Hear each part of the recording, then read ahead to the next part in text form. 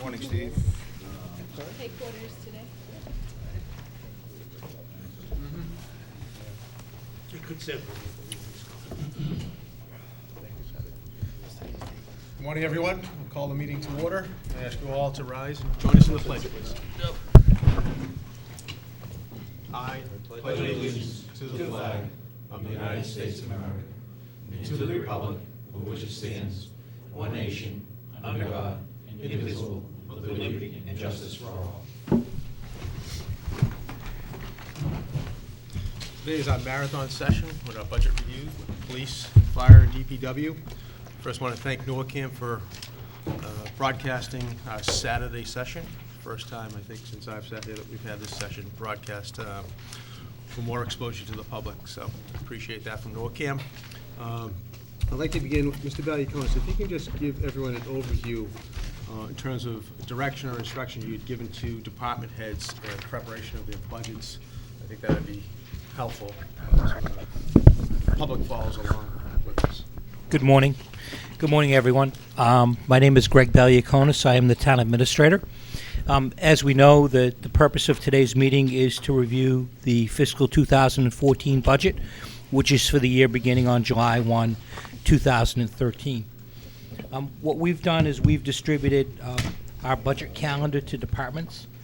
We require that departments submit their budgets to us before Christmas, which was back on December 17th. And then administration and finance reviewed each of the department budgets. The guidelines that were submitted were based upon the revenue estimates that had been put together by the financial planning team, which consists of finance administration and finance from the school department, representatives of the finance committee and the board of selectmen. And as a result of those discussions, we generated a preliminary revenue plan back in August, and we've been updating it throughout the course of the fiscal year. During the course of the fiscal year, we determined that we would have the inability to fund significant portions of our budget, so the limitation that was placed on departments was to submit two budgets to us. The first was considered to be level services. That's been the same request that we've had for the last several years, which is the same staffing and the same programs accounting for additional cost increases. Cost increases would be anything that a department determined that it needed to continue the existing level of services, such as contractual increases, pay increases and such, and staffing increases were appropriate. And then we also requested they submit what's called a zero budget increase. And so those are the budgets that are before the board this evening, or should I say this morning, and we will have a discussion at that time. Thank you. Thank you. At this time, we will begin the review of the police department budget. Chief Murphy, I'll turn it over to you and to your department. Good morning. For the audience, my name is Michael Murphy, Chief of Police in North Reading Police Department. With me today, to my left, I have Lieutenant Kevin Brennan. To my right, Lieutenant Mark Zimmerman. And to the far right is Lieutenant Tom Romeo. Also in the audience today, Superintendent Kathleen Willis is here, and she's here to give a perspective on one of our priority objectives for the FY14 budget. Before we begin our PowerPoint presentation, I first wanted to let those in attendance know today, in the viewing public, that since July 1st, 2012 through January 18th, 2013, when this budget was due to be submitted, the administrative staff of the North Reading Police Department conducted an extensive review of each line item in the overall budget to determine whether a line item was cost-effective and in the best interest of the town of North Reading. We've taken that information, incorporated it into our priority objectives, and with the available resources, we'll work to respond to them appropriately. Our FY14 budget PowerPoint presentation highlights some of the most significant proposed changes to our organization in the FY 2014 budget. The goal of this presentation is to inform our audience of the department's goals and objectives in an honest and transparent manner. In our first slide, as you can see, just an overview of what we're going to be presenting. Lieutenant Romeo will be speaking of our FY13 goals and objectives and where we stand with those. I'll be giving an overview of the budget statement and some of the proposed organizational changes to the FY14 budget. And Lieutenant Zimmerman and myself will be giving an overview of our FY14 goals and objectives. I'm going to turn it over to Lieutenant Romeo for our first slide. Thank you, Chief. In review of our FY13 goals and objectives, we're pleased to inform you that we're able to meet all of our goals with the exception of one, and I can explain when we get to that one. The first one I'd like to talk about is to reduce the impact of quality of life crimes and the fear of crime. Chief Murphy developed a plan and established a committee called the Community Impact Team. The Community Impact Team was developed to address quality of life issues and fear of crime. The Community Impact Team incorporates members from the school department, youth services, parks and recreation, the North Reading Fire Department, and the Board of Selectmen. The team works in a collaborative manner to identify community issues and to implement innovative and occasionally non-traditional solutions. The committee was awarded a $25,000 grant through Senator Carr and Representative Jones in FY13, and the Community Impact Team serves as a model for several other communities in the area. Training and leadership development. This was one of our primary objectives in FY13. Our philosophy is to instill the importance of leading and influencing through all levels of our organization. In the fall of 2012, we had a nationally recognized leadership training program provided to all our members. The feedback from our members was extremely positive. We believe our continued training and leadership has positive influences both on our organization, but also provides the necessary skills for our officers to be leaders in the community. The analysis of our organization, organizational structure and implementation of a succession plan. This was another one of our goals through attrition, retirements, and restructuring. The department promoted 7 officers, 2 lieutenants, 3 sergeants, and 2 detectives. We also had a slight reorganization. We also hired 2 additional police officers to fill vacancies that were unfilled. We implemented specialized training for those officers, and the North Reading Police Command staff continues the perpetual function of examining the organizational structure for efficiency and effectiveness.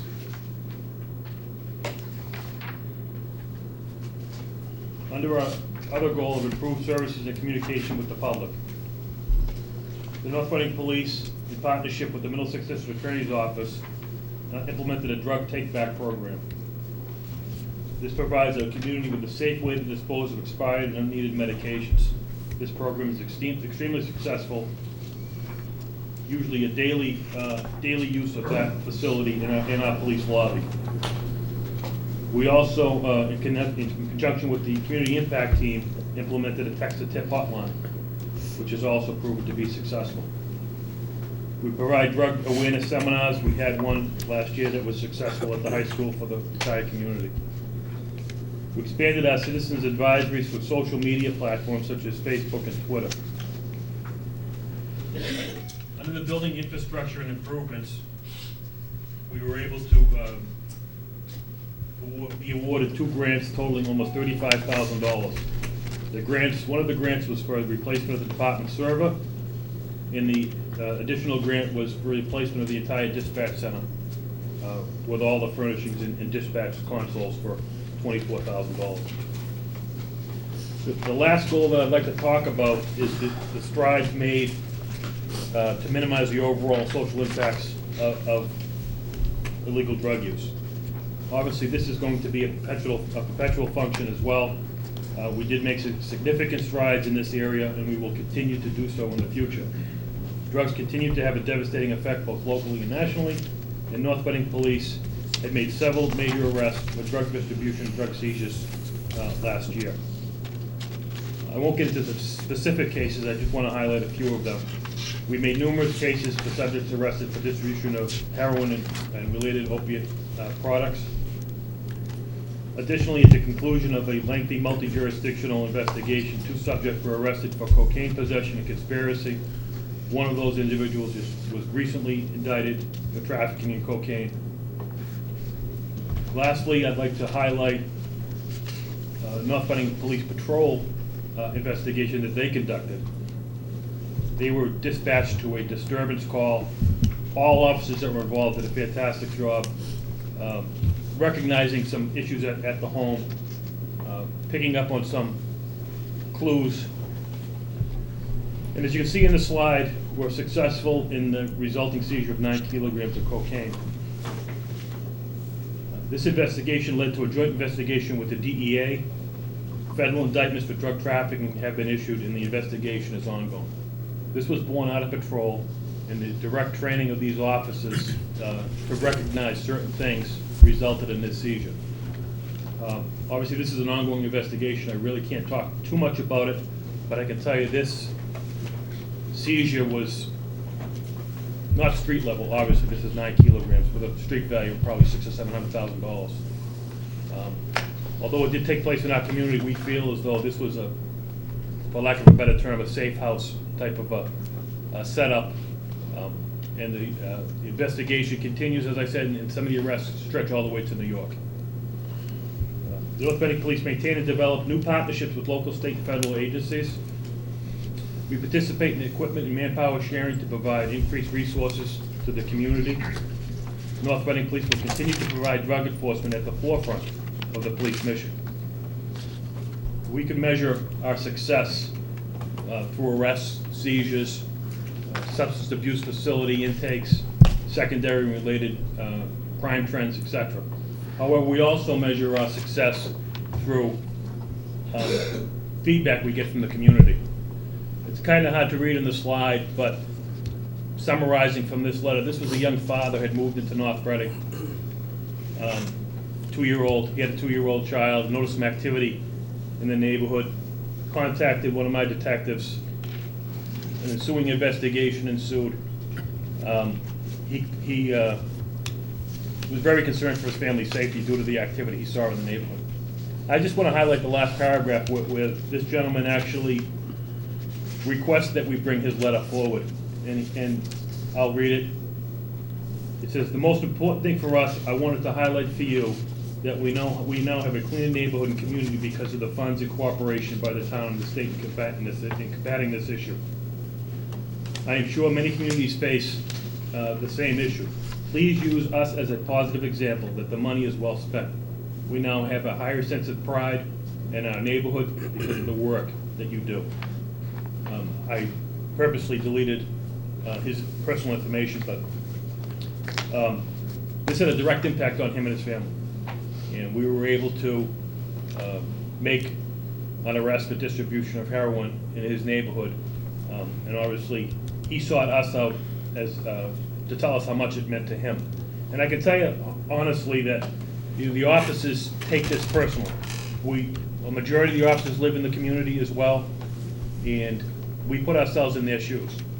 So these letters are not meant to, bolster our position. These letters are meant to instill that we take this personally, and it's not for our own self-worth. We are extremely proud of the successes that we made because it impacts us as well, because we're community members as well. The last letter is very similar to the first letter, a very similar issue. And as you can see, pretty much the same sentiment. And he basically said he's beyond grateful and have taken every opportunity possible to propel the efforts of the North Reading Police. This particular case did not result in an arrest, but it certainly resulted in the identification, sources of supply, and we were able to identify certain aspects of the investigation that rectified his issue, and that investigation is still ongoing. But he is extremely grateful to the North Reading Police for what we were able to do to make his neighborhood safer and have a feeling of security in his own home. That's it. Thank you. Thank you, Tom. Starting to get into some of the numbers, and I've highlighted, next few slides have highlighted some of the significant changes. But I just wanted to restate, our fiscal objective is to deliver public value through budgeting accountability, using the community's financial resources as efficiently, effectively as we can. This budget reflects level services from the FY13 budget, but I've added additional services of a proposed full-time school resource officer. And as I mentioned in my opening statement, we've conducted an extensive review of each line item in the overall budget from last year to determine whether the item was cost-effective and in the best interest of the town of North Reading, and we've made the adjustments as necessary. This budget reflects a decrease of $40,442, which is a 1.22% from our appropriated FY13 budget. The next two slides will explain some of the more significant increases and decreases, and a short explanation as to why, but I'm sure you'll have some questions, and feel free to interrupt as we move along. The small capital, we've not requested any purchases of new patrol cruisers for FY14, and from our FY13 appropriate, it's a savings of $82,280. And Lieutenant Romeo is going to give a brief fleet update after the second slide is here, so he'll have some more information on that. As far as our overtime costs go, there's a decrease of $58,514. As you can see, I've put two of the more significant highlights up there. One of them is a reduction in compensation time, and the other is a reduction in training costs. If I can explain the reduction in compensation time, there's many factors that go into that. The officers, when they work outside their normal 40 hours, have contractually have the right to take either compensation time or overtime. And when they take compensation time, it continues to compound, rising our overtime costs. And last year, we saw a significant decrease, and so going forward, we've requested a reduction in that line item. So it's at $33,855 less than it was in FY13. And as far as our reduction in training costs, our mandated training sometimes runs on a biannual basis. So we're, in this upcoming year, we have less training costs because of some of those reasons. But the most significant reason was the training of officers. When you're promoted, you have some certain mandated trainings by the state that you have to undergo. Last year we budgeted for that. There is no need because we don't anticipate any future promotions in the immediate year, FY14 year. So there's a significant reduction there. Vehicle supplies, based upon our current year-to-date and what I anticipate going forward with, I believe a decrease of $3,400 is more appropriate for FY14. And the last one, it may not seem like a significant number, that's just our EMT training costs for relicensing the officers that are EMTs. As I said, every other year, some of the not every officer's in the same 2-year cycle. This year, there just happens to be less officers that are up for their EMT recertifications. Does anybody have any questions on this slide? Board members? No? Mr. Messeri? I commend you for putting these numbers together and bringing the budget down, but I do have a concern because your small cap, which is your fleet vehicles, the fact that maybe you don't need them this year, you'll need them next year. So in reality, going forward, there's a budget increase associated with the school resource officer. Yes. And it's not something that I'm against personally. It's just flagging that as an issue because next year's budget, I assume, would have the vehicles and then the additional expenses that you've added here. And we're going to touch on the fleet as far as the fleet goes. The SRO salaries right around $42,800, and I look at the overtime reduction as significantly covering that whole cost. So we've absorbed all the contractual raises in this budget as well, which on the next slide you'll see that there's a significant increase, almost $38,000. So it's just a way of us shifting our priorities at this point. With the town administrator told us to come in at the same funding we were at last year, we came in under that, and I just shifted my priorities.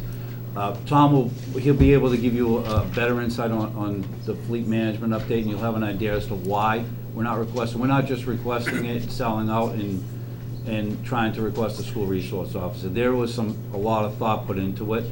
We feel we're gonna be in a good position come next year as well. But I'll let Tom explain that a little bit further. Abby? Could you explain the SRO a little bit more, please? It's not full-time? The proposal is full-time. I have, one of my priority objectives, I have a whole presentation just based on the SRO. If you wouldn't mind, it's further down in the presentation. Oh, no problem. Yeah, and it may fill the audience in a little bit more as to what we're requesting. Great, thanks. Sure. And as I said a few minutes ago, this budget also has some increases as well, one of them being the salary increases based upon contractual obligations. As you see, the number is $43,642. The school resource officer that I'm proposing, the salary is based upon, as you can see there, $42,840. Our college tuition reimbursement, this number is significant based upon the 2 years ago when we were, in the mid $10,000 to $15,000 range. In 2010, there was a contract ratification. The officers had an opportunity to enroll in higher education before the contract ran out in 2000, I believe it's made in 2014. Several officers have taken advantage of that. I do have a list here of each officer, and I believe it's in your packet as well, of what they've told us that they are going to be attending in the upcoming FY14 fiscal year cycle. And based upon all of the officers that are going, the amount of classes and the range of the tuition, last year we had requested an increase then, and now we're asking for another increase just to cover those contractual obligations. Sure. Just for clarification, your contractual salary increases related to the budget book that we got is $35,858. Yeah. And you got $42,840 there. There, since 43. It's actually the top one, it's the 43,600. 43, I'm sorry. what was the number? The number we had in our budget book was $35,858. And that was from my original proposal. Yes. Correct. There's been an increase in my salary since then, and there was another increase. This was presented, the booklet that you have in January. Since then, there've been adjustments, and that's the final number. No, good explanation, thank you for that, because we just got these less than 2 weeks ago. So I'm sorry. 47. Oh, 43. And the fourth item is the purchase of 4 new defibrillators. Lieutenant Zimmerman is going to explain what we have in stock as right now and why we need to request this going forward. Morning. Currently, we have 4 automatic external defibrillators, AEDs. Yeah. These are coming up to their warranty is coming up to expire, and based upon the research that we did, it's cost prohibitive to repair them once they're out of warranty. We have 1 that expires in May and 3 in June. These 4 defibrillators that we have are deployed in all the cruisers, so they're in each section of the town. So all the officers have them, and they're distributed throughout the community. So our feeling is it's time to replace them, and the $7,562 is the price to purchase 4 new Life Pack 1000s, which currently the fire department is carrying.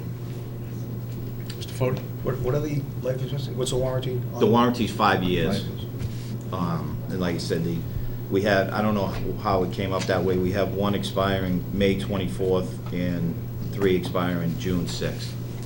And the cost to repair them, if they do break, is almost as expensive as purchasing new ones. Abby? I believe in years past, Teradyne has donated some defibrillators. Is there any chance that they might be excited about doing it again? I haven't spoken to them. The defibrillators that you're speaking about, We have 3 of them. Trying to think of the name of them.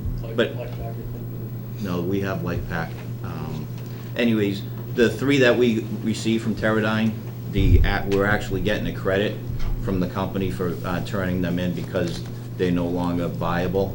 So they're actually going to give us a credit, but I haven't spoken to Teradyne recently as far as donating any further, any new ones. Thank you. The next item, any other questions on the defibrillators before I move on? The next item is the dues and membership for the range, our firearms range. For many years, we used the North Reading Firearms Club. Over the past several years, we've moved up to the Andover Sportsman Club to keep up with the current Massachusetts Municipal Police Training Committee firearm standards. We've found that the Andover Sportsman Club is a state-of-the-art facility and meets all of our needs going forward. The price, the $5,327 is part of that fee, is a one-time fee that is the policy of the Andover Sportsman Club, which requires all members to pay an initial entrance fee. So we feel that it's a one-time fee, and we anticipate reverting back to the FY13 request for firearms range fees going forward. How much of that 5,000 is that one-time fee? That the $5,327, I think, is the one-time fee. Oh, That's the the- total that's the- amount is Is the the- total increase is that Yeah. one-time fee? And then their dues are $130 a year, so next year would just be the dues. Just to clarify, the actual dues of the North Reading and the Andover are identical Okay. year to year, so this is just the initial fee. Thank you. The next item, Lieutenant Romeo. Lieutenant Romeo has a fleet management update, but as you can see, we've requested a $2,875 increase in our maintenance and repair. Percentage-wise, it's 25% more than the FY13. The Lieutenant will give an overview of our fleet status as we are now and going forward. Thank you, Chief. The fleet is relatively, to summarize it, is in great shape. I've been before the board many occasions asking for sometimes 2 or 3 cars a year. This year, we're not requesting any for many reasons. The main reason is there was a delay by Ford Motor Company in the delivery of our first 2 all-wheel drive Crown Vic replacement cars. So there was a lag from FY12 into FY13. Conversely, our budget last year, there was another lag for the cars to be delivered from FY13 till now. I just put 2 cars on the road probably 3 weeks ago that were from all of FY13. To make a long story short, the delay has basically put us in great standing. I added 4 new vehicles to our fleet within a 16 to 18 month span, which has drastically reduced our overall road miles. When I look at my fleet, a couple different things that I look at engine idle hours, and I look at road miles, maintenance history, accident history. The main one is the road miles. In any given year, any cycle, between 800 and 1 million miles on our fleet. That's spread through 15 vehicles. So usually that is the higher end of our road miles. Right now, we're about 650,000. So we're in actually real good shape moving forward. I can't anticipate what's going to happen next year. I know that was Mr. Messeri's question as far as 2 cars next year. It might only be 1 car next year, depending how the miles get spread through these vehicles. One thing is a little concerning to me is the officers are driving the SUVs and the all-wheel drives more frequently and leaving the old Crown Vics behind. Throughout the winter, they performed flawlessly. There wasn't one issue with any of our SUVs getting through all that weather. So it's certainly the way of the future.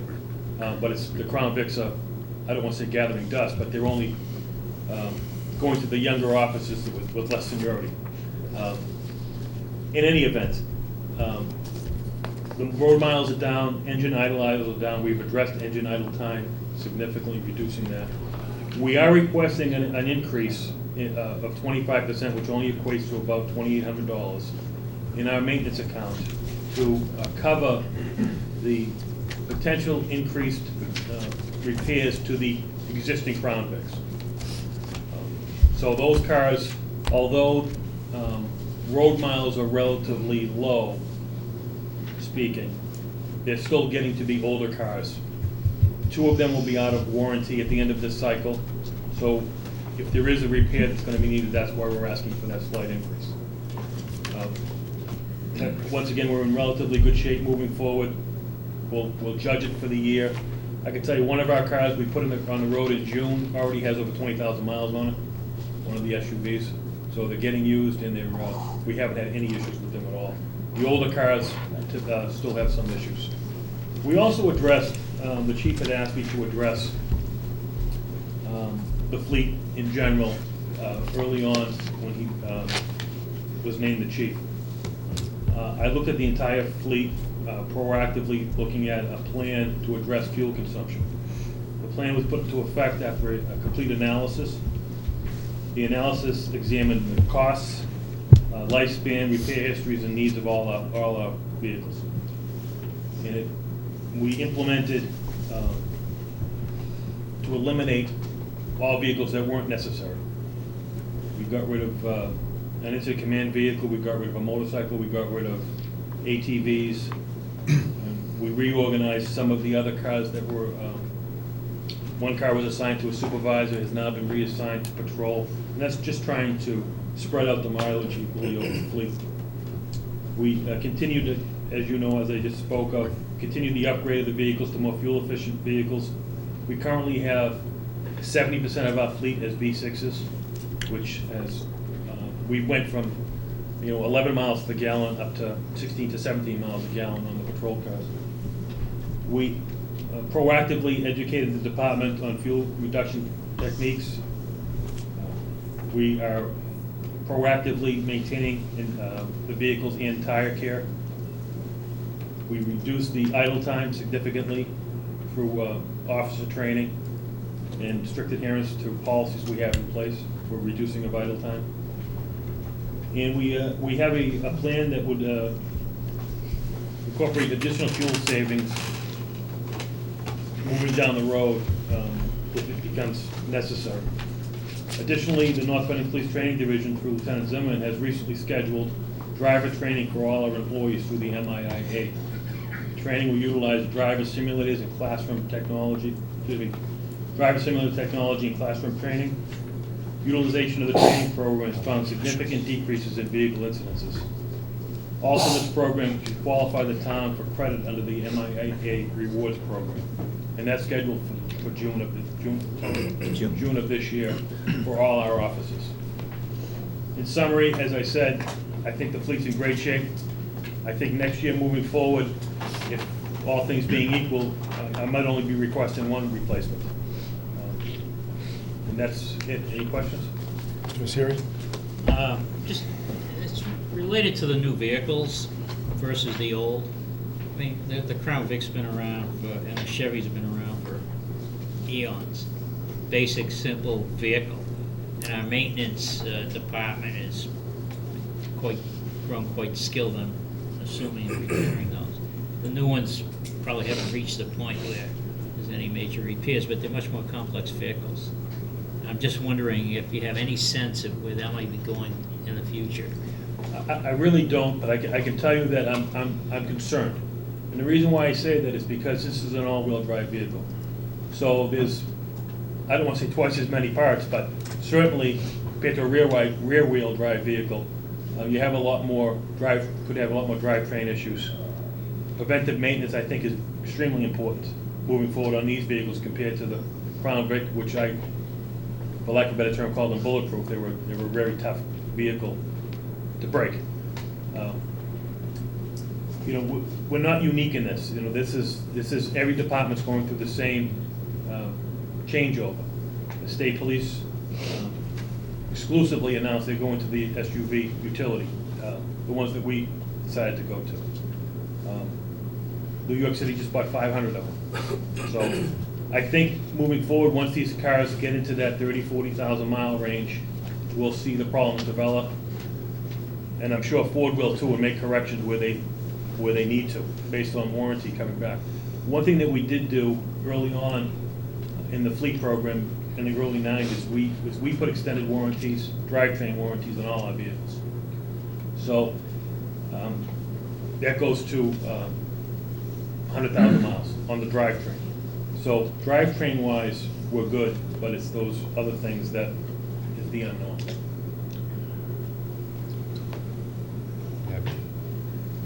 Yeah, I just wanted to verify that you said there were more than 1 million road miles put on the fleet during the year. That's a huge No. number. No. It's between 800 and 1 million miles, not over a million. It's That's still- how- No, that's total miles. Total miles currently on the It's vehicles. cumulative. Oh, okay. That's how I Yeah, measure yeah, the yeah, entire yeah, fleet. yeah. Mr. Kelleher. One of the things that I think I heard you say was that the Crown Vics are not the car of choice for the officers, and they're not getting as much use as the new all-wheel drive vehicles. It would seem to me that in just getting the best use of the fleet, that there ought to be some more management of what vehicles are being used, just to try to spread out the miles.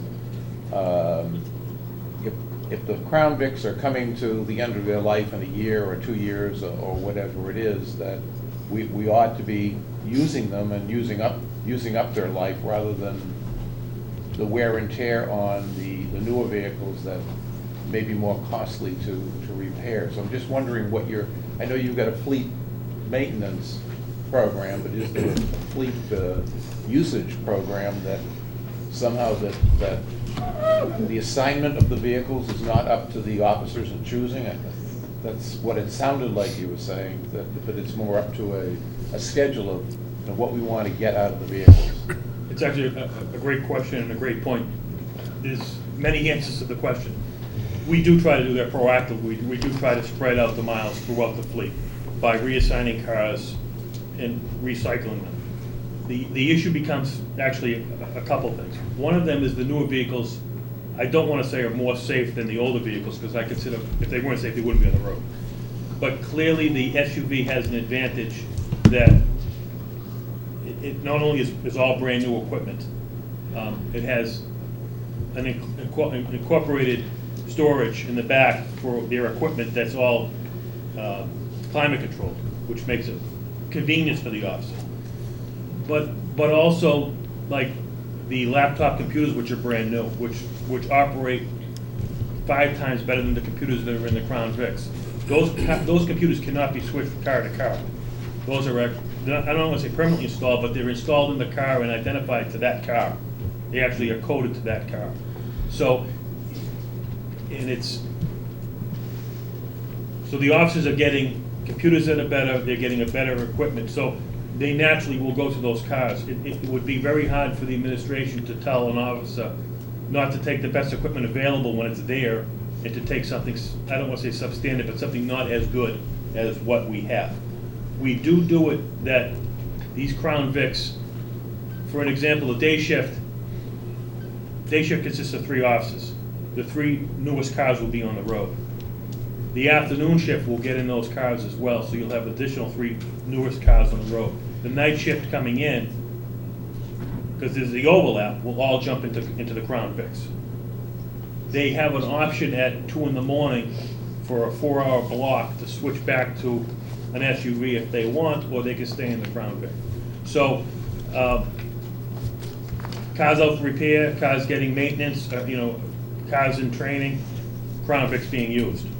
The SUV will. So, depending on the issue, the circumstance, the Crown Vics will be used, but they're not primary vehicles. I don't know if that.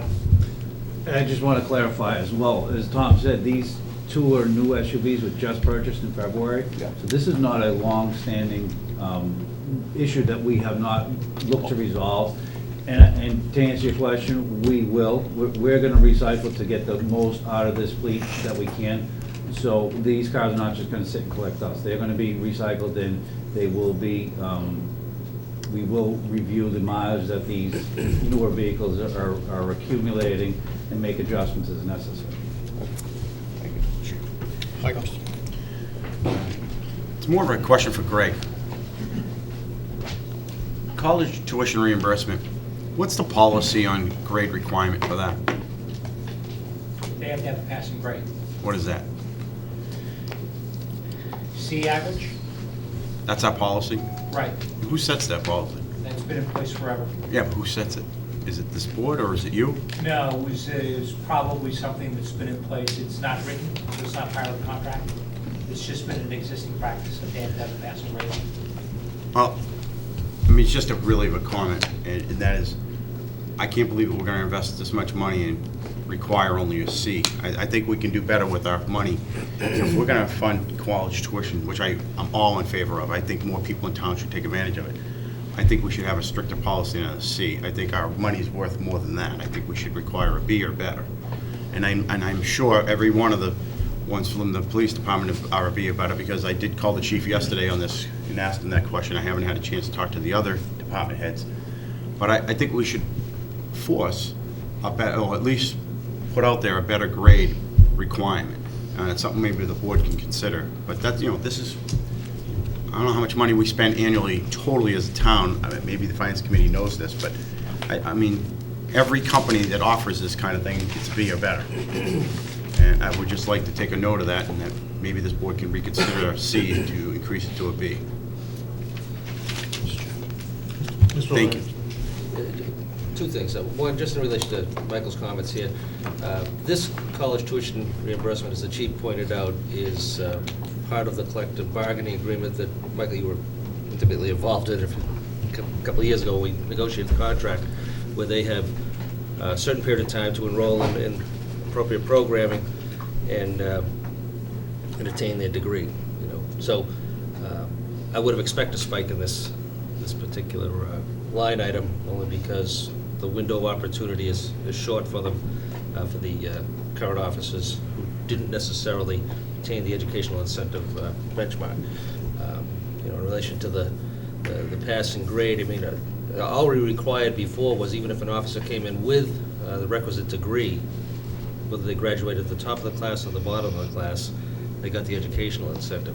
So maybe going forward, if we're going to offer something, but I think we negotiated that out, Mike, all right? We negotiated the educational incentive out of the contract, so it's, this is just for the existing members of the department. Getting back to the vehicle, Lieutenant, I was just thinking, would it not be wise, again, we tried to get into a cycle of replacement vehicles, and I understand there was a time lag of delivery, which is good.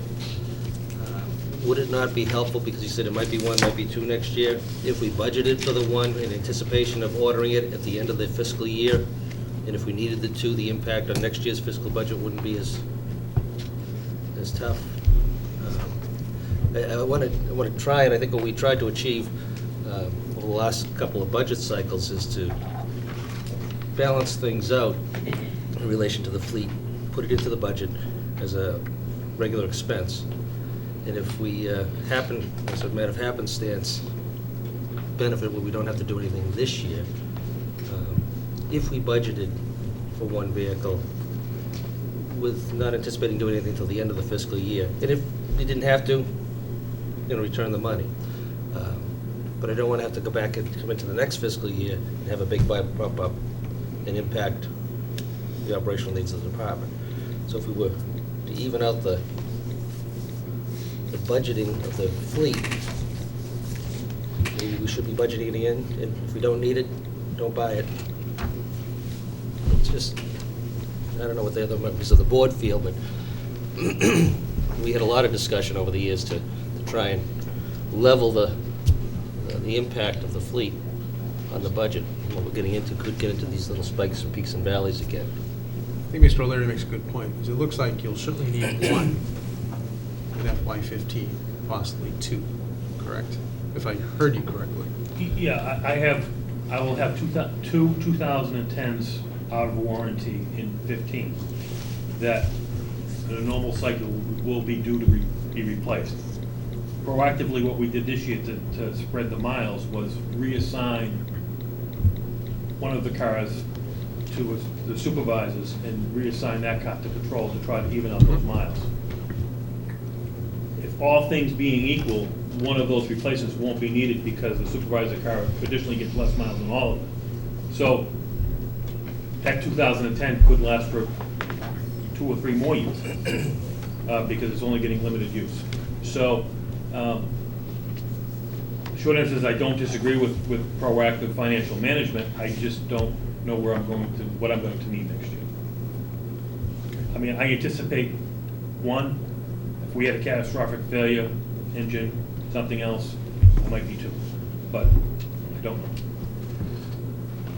But I don't disagree with your suggestion, but based upon our needs assessment, we do not need one for this current fiscal year. That's why we did not request it.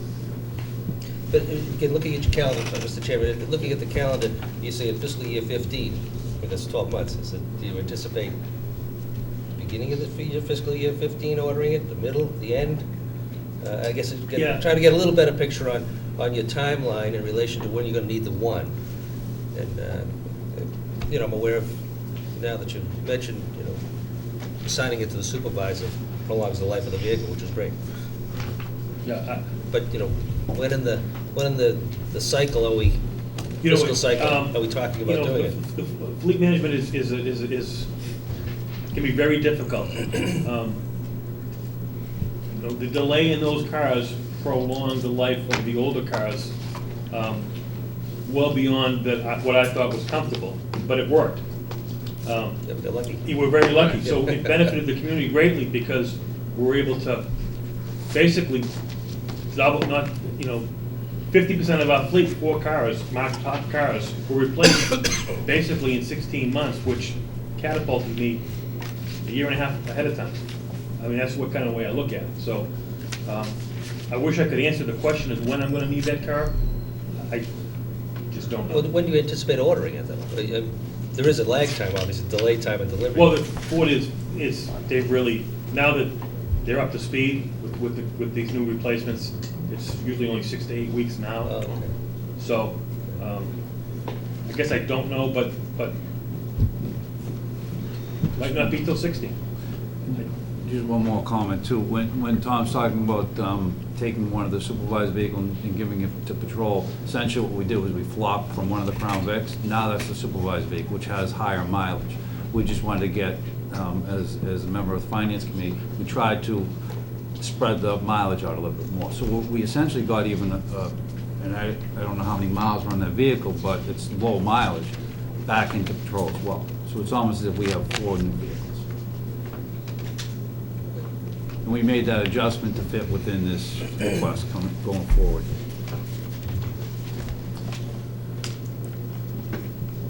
The reduction of 82 is 2 vehicles? 2 SUVs fully equipped, because once again, the equipment is not transferable from the Crown Vic to the SUV. Mr. Messeri? My suggestion, getting back to what Steve is, and I know we're going to have a very, very tight budget, why don't we just keep it under advisement, and in fact, if we can fit it in, I think it is a good idea just to have that in the budget. And when we get through pulling everything together and it doesn't fit, it's an easy thing to drop off. Makes sense?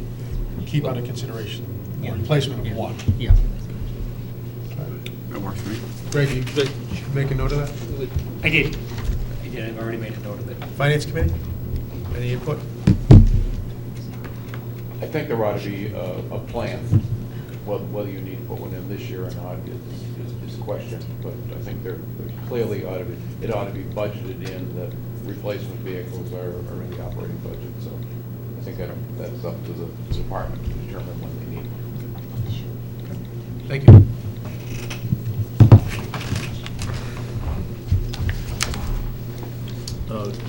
These are line items in our budget, and this is more just an overview of the increases, and we've gone over most of them. I'm not sure if anybody had any specific questions on any one of the line items, but rather than go through each line item, you can see what the difference is from FY '13 to FY '14. FY '13 being on the left column.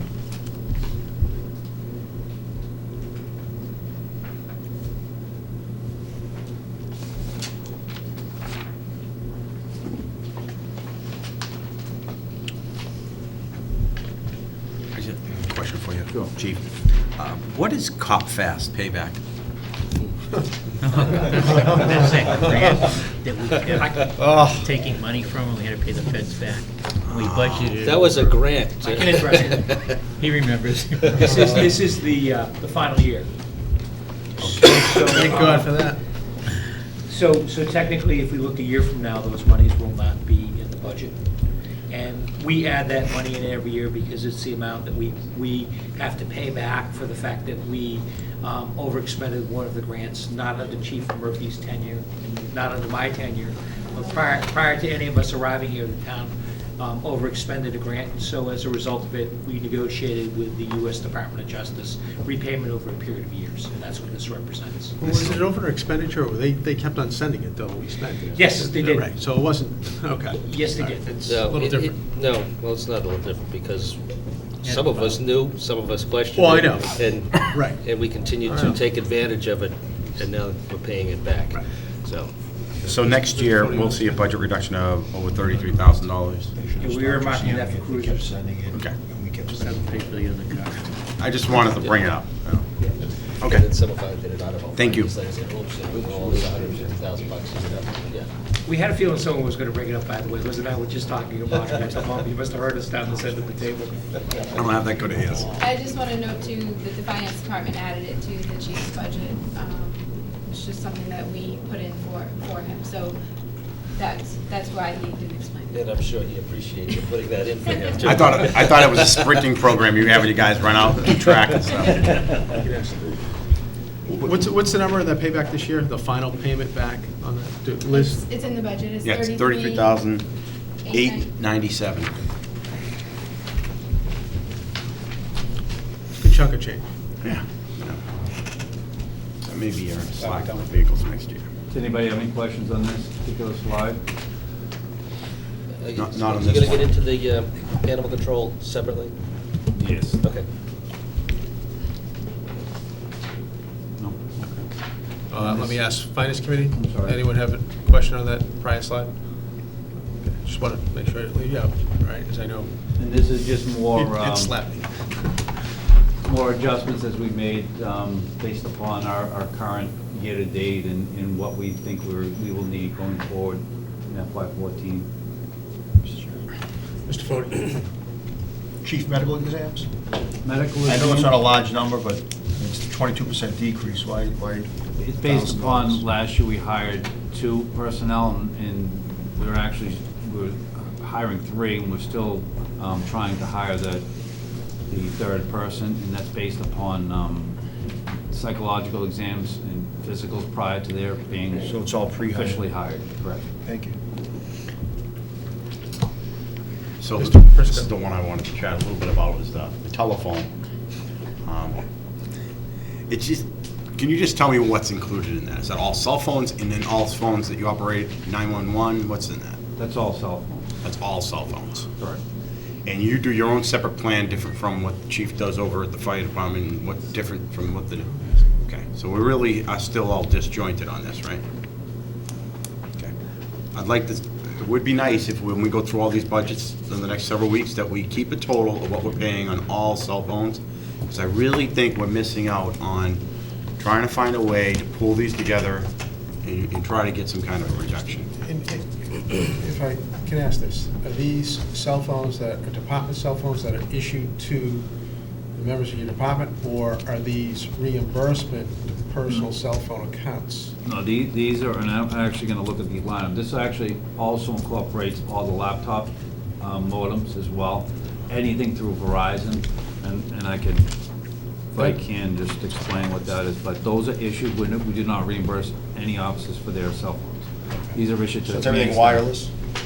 wireless? These are cell phones issued to the command staff, and also the wireless modems Right. in the cruisers themselves, Okay. Yep. and for all the laptops. And all our, it's a good point, because all our minutes are pooled. So, and we still Right. don't use the amount that is Right. pooled for us. We, almost every other month, will speak with Verizon and try to get the best plan possible for us. So, we reduced that this year by that, it's not a Yeah. significant amount, but it's something that we found a better plan and reduced our costs. Are we on a contract with them based upon the equipment we have? You know, like, I have AT&T, so it's like if I sign up, get another phone for reduced rate, all of a sudden I'm on the hook for another 2 years? The government is not Government on doesn't need contracts. Okay, Yeah. so ours is just a month to month? Month to month and cancel it. So there's no anytime. penalty if we were to switch, or? No. Matter of fact, we've canceled phones when there's been promotions, or people have retired, we've canceled their phones, and they take their number with them, and there's no penalty. Maybe it's one. Lieutenant? Maybe it's one. I'm sorry. Go ahead. Just for your own information, reason why we have Verizon, I know other departments have different carriers. The modems, we have to use Verizon because it's through the network for CJIS for the police computers. So another vendor wouldn't necessarily work, right, Chief? The Verizon card is authorized from CJIS to get the information. Correct, and that's actually the point I was just gonna make here. I do have all these line items, the data lines, as Lieutenant was speaking about, that's for all the transmissions through our databases that we have. That's $4,089. The cellular phones for administrative staff and detectives are $9,600 for the year. Verizon Wireless for mobile data terminals in the cruiser are $7,800. Department pagers for the year are $2,900, and this also covers our police department website, which is $1,271. And that's in the operating budget I presented. So based upon excuse me, Mr. Chairman, based on the laptop needs, the modems, and your database, Data lines, Data cellular line. phones, No. department pages. I'm just saying, but more than 50% of what we're talking about here, probably a little bit more than that, we really can't deviate from because of the Correct. network that you have to be on. Correct. So what we're talking about is probably 40% of this maybe we could talk about. Yeah, and the line item is actually called telecommunication, wireless communications, not telephone. But then just take away. You know, there's only so much I could put up on the screen, I just couldn't fit it up there, but Maybe. gives a better explanation if you look at our operating really budget for It's actually just changing the telecom. telecom. It's a munis issue. Yeah, that covers it up. Chief, Mr. Prisco brings up a good point, though. I mean, we just did the same thing. We brought in 3 departments together, and based on the fact that you say you're saving minutes every, you know, you're not using all your minutes every month. You know, I don't know what the fire department does for phones, but maybe even just public safety might want to look at it together. We've added probably 5% more phones, and I'm paying 10% less a month over the last couple of months. So it's because I brought 3 departments in together and took it under one umbrella, and it's working out really well. I think it's a good point, but I think it's a point for the administration to investigate townwide. We agree. Yeah, and if Verizon is what the needs are from a public safety standpoint, then you go and you negotiate with Verizon. Right. Finance Committee? Okay. Make sure you're still here, still awake, all right? I believe So the mean. town administrator is going to speak on the animal control. The administration has reviewed animal control, and given the fact that that department has become reorganized, as we know, the long-standing animal control officer retired. He stepped down. He was also a special police officer, and as such had powers of arrest and was trained as a police officer. The new animal control officer that the town has hired is a regular municipal employee.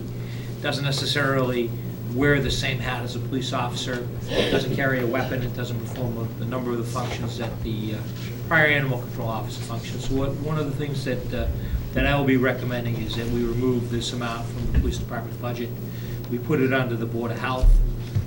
They'd be considered to function under the Board of Health. If you look back at the history of North Reading, there was a time when the Animal Control Division was under the Board of Health. So we wish to revert back to that. I've had a conversation with Martin Fair about it. He understands what our intentions are, and the Board of Health frequently deals with a number of nuisance animal type of issues. They're responsible for the appointment of the animal inspector, which inspects barns and livestock on an annual basis. They also deal with nuisance animals such as beavers and things like that. And we feel that the function is more appropriately handled within the confines of Town Hall versus being a division under the police department. The person will be more accessible, more approachable, and such, and a better, more efficient use of the dollars in animal control, putting it under the Board of Health. Board members? Chief, you concur with that? I do. Sorry. I'm sorry. But not in the upcoming fiscal year. Yes, July 1. Okay, so this is gonna change. Yes. The reason is the presentation was done and the budget books were all done, so. Just for your information, we're actually, once the person's hired, they have to be certified by state law now. So we're going to still continue to mentor or do whatever it is we need to do based upon whatever the final decision is. But we're still going forward. In March, both part-time animal control officers are attending a 10-week certification program. And without that, they won't be able to perform any functions as an animal control officer. But as far as complaints, once again, a lot of it comes through your dispatch. Correct.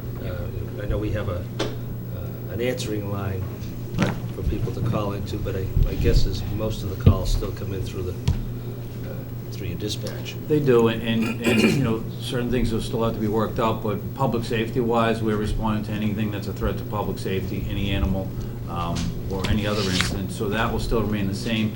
Typically, what we do is we'll transfer the call to animal control, and/or we will notify them when we see them. We'll just have to come up with some sort of a plan going forward that would get the message to the proper department. And I think once the communication with the public is out there, they'll understand and they'll know where to go. But we'll still respond for all public safety animal calls. Mr. Ford. Greg, does that mean you transfer the vehicle that belonged, I'm assuming it was purchased under, Well, that's something that needs to be worked out. That's a police department vehicle, but they do use it. I would suggest that it stays there. You know, like I said, we could work that up because you don't want to park it here, having it under our roof. But it has a dual use. If we need it, we use it for various purposes, but it's not an emergency response vehicle. You know, to get into the use now, I mean, there's just a lot to it, and we're still working our way through it. But that's something I'll work out with the town administrator and the Board of Health once a decision is made that that's where we're going. We want to have the person here in Town Hall, their files here, their desk here, and be available to the public. We just think it's a better use and a more effective use of animal control to have that person here in this building. Mr. Fode's talking about the vehicle. Yes, we understand that. And the vehicle issues, we need to work our way through. But just in concept, what we're doing is we're proposing the concept of transferring the responsibilities to that. Mr. Keller had something. Wasn't this a new vehicle we purchased last year for the Yes. animal control officer? It isn't it outfitted? It's more of a pickup truck, isn't it? It's a pickup truck. It has a dual use. We do have a magnetic sticker that says animal control. You take it off and it says police.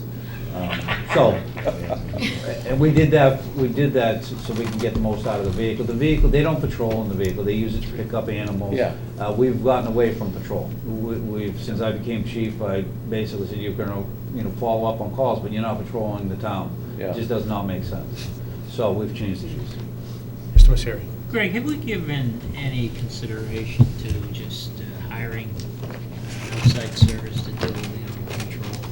It's not something, if you have an animal control officer, and maybe I'm wrong on this, speak up please, and whether they're tied to the police department or the Board of Health, if there's no animal issue, what are they doing? They're pretty much on call anyhow, from what I can see. Yeah, I think there are enough animal issues. I think that last individual who was in the position that retired did a pretty good job in terms of keeping the lid on the pot and keeping it from bubbling over. And I would suggest that perhaps in the future, we might want to look at regionalizing the position. The dollars aren't that big, they're fairly small, and it's good to have someone that's available and on duty to deal with animal issues as they occur.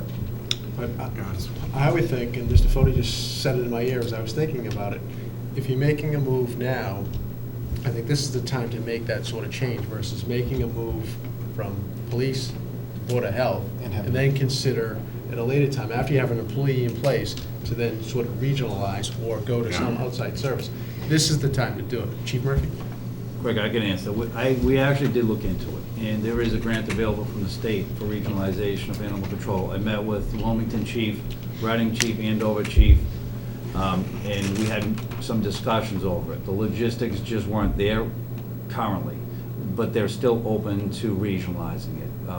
Reading has their animal control does half a day animal control and half a day traffic enforcement. They have a full-time in Wilmington and a full-time in Andover, so it's still a possibility, and I would still work with the Board of Health to see that through, because they're encouraging all regionalization, and you are correct, there isn't a lot of calls, but then, there could be, they could be busy all day long, but there aren't enough calls to sustain what we have going now. But when the public calls, they're expecting the service. So we will, and it's not as if we can just do it right now, because it just doesn't, the way it is just doesn't happen. But I will continue to have that dialogue with these chiefs and try to get it done, because I think it's definitely something that the town should be looking to save some resources. But if we make this move, it's going to be out of your budget, it's going to be out of your, basically, control, if we make the move now over to Board of Health. And I do have some concerns of moving it over to Board of Health, because we have issues with Board of Health anyhow. It's the only other logical fit if we keep it in town, so, Mr. Fode?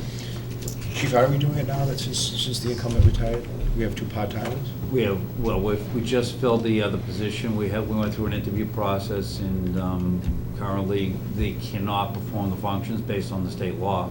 They can't perform the function of animal control until they're properly trained. So we're looking at a 10-week from March 24th as the beginning of the training. We're looking at 10 weeks before that person's even available to start work. Our current part-timer does have the training already, but based upon the certification process, now he has to go as well. Typically how we work is 9 a.m. to 12 p.m. They answer all the calls from the overnights, deceased animal pickups. And then from 4 to 7 is when they receive most of their calls from the residents when they come home from work. That's how we work it now. How it works in the future, I think that works best now, but I don't know how we'll work in the future. Mr. Messeri? I think what's lacking in terms of the board seeing, is the level of activity. Is there a log or some report that we could get a sense of, Yes, how much absolutely. service is actually provided? We have, I don't have it with me, but they use our police log. So the officer comes in and logs every single day his activities. That's what he's required to do. Mm-hmm. A lot of it is follow-up. Recently, based upon having only one animal control officer, I'm not getting as many complaints, but it's the wintertime, and most people have their window shut, and there's not the same activity of the complaints of the barking dogs, the loose dogs. And come springtime, they do have a significant amount of calls that at least there has to be some follow-up. And a lot of times it's the person's on home from work and they have to, there's a lot of calling back and forth that, you just don't connect with people, so. Right now, it's 6 hours a day. Could we cut it down? Probably, but I just don't know what the future would hold as far as complaints go and how the public will feel about it. It's a decision not in my hands. It's also the maintenance of the kennel. Those sorts of things come into play Yes. somewhere along the way. His functions, and I do have that all in the program budget, and as the town administrator spoke of, they inspect the barns as well. But yes, they take care of the kennel, and just upkeeping that alone is, you have to be prepared. If you do have a loose dog, that's where you're putting them. It has to be cleaned by standards of DPH. Sean? Mr. Prisco? I know, Chief, you have reached out to the Wilmington Department, you said, in Reading, but I also think it would be worthy to have the town administrator reach out to town administrator. Because, you know, as a chief, I'm not trying to be insulting here, but I think people do have a tendency, they don't want to let go of their staff. They really like their guys, they have them ingrained into their system, they don't want to share them with anyone. But when you talk to the people that have to do the dollars and cents work, you know, they may look at it differently. In everybody, in every town and city, they are looking at regionalization. To me, this is just a common sense, this is a no-brainer. We have a great opportunity to do it now while we're in the midst of considering a transition. So I would like to suggest, Mr. Chairman, that we ask the town administrator, maybe even maybe chairman to chairman with some of these boards to start having some exploration discussions with these other towns and not put it in the chief's hand, because I think it's different when you're talking to chief of a particular department, when you're talking about personnel. That's my opinion. I think it's fair enough. Yeah, the only other consideration is I think we probably have, it would be easier if we stayed within the Middlesex County retirement system, where Yeah. Andover is not. Great. Andover's Essex. Yep. Lynnfield's Essex. So That's a we're a really little good bit point. limited from sharing the I'm willing responsibilities to make after some someone calls retires. to take the load off too. And to your point, we did consider that, and what we were planning on doing was hiring, rather than one full-time, several part-time officers.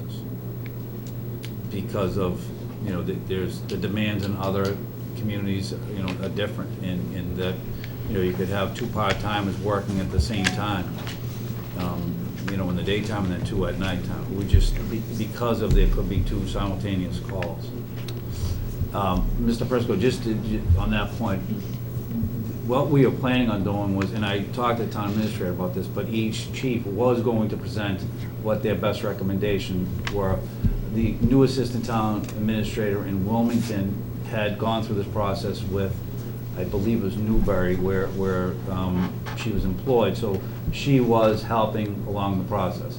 I think the priority wasn't there for all the chiefs at the time, but, you know, certainly I've revisited this within the last couple of weeks, and I don't mind helping through the process just to get it completed. Yep. For us, it's a little bit more than just the dog officer or the animal control officer. We've actually been talking about our health department regionalizing it overall. I'm sorry. So I think we have to take a bigger picture perspective on it, and that's why I think the leadership discussion is important, because we don't want to go into it just talking about animal control. We want to talk about how do we take our health department and merge it in with someone else, because we don't feel, at least I won't speak for myself, I don't feel they're fully employed. I think we subcontract out a majority of the work, so I think we have the staff where we could actually take on other work with other towns and try to share that expense. I think it's a worthy of looking into, and that's why I'm bringing up the suggestion. Well, maybe the finance committee may have a different view on it. I'm going to ask town administrator to give his opinion, weigh in on this.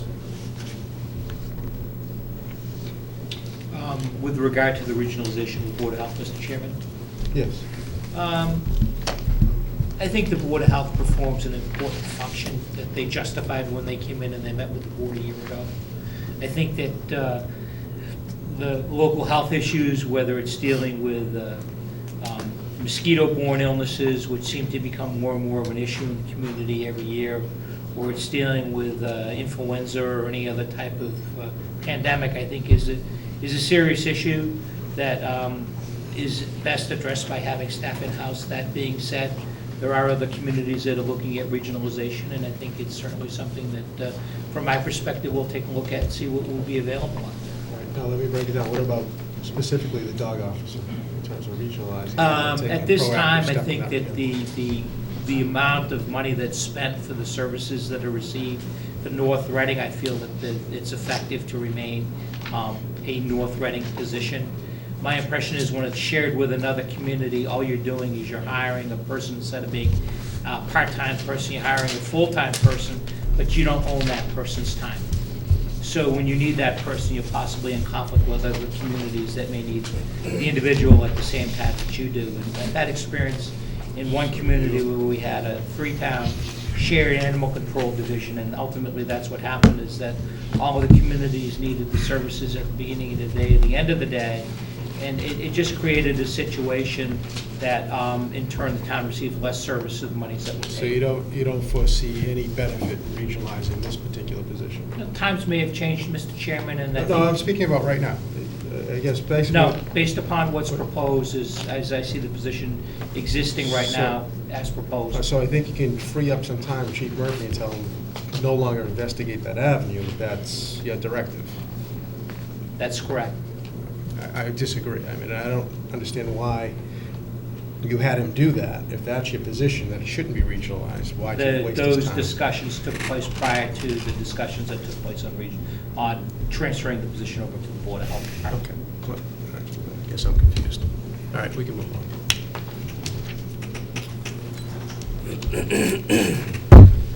And the next two slides are a detailed overtime request. This is specific to how we actually figure out our accrued time and replacement hours for each hour. Just to let you know, as you see that there's the hours of the vacation, I'm just gonna take this for an example, 4,480 hours. That's what we have on the books for all the officers. And you see that the replacement hours are significantly less. That's based upon the average overtime. The officers work 10-hour shifts, so a vacation day is a 10-hour day. And we fill our overtime at an average of 6.5 hours. So 65% of that 100 gets filled, and that's why you'll see pretty much the amount is just about 65% less. Except for the sick time. The sick time is obviously, the sick time is the amount of sick time that the officers accrued over their career. That's, they're not expected to use that throughout the year. The replacement hours are based upon the average of what we've replaced over the fiscal year 2013. And just so you're, a lot of these are abbreviated, I'll just explain. SBB is our sick buyback hours. TO is our compensation time, which I explained earlier. Our HCD is holiday comp days, which the hours can either, the officers can take it as pay or as days off. Most officers take it as time off. The holiday due date, if an officer works on New Year's Day, Thanksgiving Day, or Christmas, they get hour for hour day off. That's contractual. To take off at some other time, and that's all the abbreviated. So most of these hours are based upon what we've either done in FY13 or what we anticipate going forward. Some of them have increased, and a significant amount of them have decreased. Mr. Prescott? Chief, in the sheet that we have, you have a thing called breakdown patrolman. What is that? That's that came from the finance committee. What we do is we do it based upon the average, and I couldn't fit that whole spreadsheet on. No, I understand that. I was just curious. So what we're doing now is vacation hours are those can be broken down by rank, and they were broken down by rank and then broken down by cost. So you'll see the amount of hours that a patrolman has and the amount of hours that a sergeant has, and those are broken down that way by cost. Got it, okay. Sick time we can't, because it's you know, I don't know how many sergeants or patrolmen. Okay.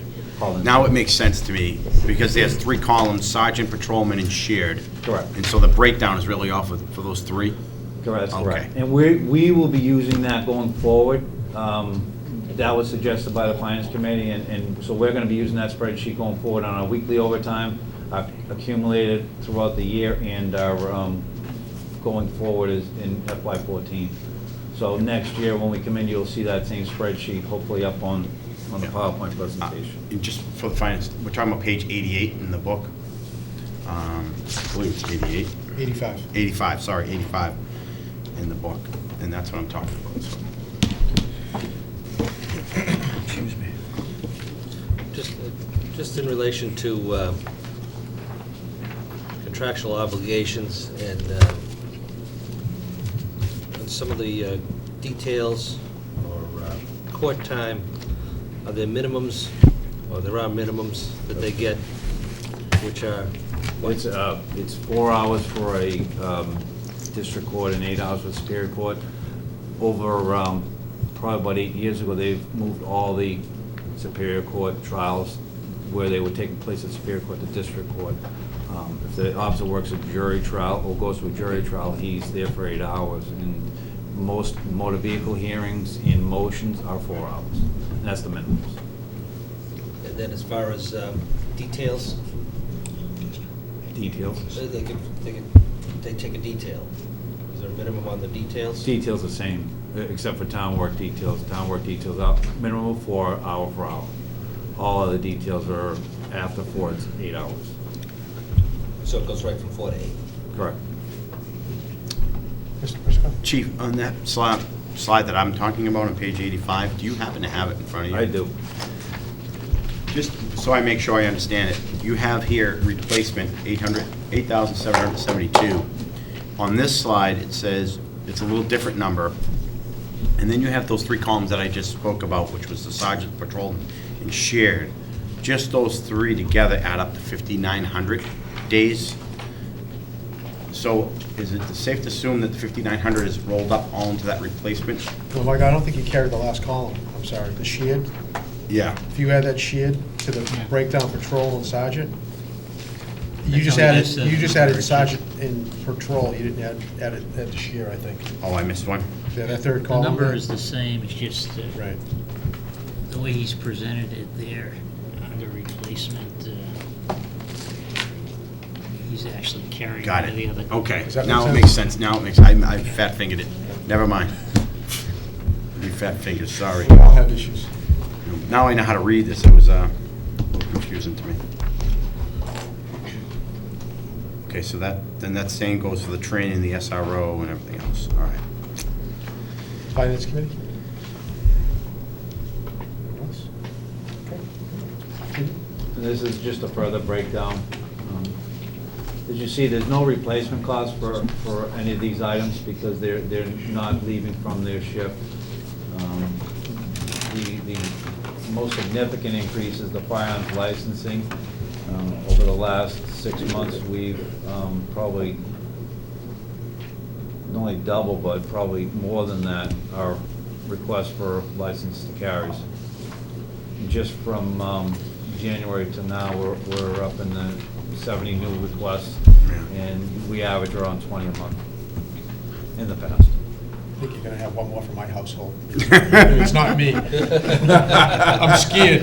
Can you please deny that one? Why are you scared? I'm teaching her. Yeah, that's another reason. That's an added factor. Hey, come on. Don't knock until you try it. Any questions on this slide?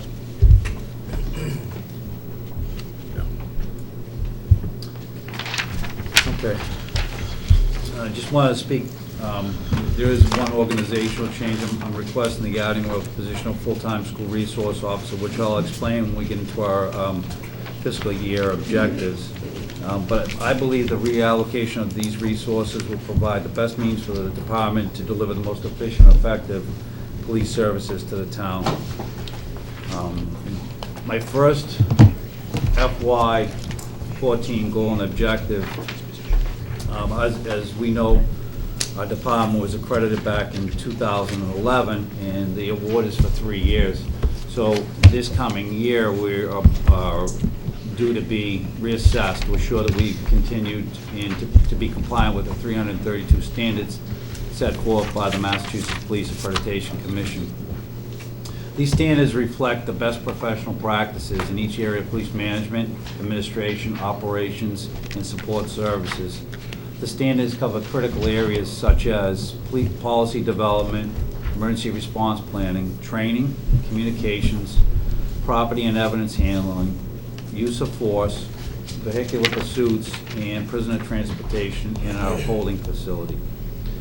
The initial process required intense self-scrutiny of our operations, but this reaccreditation ultimately provides a quality assurance review of our agency's operations.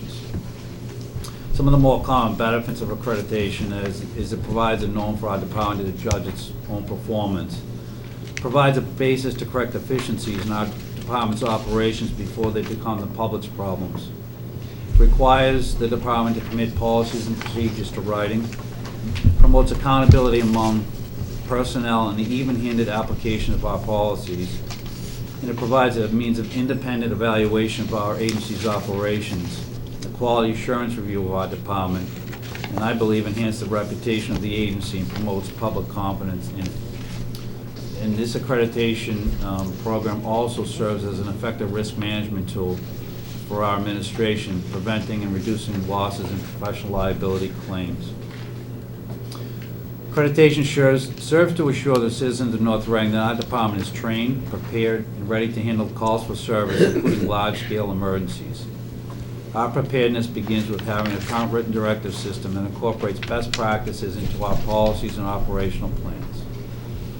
And in closing on this particular item, this accreditation program not only sets a standard for law enforcement profession, but also for the delivery of the services to the citizens of North Reading. In fiscal year 2014, a budget of 100 hours for our department to become re-accredited at a cost of $4,953.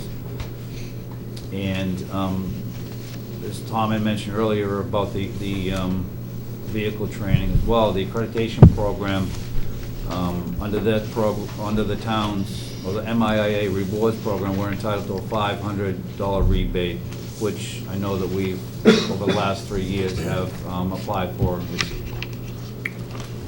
One question. Yes. In terms of cost per hours, it's at roughly $5,000 figure. Is there an additional cost? Is there a fee?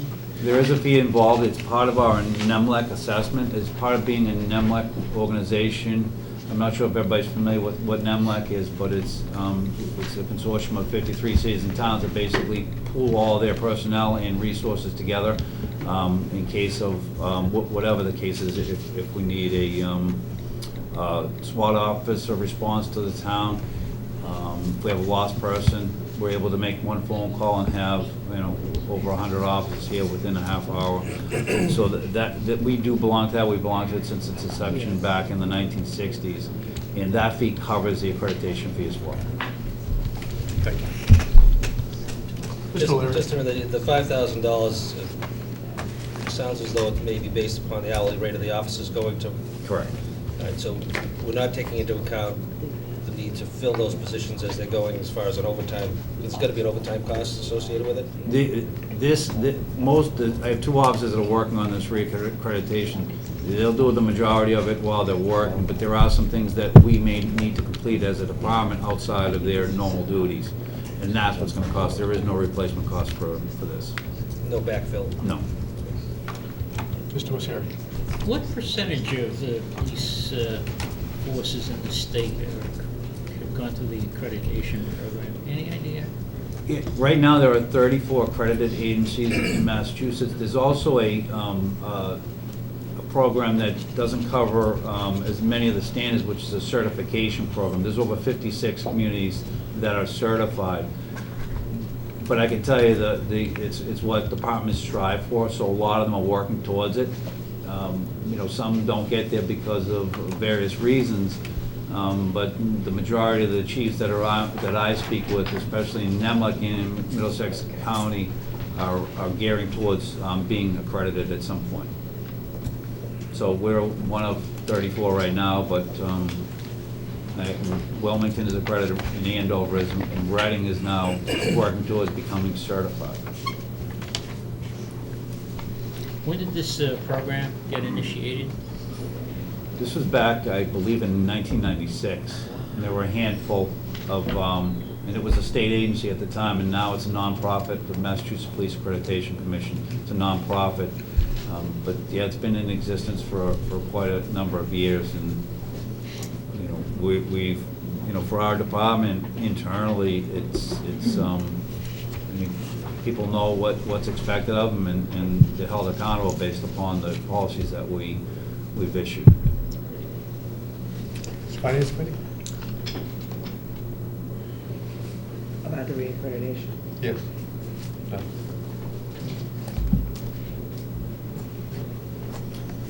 The second goal and objective this upcoming year as I spoke about before, the position of a full-time school resource officer. And to give you a little background, since March of 2012, Superintendent Kathleen Willis and I have been collaborating on expanding and strengthening our existing school resource officer program. Our current program, we have 3 officers that are nationally certified as school resource officers. And at this time, we have 1 assigned to the high school as a liaison and 1 to the middle school. The officer at the middle school acts as a liaison to all the elementary schools as well. The 3rd officer that we have trained is currently assigned as a detective and not assigned any SRO duties. Both liaison officers are assigned to regular patrol shifts with the additional responsibility of communicating with the schools in non-emergency settings. And this program complements our department's response to the schools, but one thing it does lack is the day-to-day education, prevention, and intervention benefits of a full-time SRO. Our main objective in creating this position is to better communications and coordinate efforts between the North Reading School Department and the North Reading Police Department in order to create a learning environment that is safe with a focus on prevention and early intervention activities. SRO programs across the region are founded as collaborative efforts by law enforcement, educators, students, parents, and the communities in general. An SRO can provide a link to the schools and the police department and foster better communications and understanding with our young citizens, while at the same time proactively educating students regarding risk-taking behaviors. When issues arise at the school, an SRO can help mitigate disruption through the early intervention. And our full-time school resource officer will have 3 main functions. 1 is a law enforcement officer to help maintain a safe and secure environment in which the students feel safe to learn and our teachers feel safe to teach. And as an educator, the SRO will conduct classroom instructions pertaining to law-related topics, and in doing so, informing our students and promoting positive attitudes towards the police role in society.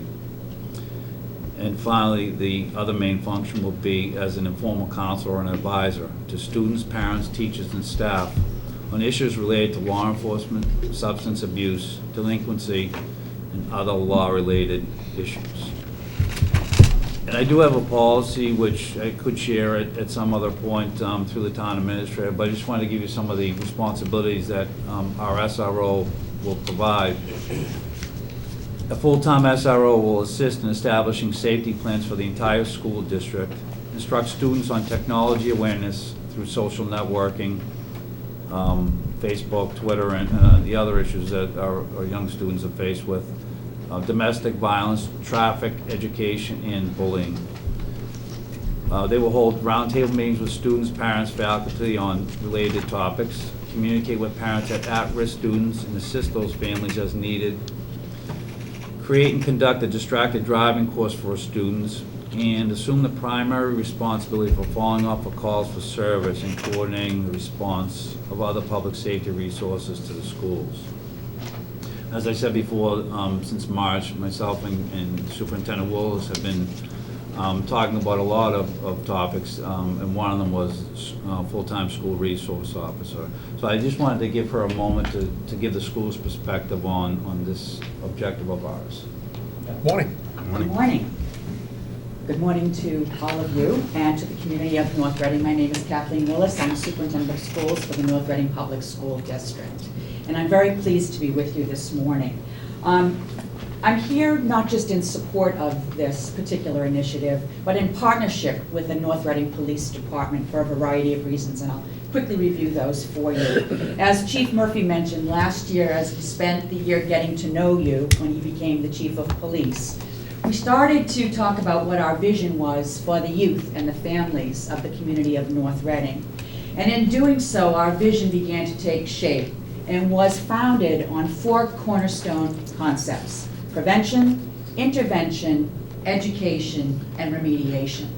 So as we began to talk about these 4 cornerstone concepts, we talked about the programs and services that we would dream would be in place to be able to provide the kind of support that we think is needed for youth and families.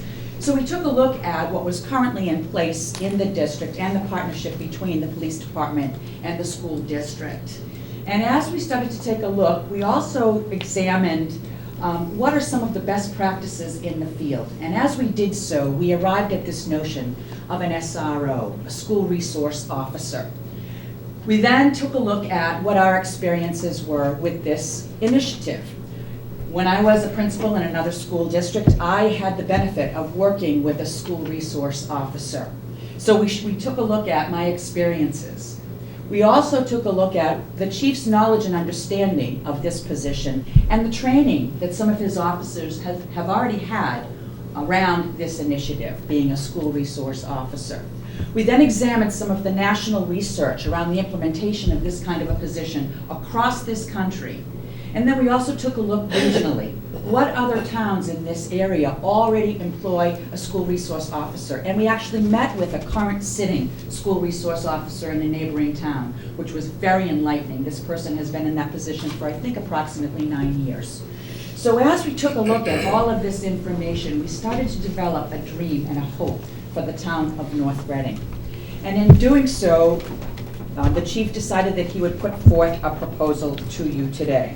So I come before you today in partnership with the police department because I think this is a very important initiative for the students and their families in this town. And I'm willing to answer any questions that you may have of us in moving this initiative forward. Thank you. Mr. Osiri. My question to the chief, I'm assuming this officer then would be assigned full-time to the school, Correct. but would be a true police officer. So in an emergency, could be serving other needs. Yes. The shift this person would work would be, I have to assume, the normal work week, where school is in session. Correct. In the summertime, though, when school is out of session, how does that function? How does that individual function? The officer will serve as a role as a juvenile officer as well. And during the summertime, when kids are out of school, we see the increase in juvenile-related matters. The officer would be assigned into the detective division, work a 5 and 2, and basically will work the hours that the schools are in session, envision a 7 to 3 type of schedule. And based upon what the other chiefs that I've spoken with, and as Ms. Willis had spoken to you earlier, we did speak with other school resource officers, and they are, during the summertime, very similar structure of what I plan to do, and they are, extremely busy, not only with juvenile matters, but also planning for the upcoming school year. Because at that time is the time that we need to review all of our policies that are in place for the safety of the students, the safety plans that are in place, and get them in place prior to conduct tabletop exercises with faculty if necessary, and communicate with our own department so that we are all on the same page if we need to respond to the school for various matters. His schedule will be full, but geared towards the school. Mr. Fode. Chief, would he be split between, or would that person be split between high school and the middle school? All schools in the district. Okay, so that would free up the 3 officers who are doing that.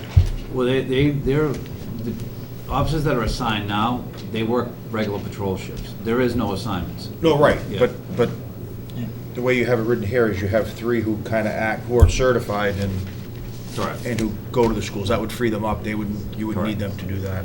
One of them, hopefully. One of them, we have, part of my closing statement, we have trained personnel in place. This can be implemented on this upcoming July 1, and, roll out the program right away. There's not much that we need to do preparation-wise to get this program off the ground. Right, so the assumption would be one of them would get that position, and then you would hire another patrol officer. Exactly. To fill his position. Yes. Finance Committee. Finance Committee supports the addition of an SRO. I had talked a while back with Dr. Choden and with former Chief Dolan about looking into this, as well as several members of the school committee. And at that time, it wasn't felt that it was affordable, for whatever reason. My experience with SROs is nothing but 100% positive. You may want to, if you may want to turn that mic I don't know if the public can hear you. I can hear you, but I doubt they can hear you. Because you have that Abby whisper. In speaking briefly with my brethren, we're in support of the SRO. It's a really important program. It really provides far more than any security cameras can from the standpoint of understanding what's going on in your school and being able to help kids and be preemptive, for lack of a better term. Mr. President. Question for Greg. Greg, how do you feel about this I'm idea? in favor of it. I think you've heard the presentation by the chief and by the superintendent of schools. I think the position primarily being a law enforcement officer dedicated to the schools, dealing with juvenile and school issues is critical to the town, and I support it. Well, based on your recommendation, based on the finance recommendation, I'm not sure we have to actually wait until July to do this. It seems like you've actually managed your budget, your FY 2013 budget fairly well. I think we actually have some extra money in that budget that maybe we could discuss reallocating and start this process now. Why wait? If we're all in agreement that it's so important. Chief. I don't disagree at all. And one of the issues that we've had with filling our open position currently is civil service. We're going to miss the boat on the academy again if we do not hire the additional personnel at least to backfill that. So it's a great suggestion. Just to let the board know, the town appropriated a position that we still have not filled yet because of civil service. They sent us a list that did not have enough names on it, and when we finally got the list back 2 months later, the academy drop dead date was over. So now we have to wait till the June academy, which we do have a seat in the June academy, but we can't hire that person, and so we're actually a year behind at this point. So I don't disagree, because if we do not move on at least now with the monies that we have available, we're gonna miss the vote on hiring that second officer. Mr. O'Leary. A couple points. Will this officer have office space in the schools somewhere? Are they going to be primarily housed in the schools during the school day? There's no plans for that, because the officer will be covering all the schools in the district, and I'm not sure what the superintendent has an idea, I guess. But we would find a space for this person. We feel it's important that this person have access to the internet and all of the amenities that need to be provided to someone that is working within a school district. And I would think that you'd want the kids and the teachers to have access to this individual too. Absolutely. In a setting that they could chit-chat. And that's absolutely true. However, the officer is traveling from school to school, and one of the other things is we do not want to lose that face-to-face communication too, because that, right now, myself and the superintendent, we sit down on a monthly basis, we go over some of the hot topics, and the officer attends CBJ meetings, and part of that communication back to us. Chief, can you explain? I haven't CBJ? understood. Yeah, explain that to I'm sorry. everyone. I don't think. The community-based justice is a collaborative between the Middlesex District Attorney's Office, the school, and law enforcement. Essentially, they meet on a monthly basis and go over the hot topics or hot issues that are affecting each community, including, youths that are at risk. And, they take the appropriate actions necessary there. And we have not discussed the logistics of whether or not, it would be great to have an office somewhere, but the officer would not be there all the time. They would be in other schools, so for a student to come up and find the door shut may not be the best public relations ploy for us to present this. So we will work all that out to make sure that at least if he needs to complete some paperwork, or, there's in the policy talks about having sessions established just for the schools where at least the students would know the officer will be here at this time specifically for an open door session. And did I hear correctly that you're intending on making this position as part of the detective division? You'll fall under the detective division. So is it going to be, and again, when we reorganized last year, we actually lost the detective's position, whereas we had the oversight, you were previously the sergeant, and then you had 3 detectives. Currently, we have lieutenant detective overseeing that and assuming other responsibilities, like the fleet and a few other things, right, Tom? And we have 2 detectives, correct? Correct. So to my point here is this person going to be, kind of come under the detective division, but is it going to have a detective rank, Yes, as opposed to a patrolman? correct. Okay, so this is the additional stipend for the patrolman, but it's going to be an SRO stipend? Is this something we're going to have to put into the contract? Or we're just going to slide it in as a detective position? Correct. Correct, okay. So that's going to augment the detective division on a 9 to 5, Monday through Friday basis, as opposed to what our current detective division and past practices have been, where the detectives are 24/7 for crying out loud on things. Right, I don't anticipate this position being a full-time detective. This is, the primary responsibility is gonna be the schools. We would have to, in order to put them on a 5 and 2, I have to put them in the detective division based upon contractual obligations. And pay them the detective rate. Correct. I'm in favor of the position, but I'm just trying to get back to, how is our detective division? I want to tie it into the detective division. I was opposed to the reorganization without filling in the other detective position, having 3 full-time detectives, which we still don't have. What are the plans going forward in relation to that, and are we meeting our needs well enough? I mean, obviously, we can always use more people, but is it your intention to, at some point, have another detective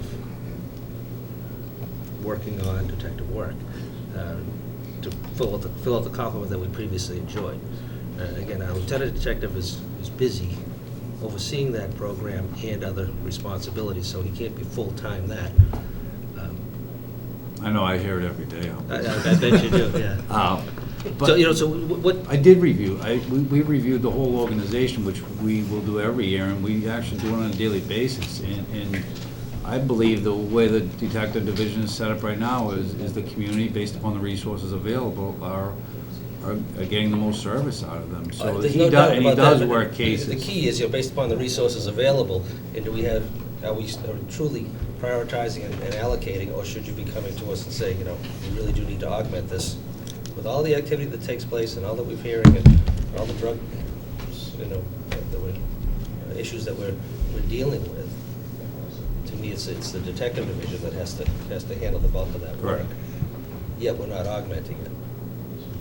Well, a lot of what the school resource officer will do will take a lot of the responsibilities of the detectives off of them as well, because a significant amount of their time is spent on juvenile-related issues. And so we do believe that this will augment some of the workload that they do have.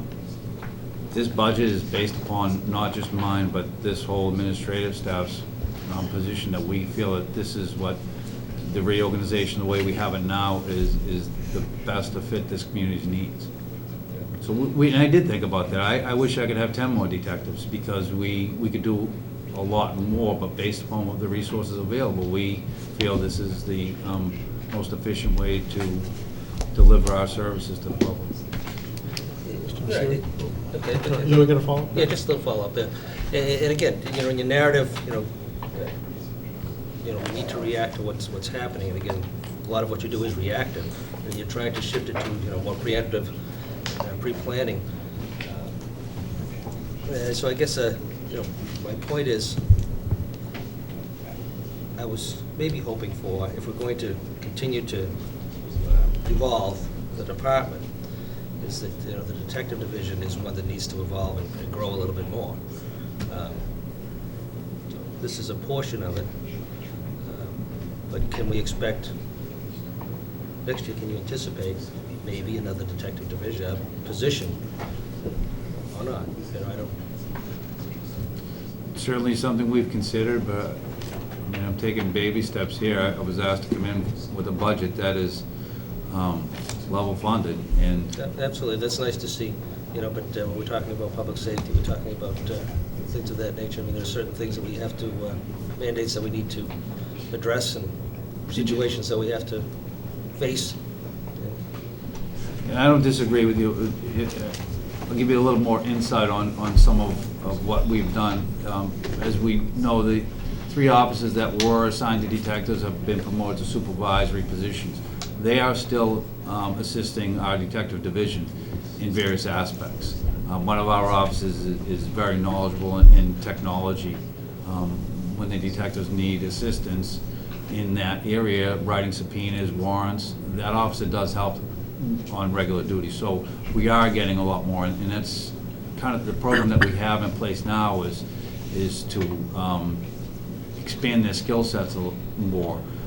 One of the positions in detectives is a rotating position. I plan to keep him there for 18 months, put him back into patrol so he can take that skill set back to patrol, put another officer in and provide the training experience and have that officer go back into patrol. So essentially you're having a significant amount of the department that has some trained, has been trained in the skills necessary to be a detective. And I agree, you know, you're talking about it now, you didn't want to talk about it last year, but in relation to the shift in personnel with the promotions to the sergeant positions, you lost some pretty experienced people. Yeah, absolutely. And, But I didn't lose them. They still work No, for us. but you lost it for the detective division, and it's nice to hear that you've Yeah, our dovetailed it back in. Exactly. Our To plan assist the has training. always been from the beginning is, and we've met with all the supervisors that left, and we told them that we're gonna be relying on you for a lot of your expertise, and we have. And if there's something that can't be handled, you know, the lieutenant will certainly reach out to them and ask them, well, you know, if somebody's working the overnight, can you do some research here? And in a recent break and entering, it worked to a T. We had a sergeant that was working the desk who was a former detective, and he ran with it. And the detectives that had the boots in the street were relying on him, and within a short period of time, they were able to identify somebody. So I guess what you're saying, and they don't necessarily have to be in the detective division to assist in detective work. And that's how we've been working. We're trying to rely on the past experience. We don't just say, okay, you know, you've had 8 years here, and, you know, now you're a patrol supervisor, forget everything you know. It's just not working that way. We're hoping that the program continues to move forward that way, and if we see that it's not, then we'll reassess and make recommendations based upon that. Great. Mr. Messeri has a question.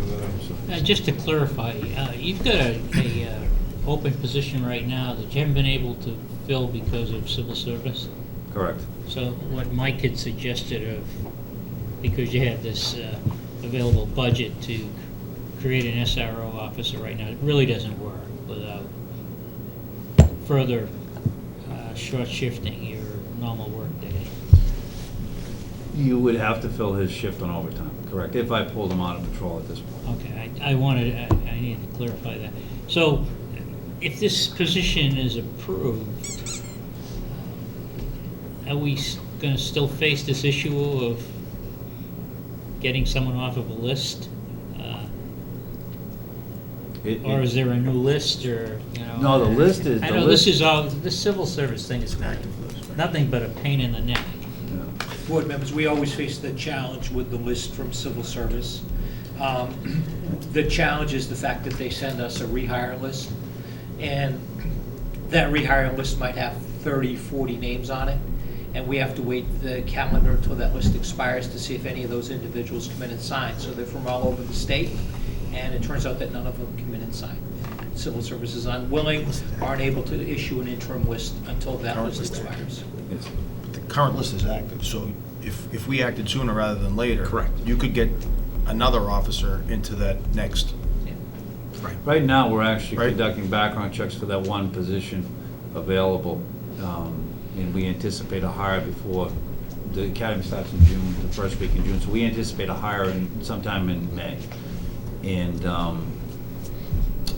it's not so much the list, it's the process, like the town administrator said, it's getting, we actually went through 2 lists before we got the list that we're working off of now, and it was almost a 6-week process, and we missed the academy date based upon that. Okay, so there's 2 issues then. One is identifying, qualifying an individual, Yep. and then scheduling it with the academy, which runs how many times a year? Well, the Reading Academy operates 2 times per year. The unfortunate part of it is they won't just reserve a spot for you. They need a name. They need a name that's already been hired, passed the psychological exam and medical exam, and in order to do that, the town is essentially hiring this person. We ran into that with the fire department too, yeah. Right. And we've been sending our officers to the Lowell Academy. They only run 1 per year, which just starts in June. I fully support the SRO. I think if we can implement it sooner rather than later, I'm in support of that. What I do on a day-to-day basis, I think it's a vital, important office to have in place in terms of being proactive, preventative, and getting these kids, either identifying them or assisting them before they get into the system. Because what I see is, once they're in the system, they never get out of the system. They turn from juveniles to adults in the system. And I think that's important. I actually think the reorg in your department over the last year has actually expanded, as you sort of alluded to. You've expanded your detective bureau, even though they may not come underneath that umbrella. And maybe what you talked about was the recent attempted break-in and entering or break-in and entering. I think I'm intimately familiar with that. And I saw it as a result of your reorg, actually. There was a number of members in your department, former members that were under the umbrella of detective that were actively involved. It brought that to a very quick resolution. So I think the efforts that you've undertaken to reorg that department is actually beneficial. The fact that you're going to have this resource officer under that umbrella is going to be beneficial. And the fact that you're going to essentially have cross-training within your department in terms of your plan to have 18 months in and rotate these guys is actually more beneficial to the community. So I don't see the need right now. I think it looks like you prioritize the needs. The SRO, correct me if I'm wrong, is your greater priority in this year's budget, and you will do that on an annual basis when you come before us. And I know you've given direction to come in to give a level-funded budget, and you've done that. And you've accomplished that, and you've actually decreased your budget by adding actually an additional officer. So I commend you on that.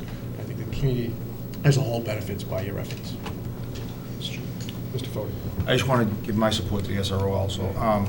You know, where I grew up and where I currently work, it's the norm. And where I work, they actually have one for each school. So just because we're further north of Boston than most other communities doesn't mean we have any less issues than they do.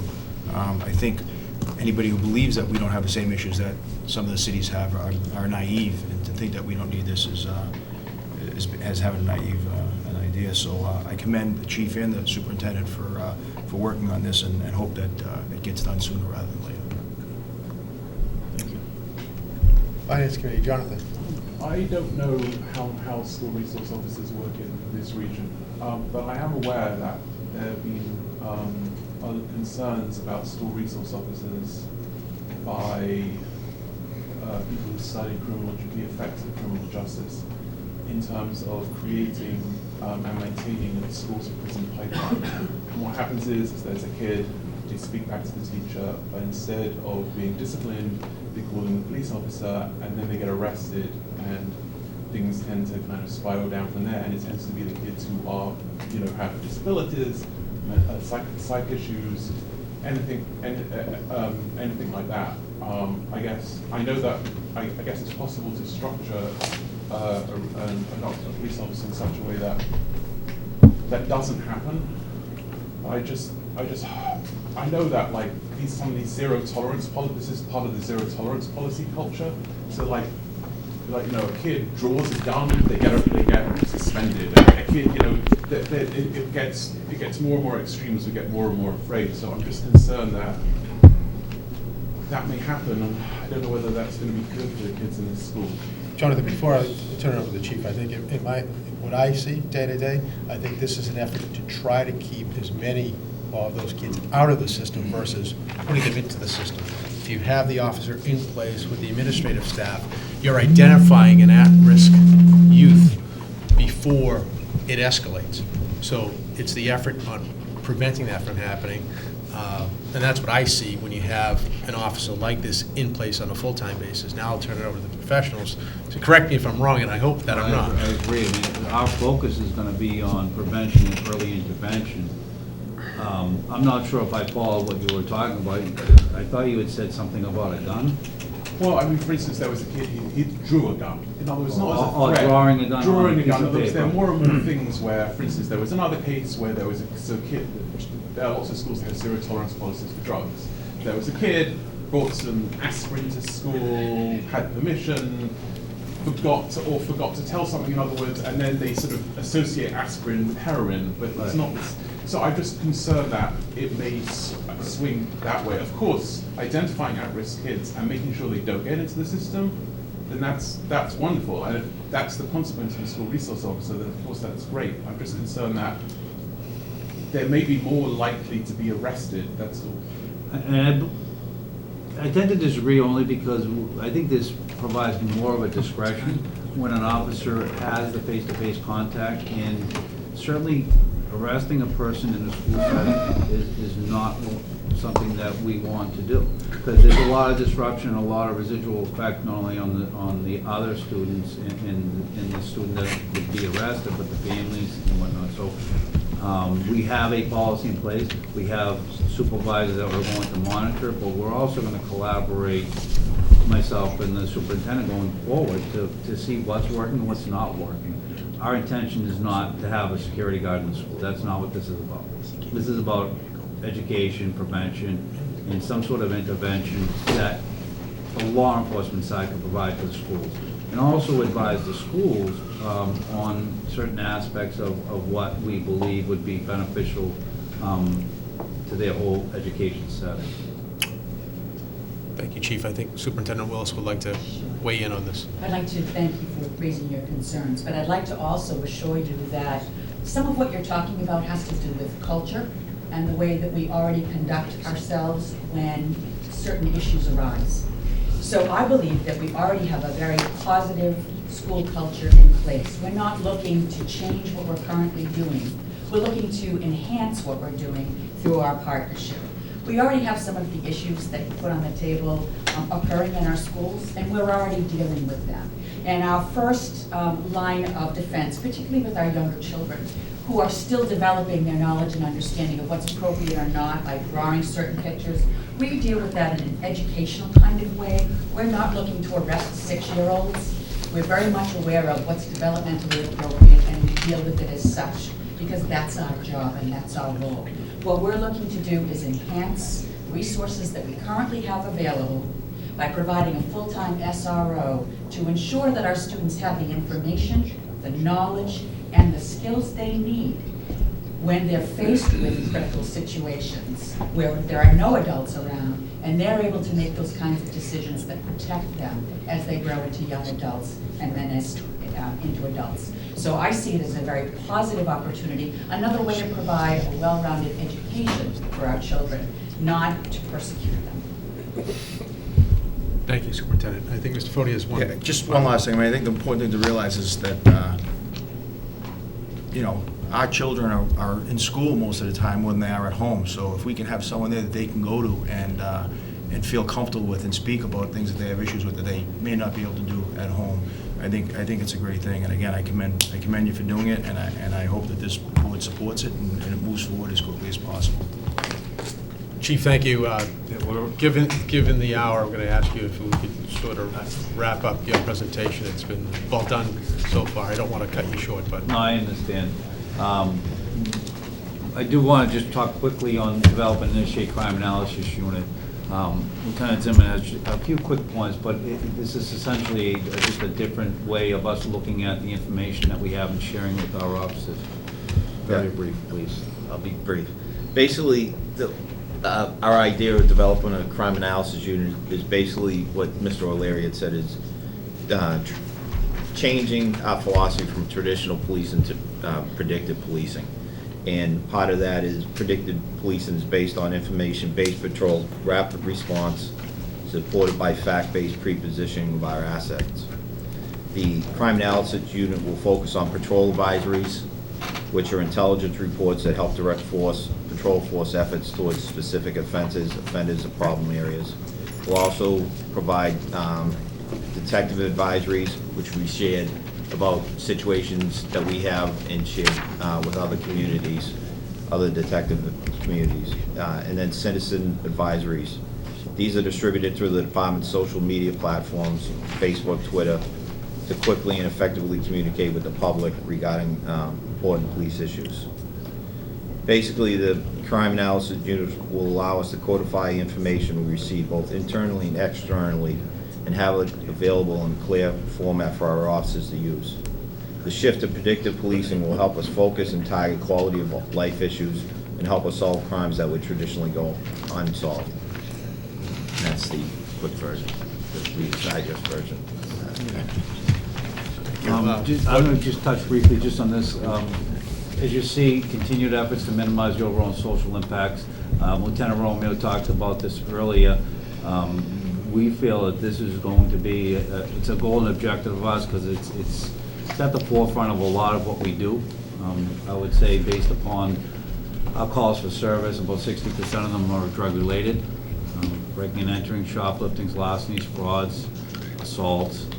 So in order for us to address those issues, we have to try to do our best to remove the underlying problem, which we believe is that we've had over an increase of over 1,900 calls for service from calendar year 2011 to 2012, and the majority, as I said, seems to be related to drug impact somehow.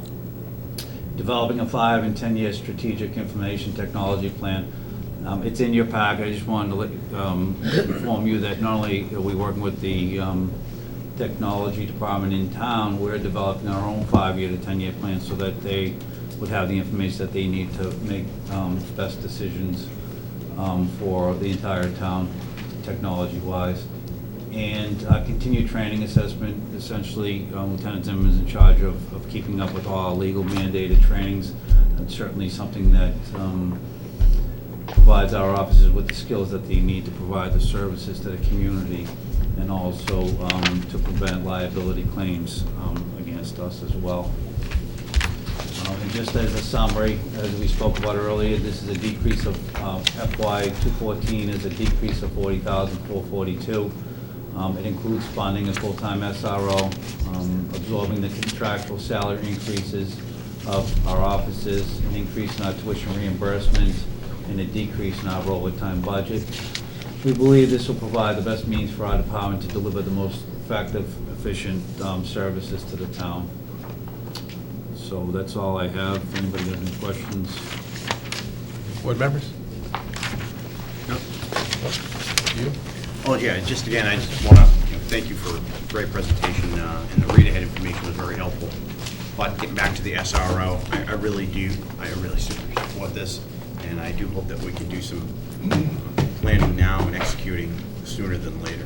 Is there a consensus on the board to have the chief work with the town administrator to move forward in this fiscal year to create that position? Yeah, just to clarify though, so we are able to move on a current list to backfill a position. But if we do that, the new officer can't do anything for us until they go to the academy in June. So they won't be available probably till what, end of August? No, it's 20 weeks. So 20 weeks. Yeah, you're talking about probably November. So we're gonna be in the same position anyway as far as if you put someone in the SRO position, we're still gonna have to backfill. Correct. In the current appropriation, you have enough resources, financial resources to cover the position if you were to do it today as opposed to July 1st. I believe we have enough available resources in this fiscal year, correct. I did not plan for, well, we did plan for FY14, so we should be covered there as well. I was talking about backfilling the officer's position. It's a significant cost, but based upon contractual obligations with that officer, is you're taking him out of the replacement hours, that if he were working a patrol shift, you would have to backfill him. When you take him out of that position, there is no backfill with detectives, so essentially you're taking significant, probably 400 hours out of our replacement. Approximate. Okay. So I believe that we would be able If to. administratively you can handle it, budget-wise you can handle it, that's fine if it makes sense. If it doesn't make sense, if there isn't a need, because you're still gonna have to work out with the school department, you know, what the curriculum's gonna be, how it's gonna work. No, we're ready to implement today. Yeah. Feel so you can afford it? Go for it. I'm definitely in support of it, and I would leave it up to the chief to manage, Yeah. both respect from his manpower and his budget, as to when he can get it implemented. Right, yeah, I would not be opposed to implementing it sooner rather than later. But that's up to the administration to handle it. Thank you very much, Superintendent Rose. Thank you for your participation as well. Thank you, gentlemen. Thank you. Subject to civil service. Kevin, nice job.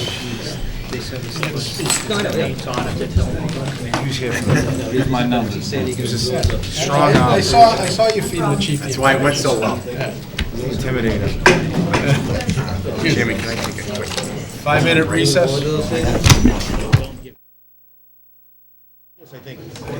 All right, call the meeting back to order. All right, good morning, everyone. Members of the Board of Selectmen, I thank you for allowing me to come today and present this Fiscal 14 presentation to the members of the Finance Committee. Thanks for coming. I'd like to introduce my command staff. I have Captain Pepper, Captain Murata, Captain Nash, Captain Stats, and Deputy Galvin. They will be assisting me today in the presentation, and where we ran out of seats, I'm just going to wander a little bit. So this is the Fire Department fiscal year 2014 budget presentation. I'd like to give you a little brief history of the department. It was first originated in 1894. We had a call force to about 1950. We had a gradual growth of the permanent force until 1968. A key thing in 1968 is the fire department took over the ambulance from the police department. What's interesting about that is the permanent force in 1968 increased to 18 men, and today we currently have 19. The population has increased, the housing and commercial buildings have increased, and the calls have tripled since 1968. And we still operate at that present one-man heavy from 1968, and the department does a great job. Here's the organizational chart of the fire department. It's a basic organizational chart. We'll just talk about the bottom line. We have 4 groups of 4 in a call department with 8 members. Pay attention to the bottom 4 names. Those are our junior EMT paramedics that have been hired to start the paramedic program, and we'll talk about the ALS program a little later.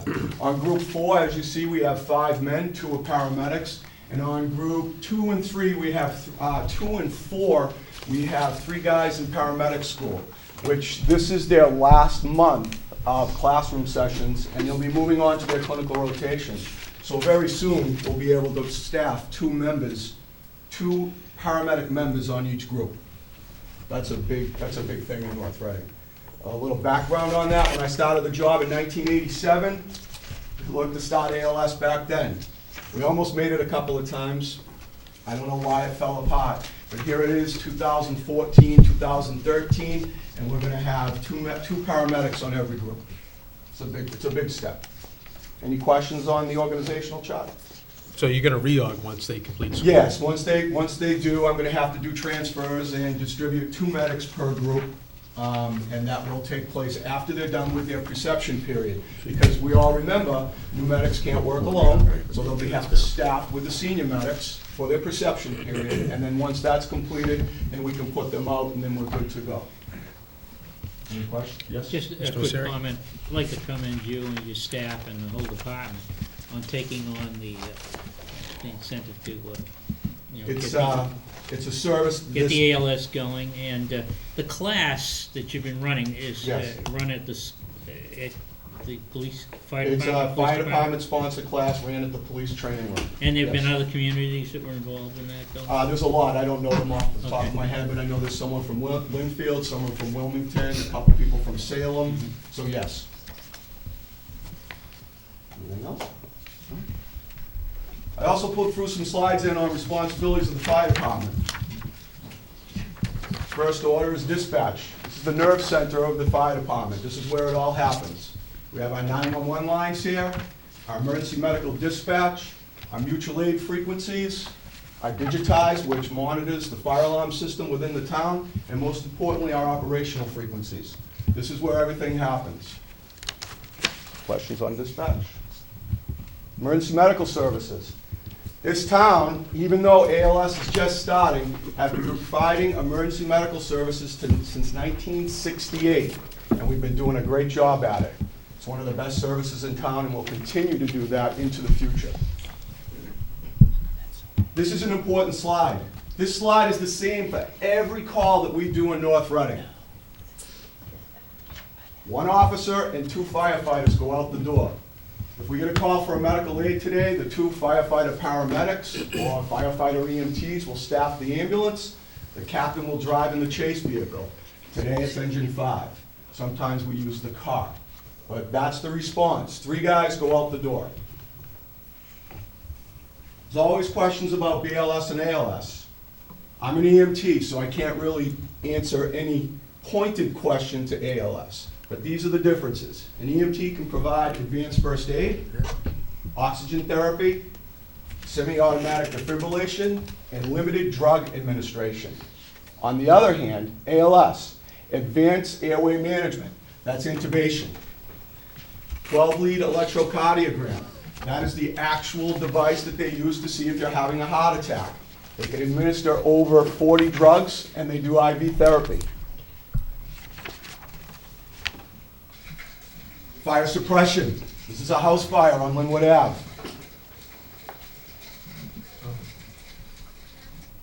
We all remember the Ryers fire. I'm sorry, the Hornet's Nest. I'm saying Ryers? Whoa. I was thinking. That happened today?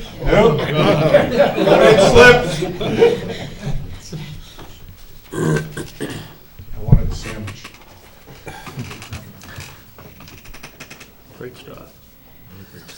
This is Kings Row, house struck by lightning. Can I turn the lights down? They are. Yeah, They are? Yeah. Sorry. This You can shut the other bank if you want, but I don't know if that's gonna help. A little bit.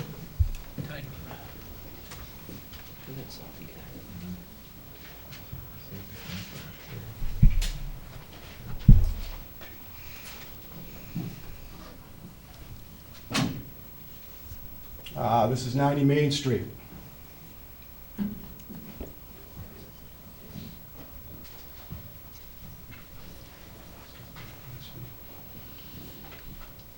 Okay.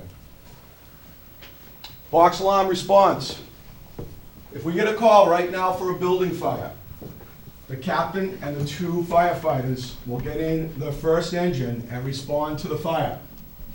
The people that are off duty will come back and man the second engine and the ladder truck. For a single alarm fire in the town of North Reading, you're supposed to have 2 engines and a ladder truck. And I have a slide a little later on that will tell you what those duties are and why we need the manpower that we need. Any questions? Criteria for box alarm responses. That's a first alarm response. 2 engines and a ladder truck. Any fire or smoke inside a structure. Odor of gas inside a structure. A building collapse. A hazardous materials incident. Technical rescue. Med flight operation. A water rescue or multiple calls. The duties of an engine company. The engine company is to develop a continuous water supply. Locate, confine, and extinguish the fire. Duties of a ladder company. They are to force entry into the structure. They are to search and rescue any trapped occupants. They are to ventilate the building for the hot and toxic gases. Perform salvage operations, laddering operations, control of utilities, or overhaul. A motor vehicle accident response. We respond with the same number of people, but we have to use a different vehicle for the officer. We need the jaws of life and we need water in case the car catches on fire. So you will get 1 officer and 2 firefighters. Hazardous material response, that's a full first alarm response. And everybody in the room knows we have plenty of those out on Concord Street. We had one 2 weeks ago. We also have 2 members of the fire department that are on the regional District 6 hazmat team, and we utilize their expertise on a regular basis. Technical rescue. Technical rescue is confined space, high angle, collapse, or trench emergencies. Including myself, we have 5 members on the Essex County Technical Rescue Team. And Captain Pepper is the director of the Essex County Technical Rescue Team. We provide mutual aid. There's always questions about mutual aid. Why do we provide it? There are 2 reasons. 1, because we need it. 2, the fires, we all know the fires down. I know I'm going to hear that today. But the bottom line is the more fires you do, the better you get at your trade and the safer you are on the fire ground. So not only does this allow us to see more fires, it provides us with a service that we're going to need someday. Mutual aid is give and take. It happens every day. Water rescue. This is an actual incident.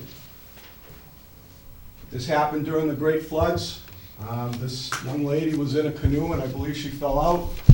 And the firefighter that's hanging onto the tree right there, because we were waiting for help, his rope got tangled up on a tree and he was dragged underwater. This was a very close call. We needed more manpower, and we had to wait for our mutual aid companies to get there to prevent any further injury to the girl or to our firefighters. We provide public education every day in the schools, in the nursery schools, people that come into the station just to talk. Public education is extremely important. I'll talk about that a little later in goals and objectives. Fire prevention. Fire prevention is active every day. Permits, inspections, testing of systems. Very important aspect of our job. Fire prevention inspections. These are the inspections that we do on a regular basis. Smoke detector inspections, occupancy permit inspections. Those are 2 different things. The smoke detector inspection is when someone wants to sell their house. An occupancy permit inspection is a brand new structure. So it has to be signed off by all the inspectors in town. We do licensing inspections for commercial properties, tank truck inspections, tank removals. A tank removal is when someone wants to remove their oil tank and say go to gas. We go out and make sure that they follow the code and there's nothing that's happened at that house. We do quarterly medical facility inspections mandated by code at the nursing home. School inspections, mandated by code. Fire drills, mandated by code. Fire prevention permits are issued every year, and burning permits are issued every year. Just a question. Sure. What's a fire prevention permit? There's a whole bunch. It could be flammable combustible materials. It could be hazardous materials Okay, permit. I got it. It Okay. could be any number of things covered under the code in Mass General Law. We have the the fire safety mechanic. Mark does a great job. He works with the police department and the fire department. I tried to count the vehicles on the police side. I believe that I have that correct, but he's responsible for 16 fire vehicles. Mark also does some extra work for the town, council aging van, and sometimes does some work on the town administrator's car. So Mark is farmed out quite frequently. Training. This was Fire Prevention Sunday. JAWS demonstration. Call department drill, once a month. Large area search drill. RIT team. Opening roofs, letting all the hot gases out. Firefighter rescue. We try to utilize homes that are being demoed, and we go in and we break them all down. Cold water rescue. Some accomplishments for fiscal year 13. We did a total of over 2,000 calls. And we did 1,077 EMS calls, whether they were ALS or BLS, I didn't break that down. That's 52% of our calls. You can all look up there and see the remaining calls. But there is something that you need to really pay a little attention to. The severe weather this year, it really increased. We had a hurricane, we had some significant snows, so that's something that you can't really plan for. You just have to deal with what Mother Nature gives you. Any questions on this slide? Mr. Prisco? Chief, do you have it broken out in the mutual aid? Mutual aid is covered under service calls, so if you take that 272, subtract about 100 lockouts that we have in the mutual aid, I think it's 25. was 25 times. We went out 25 times. Correct. And how many do we receive? Do you have that one there? We're working fire. And then more. I can get that for you. That's fine, thank Is you. the ambulance coverage considered mutual aid too? It is, but that's a different category than this. That would be on the EMS side. Okay. So, Could you provide us a breakdown of ALS versus EMS? I don't need it now. it's 50%. It's still running 50%? It's still running 50%. Okay, that's what I want. What's that? Fire prevention. Through inspection and permitting this year, we issued 254 different types of fire prevention permits totaling $7,600. Conducted 202 26 F&a-half smoke inspections for $5,000. We received requests this year of 24 fire reports. A fire report is generally called upon when there's been some type of damage to a structure, whether it be fire, a thunderstorm, a water break, over, is it $1,000? I think it's over $1,000 claimed to the insurance company. They want a copy of the fire report. We billed 106 master box fees and collected $31,800. Talked about fire prevention earlier. We have four safe grant officers, if you will. They're funded through a grant from the state. They provide fire and life safety education to all the nursery and kindergarten students at the elementary schools. They evaluate all third grade students' knowledge and retention of the programs taught in kindergarten. And they work with the science teachers in the 7th grade to enhance their curriculum when they're teaching fire behavior and the methods of heat transfer. That's done at the middle school level. That's done every year. Is this the only grant you get? It's the only one we have right now. We've applied for grants, but we haven't been selected. Last year, if you recall, I applied for the truck grant, Yeah. didn't get Yeah. selected. So yes, right now, this is the only one. And how much roughly is this one? About $4,200 a year. It's pretty consistent. We've been getting it since 2001, based on population. Anything else? No, that's it, thank you. Fire alarm division. They had a little busy year this year due to an FCC mandate that required the department to go from wideband to narrowband. And basically what that does is we went from 25 megahertz to 12.5 megahertz. So a simple analogy, if you're driving down Route 28 and it's 25 feet wide, take 6.5 on each side, and that's where we can operate in now. We had to do that with all of our radios, all of our mobiles, all of our portables, and fixed installations. We only had one piece of machinery that we could not update to the narrowband, and we already went through all that through town meeting, and everything's been replaced. It was a programming issue for the most part, and it took about a month and a half to get it all done. But we're up in narrowband according to the FCC mandate, and we're doing good. You heard me say we have about 106 master boxes, but throughout the town, we have 120 fire alarm boxes throughout the community. Those are the ones on the side of the road. Those are not master boxes, those are what we call street boxes. We have about 120 of those. So what's a master box look like? A master box it looks exactly the same, except it's connected to a fire alarm system. For instance, if the smoke detector in this building went off, a coded wheel would send a message to the digitizer at the fire station. It would give a number. We would look the number up on the chart, and we would know that it's town hall. Got it. Thanks. Yes? Can all of the police and fire equipment talk to each other, radios, mobiles, are they all coordinated? Directly, no, but all I gotta do is take my channel selector and turn it to the police department frequency, and then I can talk to them directly. And they can do the same thing with us, but we don't share a common frequency. EMS division. The EMS division responded to 1,077 calls for emergency medical service this year. For the first time, we provided advanced life support with our own personnel. April 9th, 2012. Lives have been saved by this service. And one life in particular was saved within being activated for 3 weeks on the job, 3 weeks of doing ALS. We did have a great outcome with the patient. And we've had many more, but within 3 weeks of putting this service together, we made a difference. We've been able, and this is an astounding figure, we've been able to cover 80% of the ALS calls in our town with our own employees. So 20% of the time, we've had to use our backup, or we've had to share responsibilities, and I'll explain that, a slide on ALS a little later. This is very important too. We negotiated with our backup ALS providers, as well as our billing agent, for a larger portion of the revenue.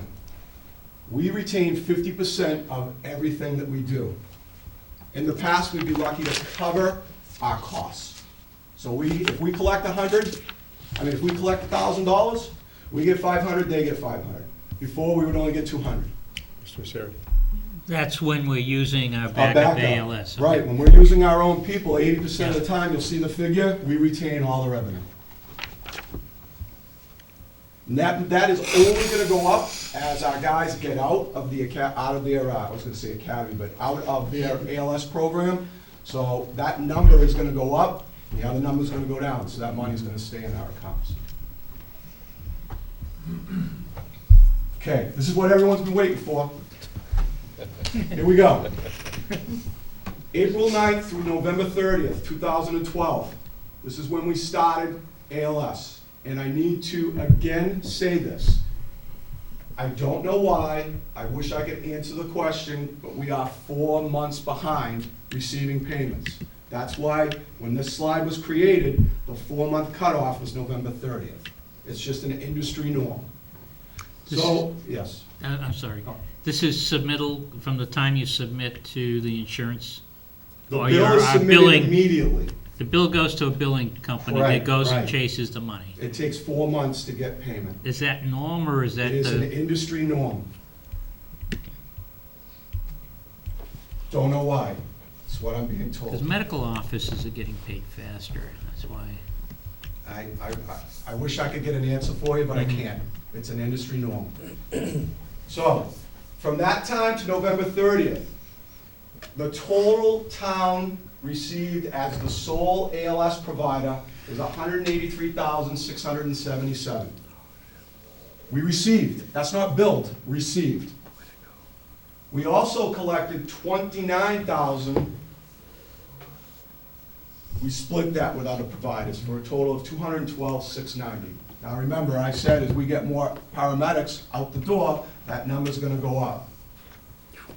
The $54,840 that's subtracted from there is just a number that we wanted to give you. Had we not been doing this, that's the money that we would have been paid by our ALS provider, which brings the difference down to $157,850 total gained.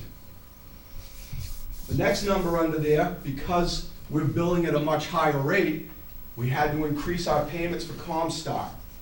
So the exact number, 4%, 9,000 and some change, brings it down to 148,182. ALS callback staffing, $13,000 for a total of $134,213 for total profit. It's about an increase of $16,777 a month, and this is a forecast for a 12-month cycle. We're about 201, but I think that's shy. The next slide is the most important. So if there are no questions, I'd like to move to the next slide. Everybody okay with those numbers? Combine, and that's the problem here. Everybody wants to know how much ALS, but the problem is that's only 50% of our equation. We seem to forget about all the other money that we've been able to bill for and collect. So according to Richard Martin, he's president and CEO of ComStar, the town's ambulance billing agency. He's using the word conservatively. We're on track to collect $600,000 in 2013. Conservatively. Again, as we get our medics out of school, that number's going to go up.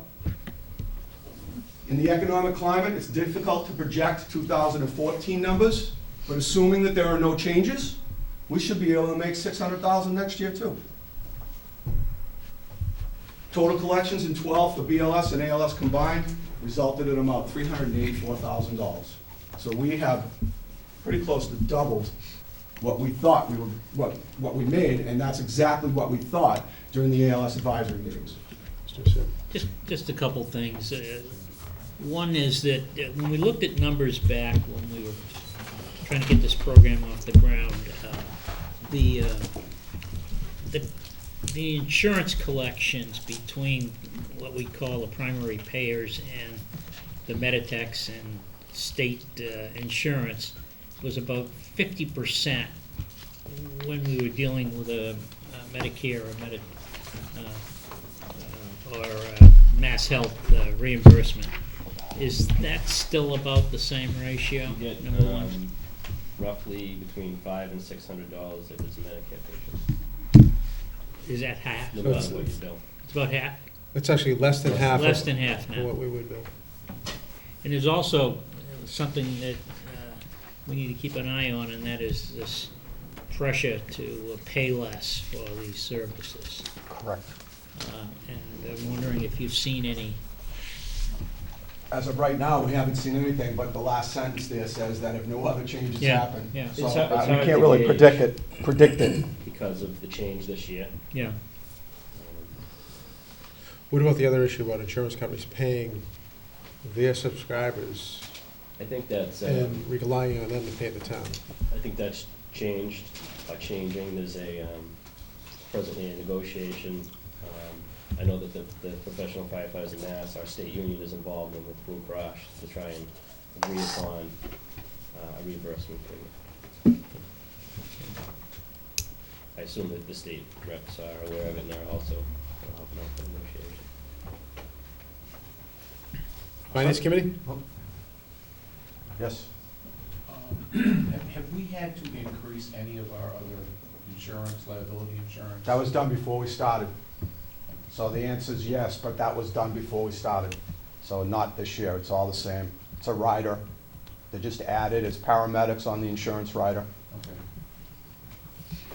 Don, that doesn't also show up in the fire department No, I budget? understand that. That shows up in the insurance side. I understand, I was just curious what impact that's having. Right, I just want to be clear, in case you're looking for that number in here, it's not here. Mr. Messere? As part of this ALS program, the intention of the board was to bring on 4 additional firefighters, and you're 1 up now, I take it. Correct, sir. So in this budget, There's a few, coming up, there's some slides that will address that. Okay. But I was asked to present a level service, level funded Yeah. budget, and then asked later on to come up with alternative staffing, and we'll talk about that a little later Okay, on. but the intent of the additional staffing was that it would be paid for by the additional revenue from Okay. ALS. So it's a little different than a level funded or a level service budget from the point of view of the overall ALS Right. plan. Okay. I have slides Okay. later on, okay, Mr. Sherry? Okay. Call department. The call department as a whole responded back on 36% of the general callbacks. And in today's times, that's amazing, because if you think about call departments in the past, most of the employers allowed their members to come back and man the fire trucks without any dock repair, without getting in trouble. Those days are gone. So for them to come back 30% of the time, that's a pretty amazing feat. Some of the individuals came back at 40 to 90% of the time, and that's incredible. We were also able to utilize 2 call firefighter paramedics on 12% of the ALS calls in situations where our full-time firefighter paramedics were unable to respond. The department continues to train 10 months out of the year, and they do a great job. Some objectives for 14. Provide the community with trained firefighters and respond to calls for service in an appropriate, timely, and safe manner. Make certain all of our firefighters' gear meets the NRPD standard to ensure there's protection and safety. Continue to provide fire and life safety education activities through the state-funded Safe Grant program to our elementary students. Ensure that construction permits and inspections are answered, processed, and completed appropriately. Maintain the safety of employees and patrons of commercial property through an annual, or more frequently if required by code, fire inspection. Continue to foster good working relationships with other enforcement agencies within the town and the Commonwealth. Fire alarm. The fire alarm division will continue to watch over the current system and maintain all aspects of the job, which include testing and repair any area that has been damaged due to human error or storm-related events. Available to answer questions received from the public related to fire alarm systems and plan review. Install new master boxes. Perform acceptance tests on new fire alarm systems in a timely fashion. Yes. When you refer to install new master boxes, are these replacements of existing boxes, or is this related to new locations? A new building. New buildings, okay. Requires a fire alarm box, so the fire alarm division will do what's a performance acceptance test, make sure the box works, make sure it's installed. Before we sign off on an occupancy permit, the building needs to be gone with by a fine-tooth comb and make sure everything works. We do the actual installations? No, the fire alarm box, as I remember, is installed by the contractor, but we do the wiring inside the box and hook it up. Captain Nash? We do the connection to our system. We don't do any work from the box in, we do box out. From the building out to That's the correct. fire alarm system. What if this is a facility where we don't have alarm, it's not part of our alarm We don't system? basically have that problem in the town of North Reading. Any place right now that installs master boxes, we have 100% coverage. The rest of the residential areas, it's not a Yeah, I point. understand the residential. Anything else, Mr. Sir? No. No? Okay. Emergency medical services. Increase paramedic staffing to 2 paramedics per shift with the completion of training for our 3 members presently in paramedic class. Provide continuous quality improvement through state-of-the-art simulation training and call review. Achieve continued success in ambulance revenue collections through a more streamlined ambulance billing process, utilizing our electronic patient care reporting system. Call department. Fill 3 vacant slots on the call department by the end of the fiscal year. If you recall, last year I stood here on the same Saturday and asked for 3 positions. Unfortunately, we had a death in the call department, which everybody's aware of. We had 1 person leave for medical and 1 person move out of the town. So even though we filled 3 last year, I'm still 3 down. Enroll these candidates in the Call and Volunteer Academy as soon as possible.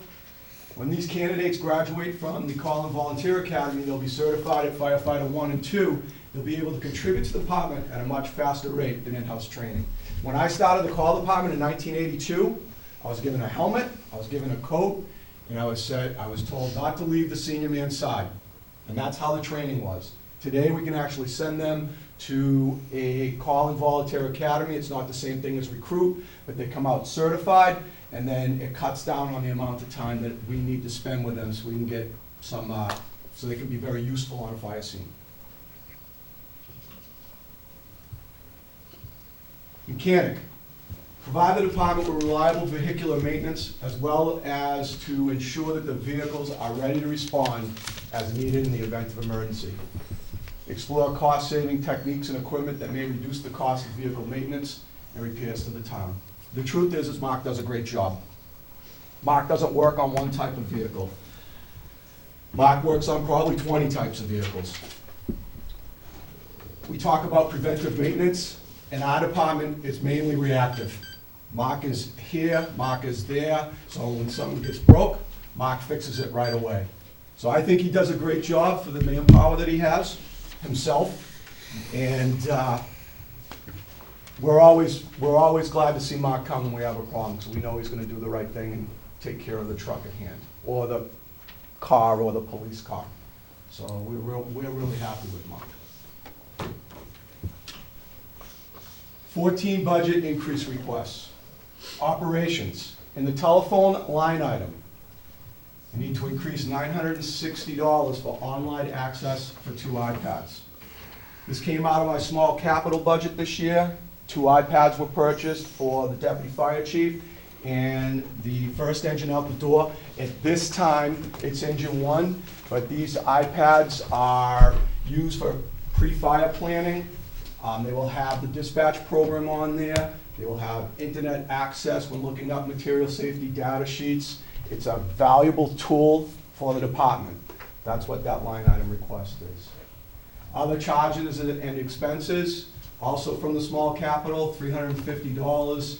We purchased a cloud package, if you will, for our firehouse recording software, which we currently keep on the fire department server, but we want to move to the cloud to make it a much safer event in case we lose something. So those are the only 2 increases on the operations side. Mr. Jim? Mr. Prisco? The 960 is just for online access for 2 No. iPads? Oh, yeah, I think it is. Don? Yes, I believe it is for 2 iPads. Roughly. $34 a month. Right. So it doesn't include the hardware, it's just getting online. That's correct. And so is it, so it's through Verizon, Through Sprint. Through Sprint? Yep. And what's it cost a month? I believe it's $34. $34.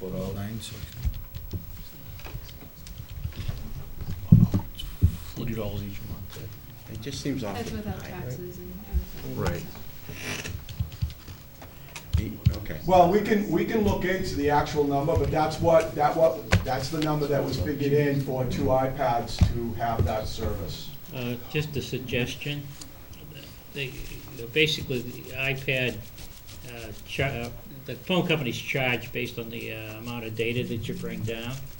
And you're only using those iPads to bring down data when you're out of the building. When you're in the building, you can be on Wi-Fi. Right, that's an So you automatic. might take a look at that to bring the cost down. It seems a little high. That's the that's lowest all. plan they had to offer, and Sprint was the cheapest of the companies. we looked Yeah. at. No, I'm paying less than that. So- And I think, We'll look into it. But to speak to your, in the station Wi-Fi, that's an automatic setting. You can't even alter that unless you shut it off. So it'll go to the Wi-Fi before it goes to, yeah, I know that, yeah. Oh, okay, I'm sorry. I thought. No, what I was referring to is that the amount of data that you probably need to bring down, you can look on the computer on a monthly basis to see how much you used. You might be able to lower that service. It doesn't matter on the Sprint side, though, because there's no data cap. And in speaking towards that, one of the ideas with the iPads and moving the ACS incident reporting software to the cloud is that once we're out and about, we'll be using a lot of data because we can then access all of our planning software through the cloud. And we were afraid that should we go with a 2 gigabyte cap, would be constantly going over it. So Sprint seemed to be the more logical choice in that regard, because we'll be using it a lot more often. Okay. I just want to speak to that as well. Throughout the summer months and the fall, myself and Eugene Torek and his consultants that he has worked with, Captain Stats, on figuring out what the best plan was, for the software, the usage, where they would be using it, and we even evaluated the other companies when purchasing. So we did do a lot of legwork leading up to this. Oh, I'm sure you did. Chief, when Chief Murphy was up here earlier, I just highlight the fact that if you really look across all our budgets and what we're paying in cell phones and access to internet, when you add it all up, it's pretty hefty. So I understand the cost of this stuff. I know you're pretty limited on, but I'm just trying to mentally do the math, and I thought that was pretty high. But I get it. That was the cheapest I we know had to offer, and we can certainly look into seeing if there's anything else out there. I don't think it's necessary. I was just curious. I think we as a town, we need to decide whether it's better to try to come up with a process that we can all work together, pool together, going out and get this level of service, or is it still better to stay individually and do it? I don't know. I don't have the answers, but I think it's, where you start to add up the cost, it's worthy of a discussion. Maybe in a future department head meeting, you guys can talk about it, and maybe you guys come up with an idea what you think. Because I think everybody doing something separately, probably not in the best interest of the town financially. Yeah, I don't disagree. I just think the our IT department should be coordinating the effort. He's the department head, so yeah, I think, if you get the department heads To together, take a look at I think that's what you do. the usage and see if some coordination can take place.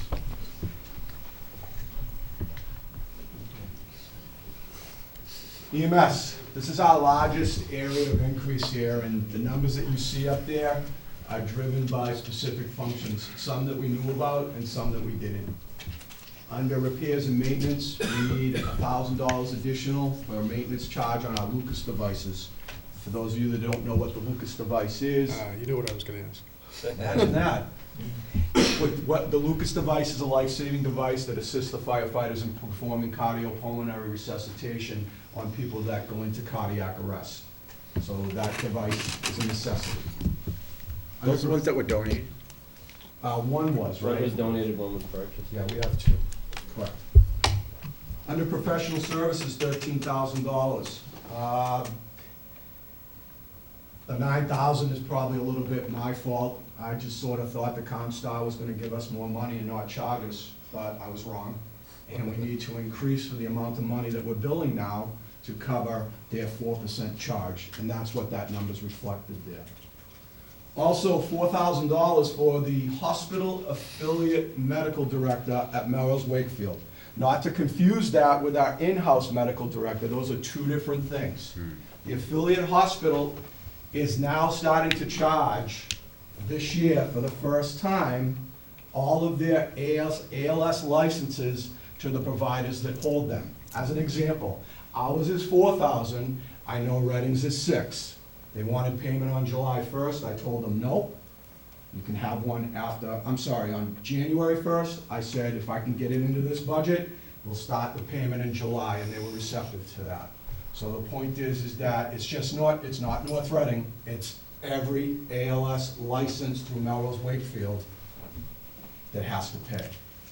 Why would you pay a different rate though than someone else? Population? More paramedics. How many paramedics does Reading have? 20. How many? 20. Yeah, they have 20 medics. It's based on the number of paramedics. Ricky, what does Beverly do with your, with the ALS in Middleton? They charge Just like... Pete's paid under one side, and Yeah, but they make a... Beverly charges, I think it's like $1,000 a medic, and it caps off at something. It's a per medic. It's a per medic thing. So we see this with other hospitals now? Yes, right now. Go ahead, you finish that, then I have a Right question. now, our number of medics and what we have here, that seems to be a logical response compared to the other places that I've called and said, hey, what is this? And they said, yeah, we have to pay $6,000. We have to pay this, we have to pay that. I keep on trying to jump over you, I'm sorry. But that's all right, go ahead. So we're adding 3 paramedics. They don't know that. We're good this year. Don't ask. Okay, yes. Is Melrose Wakefield the only hospital we go to? It's We go to the- Winchester? No, that has nothing to do with anything. Okay. That is where we get our license to provide advanced life support. They're like the boss. We can go to any hospital that we need to, but he is the boss of our program. And under him is Dr. Pete, our in-house medical director. So we have a double layer of protection where we are providing this service. Dr. Pete actually comes to the fire station, goes over all our reports, has meetings with our paramedics, tells me when a staff paramedic is available to precept, tells me when a precept is ready to go out and be a staff paramedic. He's a valuable part of this organization. That doctor right there, Dr. Walker, his name is on the license that says, go ahead. Without him, we've got nothing. I thought it was hospital specific. Mr. Well, he works at Melrose Wakefield Hospital. Yeah, that's fine. Sorry.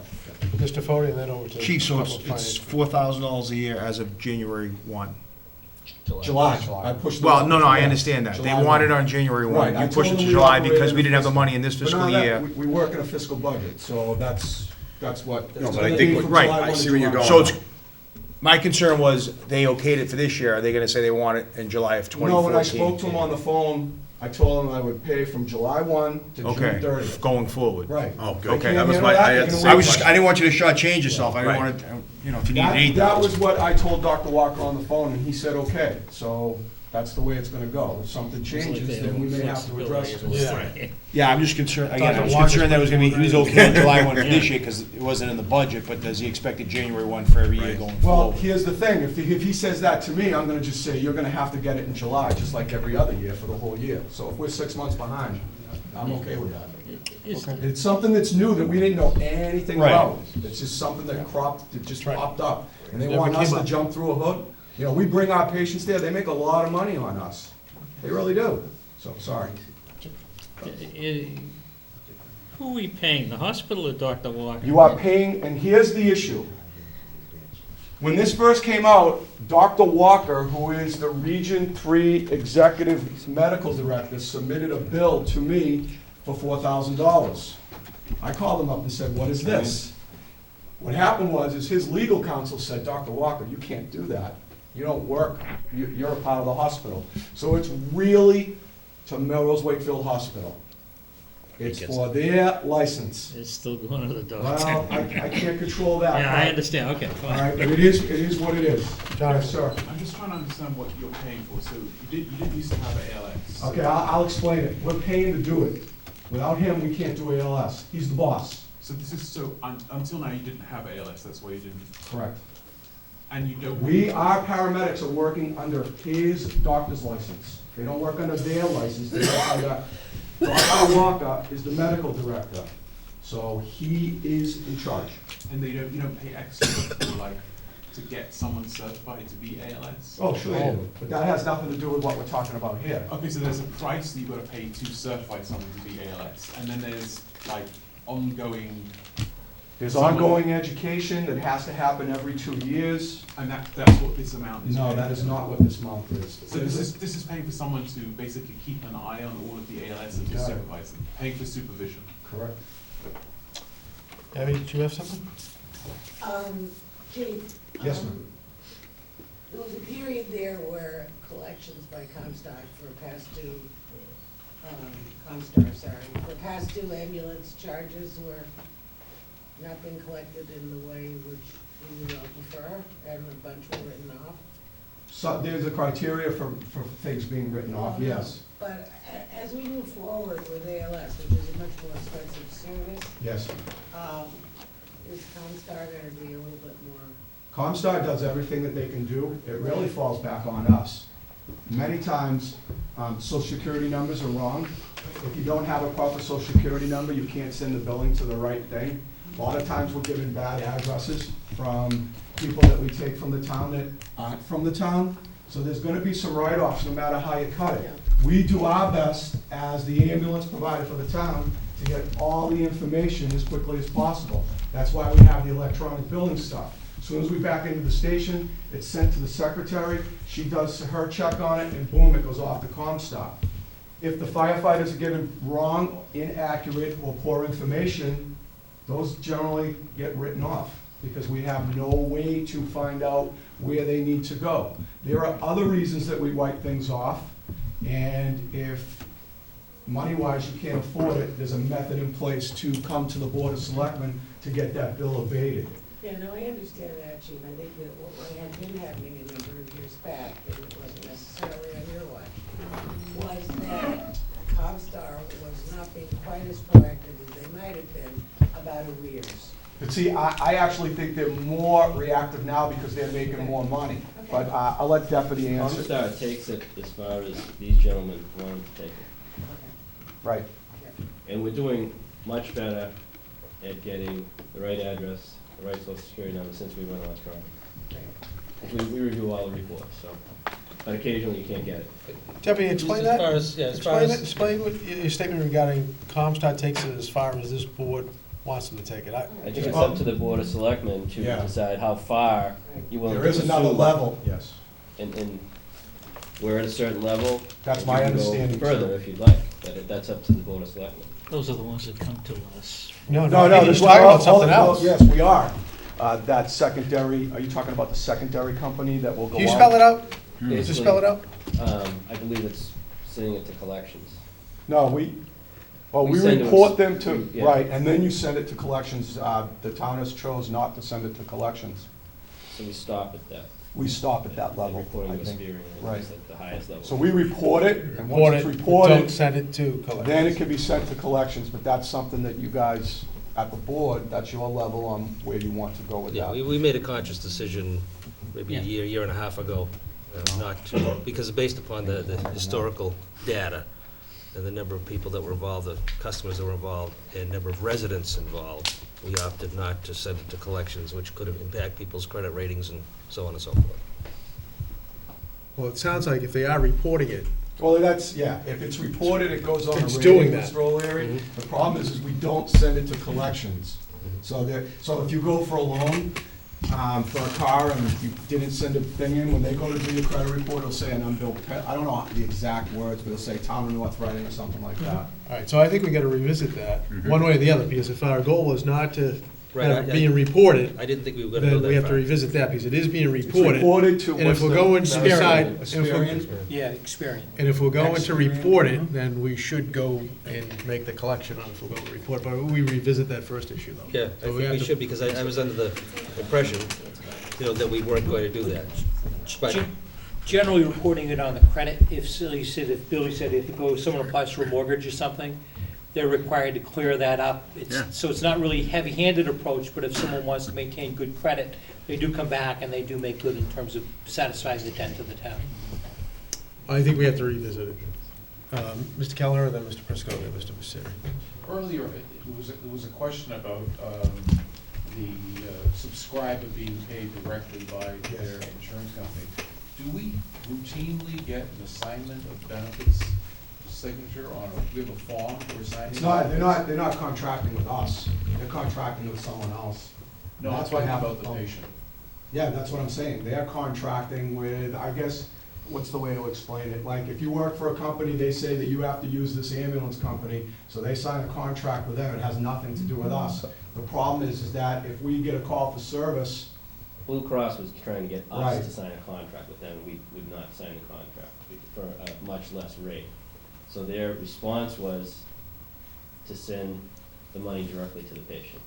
And now, I think they've reversed that, and they're in negotiation to provide a rate for municipal ambulances. I know that our union is involved, and I don't know too much about it beyond that. it's still early. In accepting a contract with Blue Cross, and then you would accept their reimbursement rate, is that the issue? Which was quite a bit less than. Jonathan, hold on a moment. Mr. Prisco, and then Mr. Misery, and then to you. Do you have the number of people that are in that situation, the collection situation? Yeah, we could probably, Say that again? number of people that are in the, I mean, a report. What situation? Well, there are none, because once we meet the max, and the max is report to a Sprint, and that's it. Okay. So there's nobody in a collection situation today, Today. because that's not the board's choice. No, but how many would there be if we, I guess that's what, rough idea. I'll get that for We you. would have to Yeah, get that just- from, just find out how much we're leaving. I on can the tell table. you that on average, every month, I send 10 to 15 names to Asperian. That's a lot of money. So we.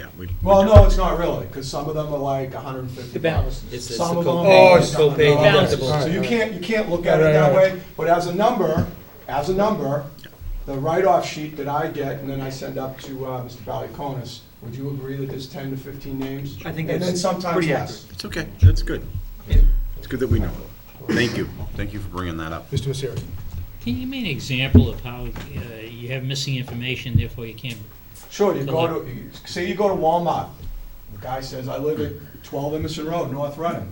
So you put all that information down, the ambulance company says out the bill, and he's from Lowell. We have no Okay. information on the guy. Okay, so it's typically an accident It could be of a it. non-resident. Yeah, that's what I said. It's Automobile generally accident not- or It's something generally like that. not from people of North a while Reading. back, we had a bus full of people from China.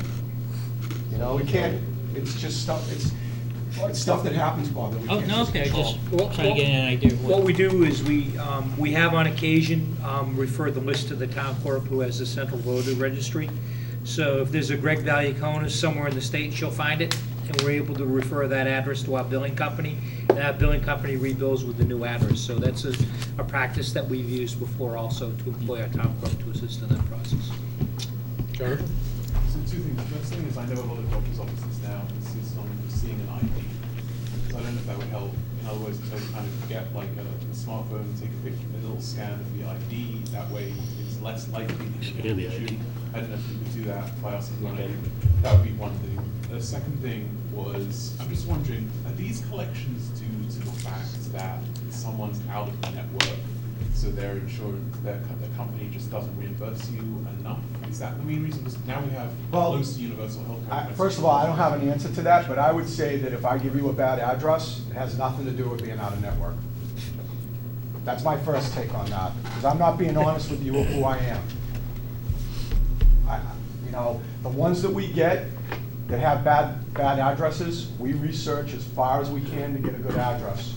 And there comes a point where I'm spending man hours trying to research this, and we just can't do it. We try to chase it down. And the billing company really has a... They're much better at it than we are. That's what they do, that's what we pay them for, and they go into the hospital, they can get it from the hospital. Yeah. You know, sometimes the patient is unconscious.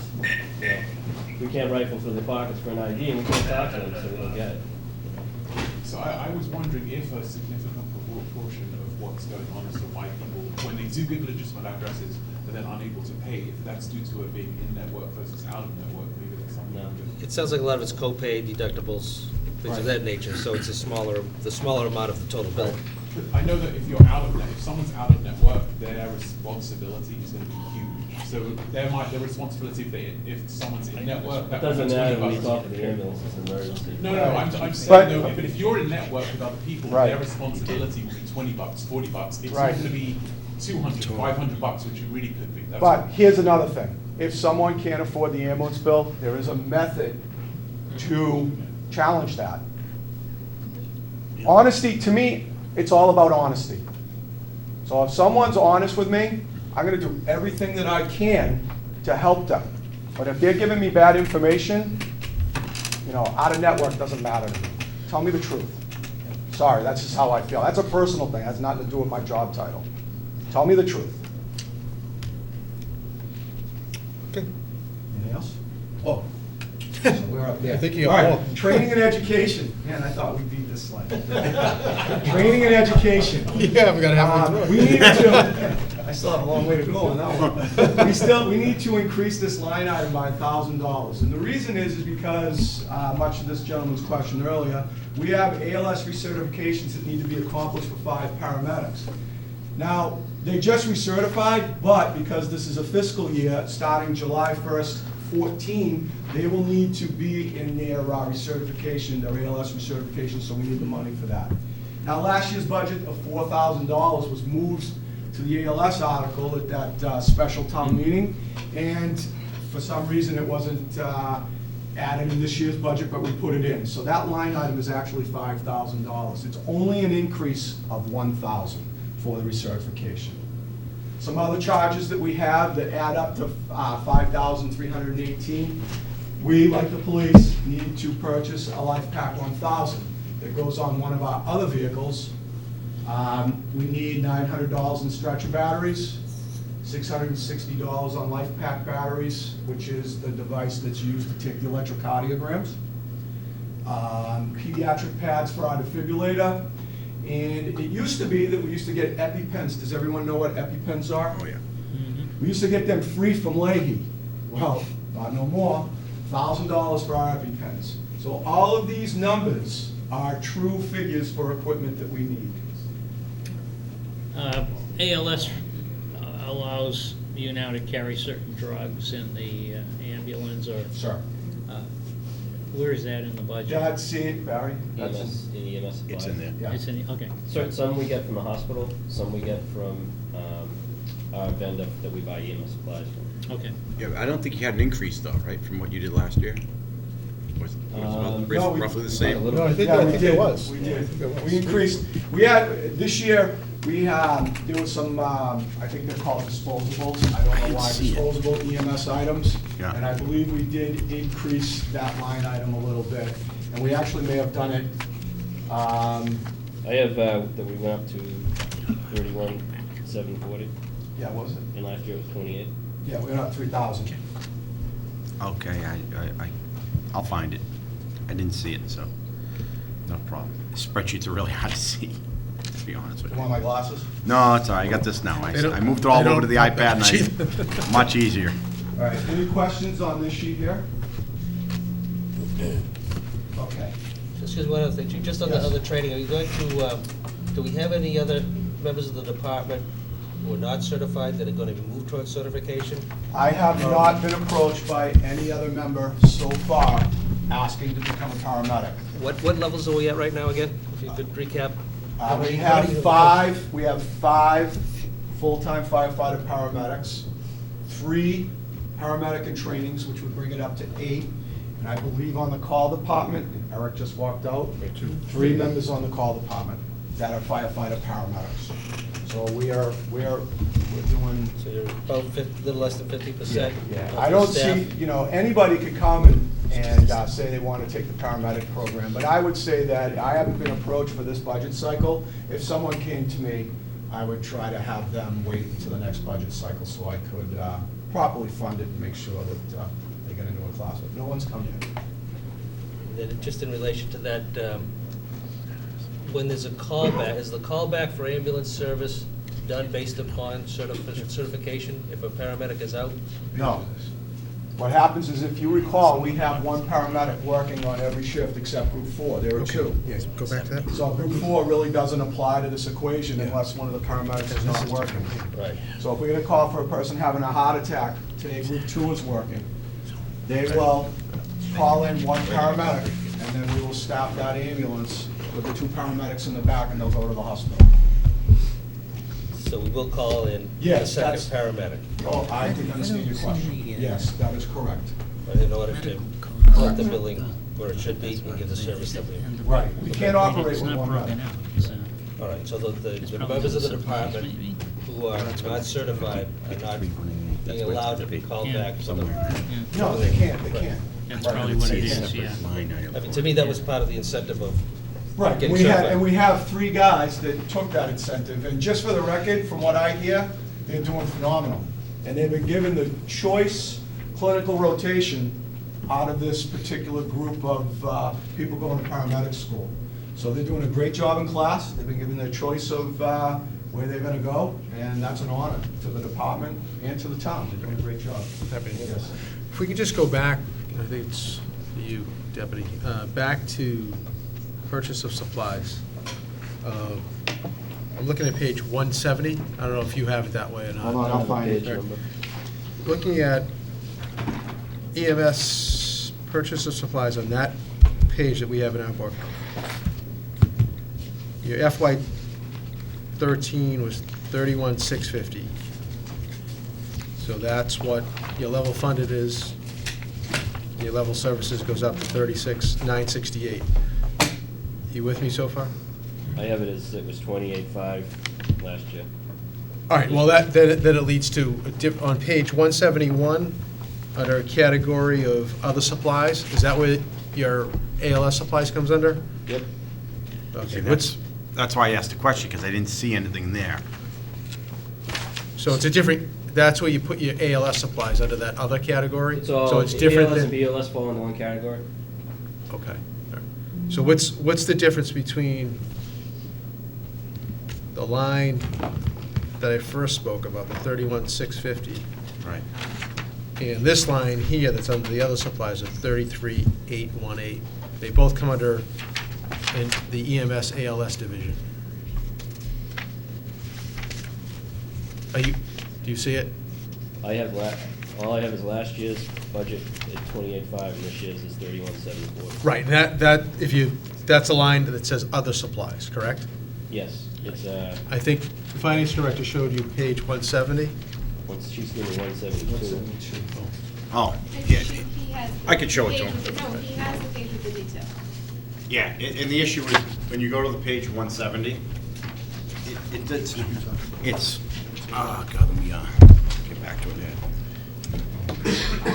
The page 170, actually, in FY 12, the actual expenditure was 74,318.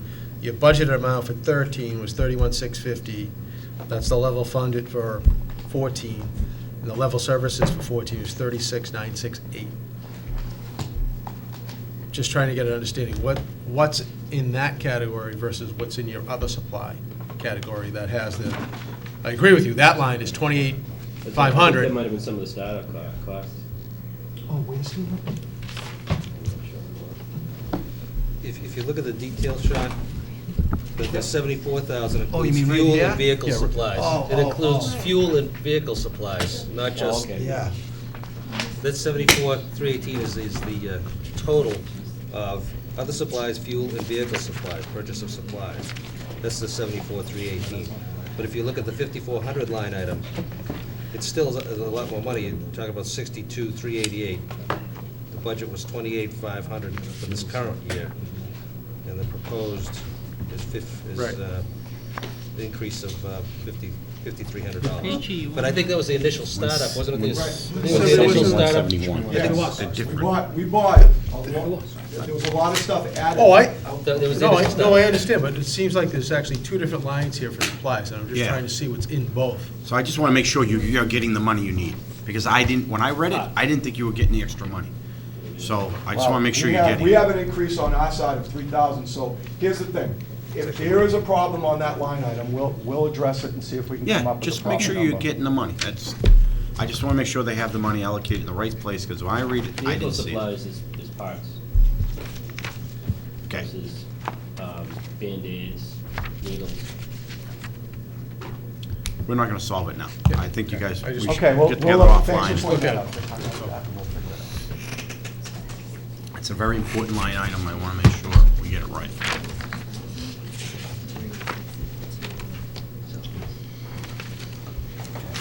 All right, any other questions on this slide?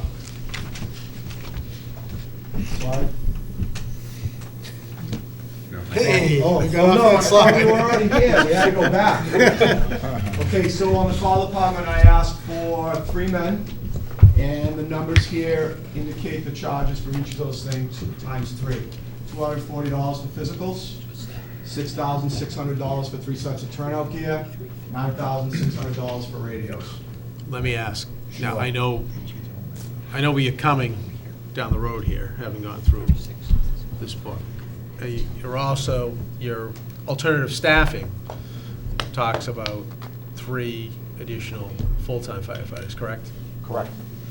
So if the town were to take that approach, and you had 3 full-time firefighters who are paramedics, is there then a need, you would say, I know years, but explain to me why there would be a need to add here. I just Well, view it in a The simple call way. department has always supplemented the full-time department.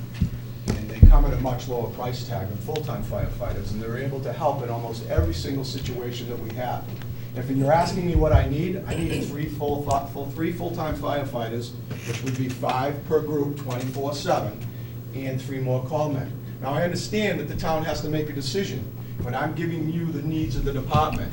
If you ask me to pick one over the other, obviously, I'm gonna pick the 5 24/7. And when you say 5 24/7, explain to me what you mean by 5 24/7. 5 men per group, 24 hours a day, 7 days a week. Are you speaking what's known as minimum manning of 5? Well, right now, we have minimum manning of 4, so the answer is yes. Okay, Why so not?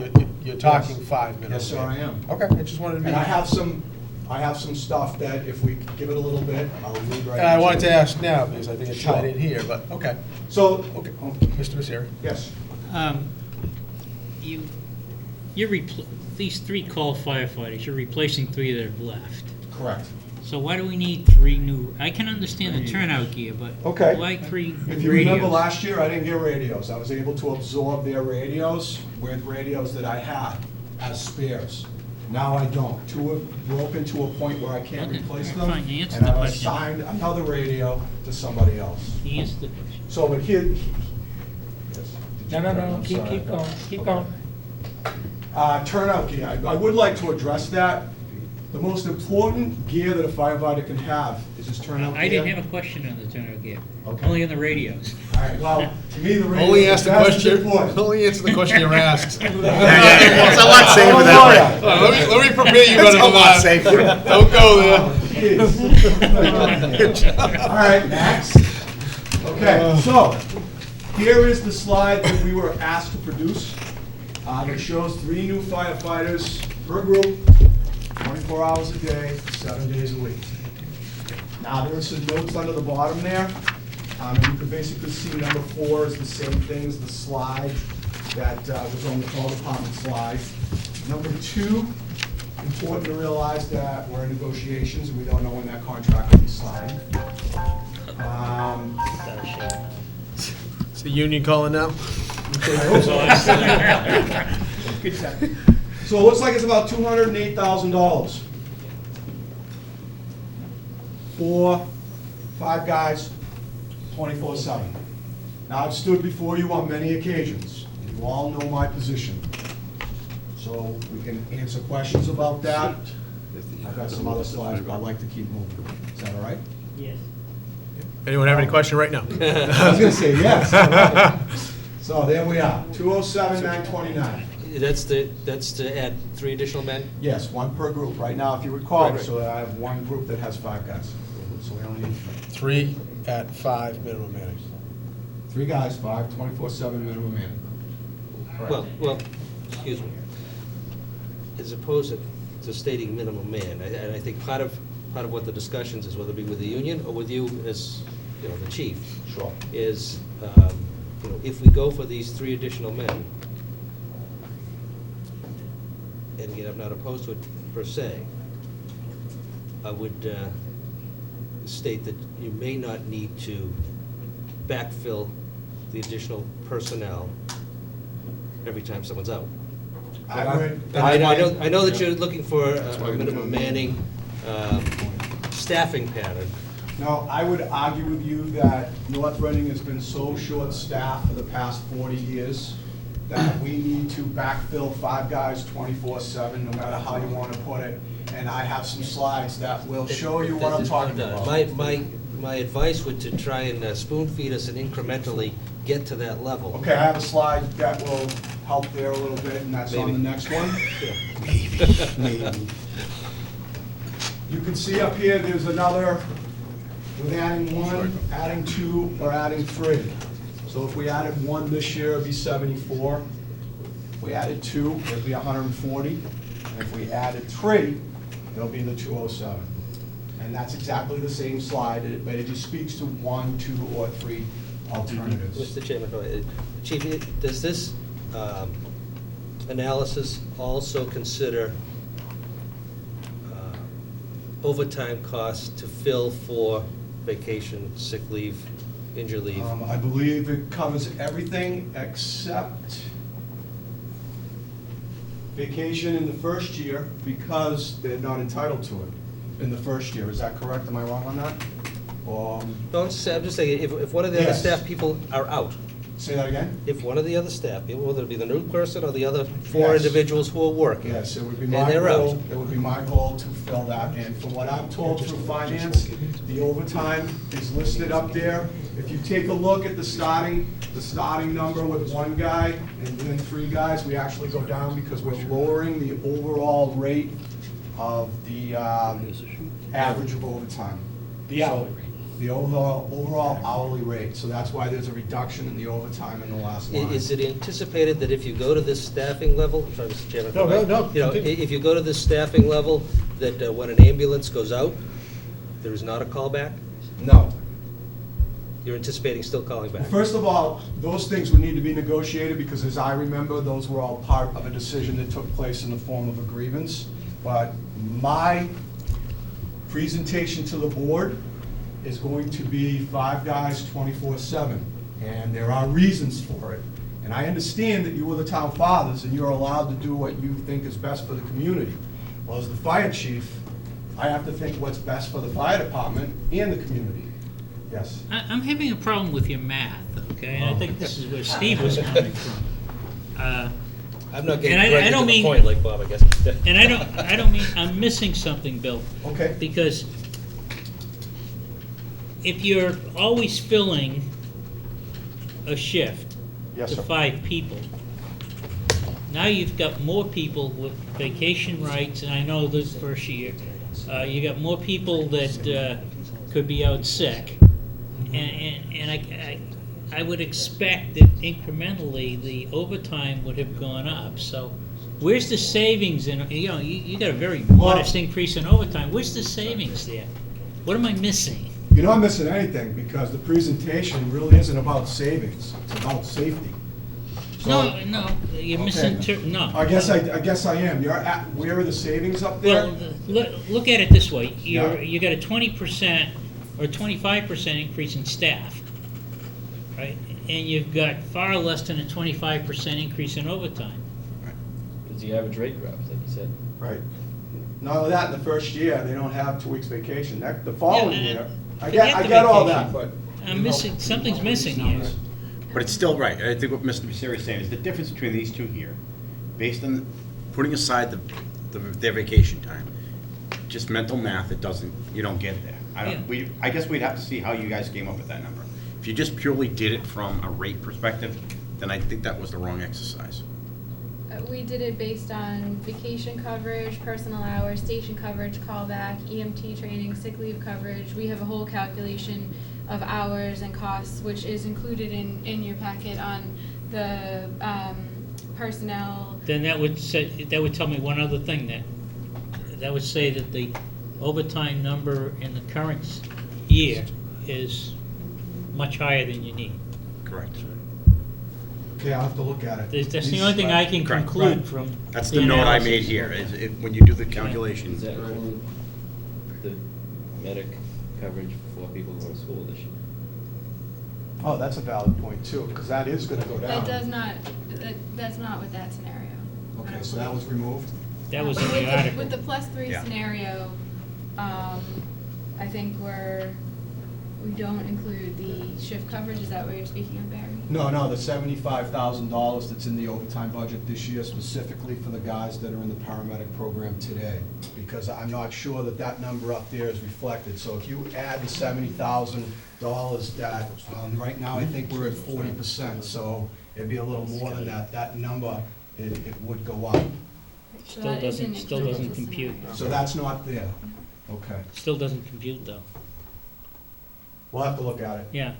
Can we just go on the face value of principles? Yeah, at this absolutely, point? yeah. And we'll work the numbers out. But the answer is 5, 24/7. We'll try to get more accurate numbers for you. These are the numbers that we ran, and we'll try to get a better answer on that. Well, they need to be vetted, Bill, because in the process of moving forward with your plan, Mhm. it's tied in with the anticipated revenue from the ALS. Correct. That's the only way that fits into the Right. the budget, so And I we would need to argue, make sure it's right. And at this point, I would say that if we're able to conservatively make $600,000, that we should be able to cover the cost that we need to cover for I that. wasn't questioning that so much as the fact that And the only reason I said that I want to make is sure that- your numbers are right, that's all. Well- We don't find a problem downstream. I hope they were right, but obviously you're pointing out that they're wrong, and I'm gonna have to look at them again. For that, I apologize. Don't need to apologize. I don't think you said they're wrong. It's a It looked working like they session. may be wrong, so. It's a working session. Okay, well, we've all heard about the 2-in, 2-out rule, and this is where I'm basing the first part of my argument on 5 guys 24/7. And what the Federal Occupational Safety and Health Administration says, they have issued a revised standard regarding respiratory protection. Among other changes, the regulation requires that interior structural firefighting procedures provide for at least 2 firefighters inside the structure, 2-in. 2 firefighters inside the structure must have direct visual or voice contact between each other and direct voice or radio contact with the firefighters outside the structure. This section has been dubbed the firefighters 2-in, 2-out regulation. What people really don't know about this is that this is for like the first 5 minutes of the call. Because we all know there's more people coming. But the bottom line is the safety of the firefighters. We need 2-in and 2-out of every first alarm response. This is geared toward interior structural firefighting, but we can also apply this to car accidents, where the jaws are in use, hazardous material incidents, any number of things that the town of North Reading operates here, and in a hazardous condition within the town of North Reading. Why is the standard important to firefighters? Well, the standard with its 2-in, 2-out provision may be one of the most important safety advantages for firefighters. Too many firefighters have died because of insufficient accountability and poor communications. The standard addresses both and leaves no doubt that the 2-in, 2-out requirement must be followed for firefighter safety and compliance with the law.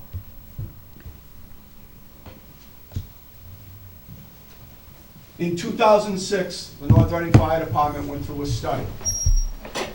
They hired Municipal Resources Incorporation in Meredith, New Hampshire, and this is a direct quote from that study. Hire one firefighter per group to accommodate OSHA's 2-in, 2-out rule.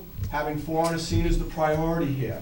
Whether this standard is met by adding new staff to each work group or by eliminating the firefighters on the fire console, dispatch, and returning them to the floor is up to North Reading. We recommend adding a 5th firefighter to the work group over 2 fiscal years.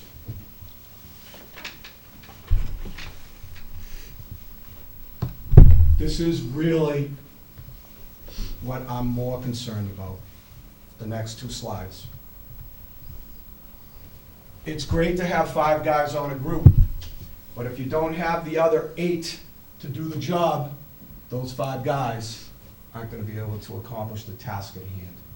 So the standard of fire suppression and emergency medical operations under the National Fire Protection Association 1710 521, the fire department shall have the capability to deploy an initial fire alarm assignment, full alarm assignment of 2 pumpers and 1 ladder truck within 480-second travel time, 90% of the time. 2 pumps and 1 ladder. Responding fire companies will be staffed a minimum of 4 on-duty personnel. This is what a first alarm assignment does when it pulls up to a fire. It's an initial full alarm assignment to a structure fire in a typical 2,000 square foot single-family dwelling without a basement and no exposures. Should provide for the following: establish incident command, establish uninterrupted water supply, operate 2 hand lines with a minimum of 2 people per line, a minimum of 1 support person per line to assist in laying hose and utility control, a minimum of 2 individuals for search and rescue, a minimum of 2 individuals to raise ground ladders, 1 person to deploy the aerial ladder, minimum of 2 people for rapid intervention. For those of you who don't know what rapid intervention is they are the rescue firefighters outside the building that need to go into immediate action if someone gets in trouble. This results in 13 individuals needed for the first alarm assignment within 8 minutes. This is amazing here, is that the average single-family home in North Reading is 2,068 square feet, and the largest home is over 11,000. So it's pretty easy to see here that North Reading has been doing a great job for many years, but it's only going to be a matter of time before something happens. I want to make sure that I do my best to present that argument to you, that we need 5 24/7. And shouldn't be new to you, I've been saying it since I started.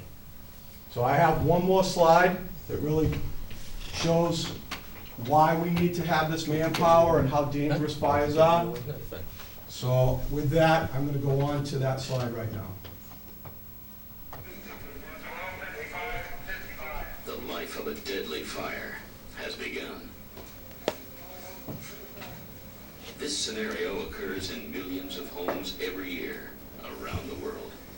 Okay, we have flames just coming up the back of the sofa. Might be from a cigarette that was left there for a few hours, or a little kid playing with a lighter and giving it a little ignition. At this stage, the small flame is relatively harmless. To grow, the main source of fuel is the sofa. As it burns, the heat it produces decomposes chemicals in its wood and synthetic material. Rising is a complex concoction of flammable gases. They combine with oxygen in the room to produce a dazzling chemical reaction, flames. As the flames radiate heat downward onto the sofa, more and more fuel is consumed. As this deadly cycle repeats itself, the fire grows with frightening speed. Okay, we had 2 smoke detectors in the hallway that were getting activated. The fires began to spread up the wall. You can start seeing heavier smoke building up against the ceiling. That's hot gas. It's trapped there by the ceiling. Experiments like this have led scientists to a simple but alarming discovery. Fires are changing. 107 seconds into the burn, this fire is much hotter than it would have been 20 years ago. The reason? Modern furnishings ignite more easily and burn faster than traditional products like wool and timber. We can see the radiation from the fire just on the sofa starting to affect other objects in the room. They're smoking, they're pyrolyzing, they're giving off additional fuel. That's additional fuel that's going up into that hot layer that's going to burn. In the 1950s, the average apartment fire took more than 15 minutes to peak at around 1,400 degrees Fahrenheit. Today, they can hit a staggering 2,000 degrees. In a little over 150 seconds, this test fire grew from a harmless flame to a raging inferno. The heat and energy it released destroyed the apartment in less than 3 minutes. Flashover occurs in less than 10 minutes. And 2 of the most important elements in limiting fire spread are the quick arrival of sufficient numbers of personnel and equipment to attack the fire. Extinguish it at as close to the fire as you can be to limit the spread. We're a very aggressive fire department. We do a very good job. And the way the construction techniques are going on today, and the advance of fire on arrival, firefighters are getting killed all over the country, and it's usually the first-in companies. And I just want to make sure that we're doing the best for the community and the best for our department. And that's the end of the presentation. Thank you. Thank you. Thank you. Are there any questions? Mr. Chair. I meant to ask Chief Murphy when he was here too, but maybe you're party to some of the discussions in relation to regional centralized dispatch. Where are we at? What have we been looking at? I can tell you that what I know about that is that Chief Murphy sent an email, and I believe Greg knows as well, to be involved in the Middlesex County Dispatch Center. It's in its beginning stages, and knowing what I know about the one in Middleton, 5 years or so, that's what we're looking at. I can't, that's just a guess. But, we are looking at other ways to regionalize. We have regional hazmat teams, regional tech rescue teams. And there was a statement made, I believe it was by you, Mr. O'Leary, in the police budget meeting about being Essex County. Believe it or not, even though we're in Middlesex, the majority of my affiliations are with Essex County. Right. So I would argue that you shouldn't short-look that as far as the police department's concerned, because I do more in Essex County than I do in Middlesex, and so do these guys out here. Yeah. Our mutual aid goes wherever we're called, but our affiliations are really with Essex County. I think fire is different than police. Yeah, my comment associated with that was in relation to benefits and retirement benefits, Right, as to yes. who gets paid for what and who Correct. pays what. So that's the only reason. But what I'm saying is they should look that way too. Yeah. I mean, I think it's a valuable As far value. as shared Yes. costs at the end of the Yes. road or end of the career. So we're looking at, if maybe Mr. Valiakonis can enlighten the board a little bit more too, as far as where we're at from the regional dispatch through Middlesex County Sheriff's Department. We're a participant in those discussions which are taking place with, I think the town of Stoneham is the lead community. So we're part of those discussions. We've provided all types of surveys and been part of those discussions. But as Bill said, typically the process is a couple of years out. We've indicated that we're interested. We're providing them with information and data to support our interest in the program, and at this point, we're waiting to hear back in terms of how far along the process is moving. Greg, when was the last communication in that regard? I get emails on it, I think probably within the last 2-3 weeks. I receive periodic emails, and I'd be happy to forward those to any of the board members who are interested in terms of the status update.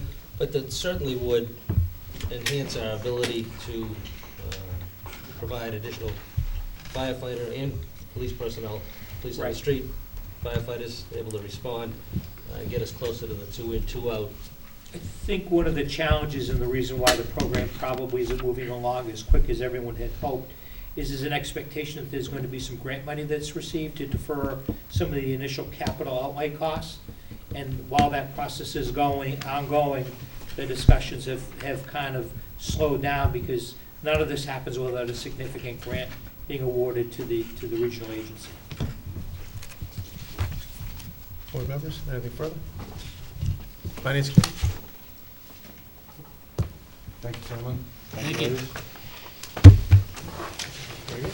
Great presentation. Yeah. We're ready. Mr. Cannavale, when you're ready? DPW, budget review, FY14.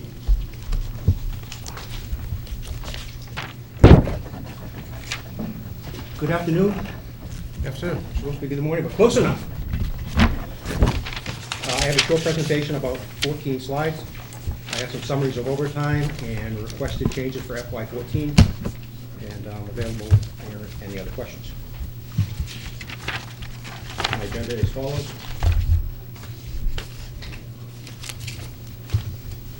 Oh, by the way, I have 2 presentations. One is for the DPW, Water Department and Sanitation, and the follow-on will be for the fuel, consolidated fuel.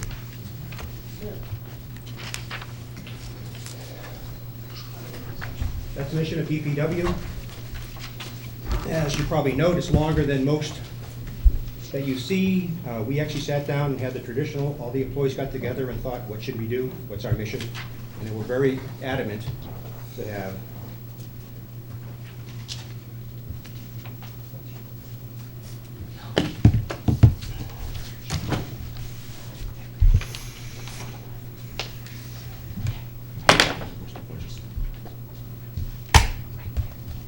quality service included. DPW maintains the town's infrastructure both above ground and below ground. That includes 78 miles of accepted road, 9 miles of unaccepted road, for 87 miles.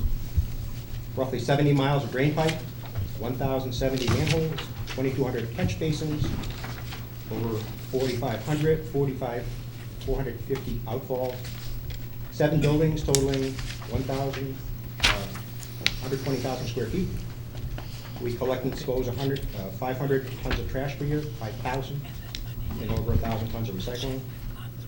Water Department produces over 540 million gallons of water per year with multiple well fields, 2 water treatment plants, 3 above-ground storage tanks, 80 miles of water mains, 750 hydrants, and 4,600 service connections.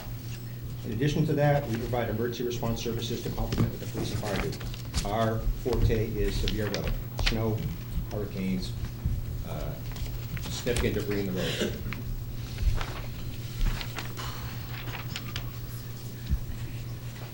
When I came to Public Works in 2009, I briefed this to the Board of Selectmen at the time, things I wanted to improve upon in the department. Example of some of these are, should be 2 pages, 2 slides per page. Communications, particularly redundant communications in emergencies. So right now we have multiple FM radio abilities, landlines, cell phones where we can text, voicemail, and take photographs. I find that invaluable in emergencies. They can take a photograph and send it to us for routine, so you can see what's going on versus somebody describing it. Web-based activities, and we're dabbling in social media.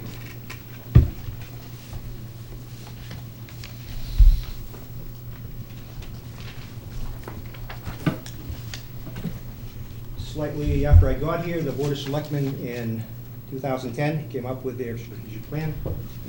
So some of what I was proposing in Public Works are realigned with the Board of Selectmen's strategic plans. Some significant ones. water wastewater project. Bring MWA water to the town and provide sewage for part of the town. The stormwater management, we've been talking about, and funding as part of the town meeting, that's a federal requirement. The Route 62 culvert, Liz and I talked, the money for you that went to the meeting, the money for the 62 project was bonded. However, we're looking at projects and getting with Liz and bond counsel to see if it might be able to use for other things to help the Marks Pond people. It's not totally unusual. Can we get a clarification on that, Liz? We've actually floated the bond for that? Thank you. It's not a ban, it's a bond. Okay. From the IT-related type projects, we've taken our GIS program that was kind of non-active due to not having a GIS person at CCC, got that back off the ground and hosted for an off-site company called Applied Geographics. The latest round is we're seeing about 12,000 hits per month, which started about 2. It's substantially people using a lot more real estate people, property transactions. It also has another employee use only component for utilities that we use now. Town hall security is ongoing. As you've seen going on the finance end, we erected security for the finance end of the building. We are upgrading the exterior locks to a fob system. We are changing every lock in this building, exterior and interior, to get a 100% accountability in the keys and who has access to this building. Dick, what's the schedule on that? Everything's wired. We should be in about a month. Not including the changing of the lock? Mr. Frisco. So we're not going to lock the doors during the day, though, right? They're going to be all unlocked? We have a lot of flexibility to do whatever we like. The problem I see is the night meetings. We try not to set up so somebody comes in here now to draw a key.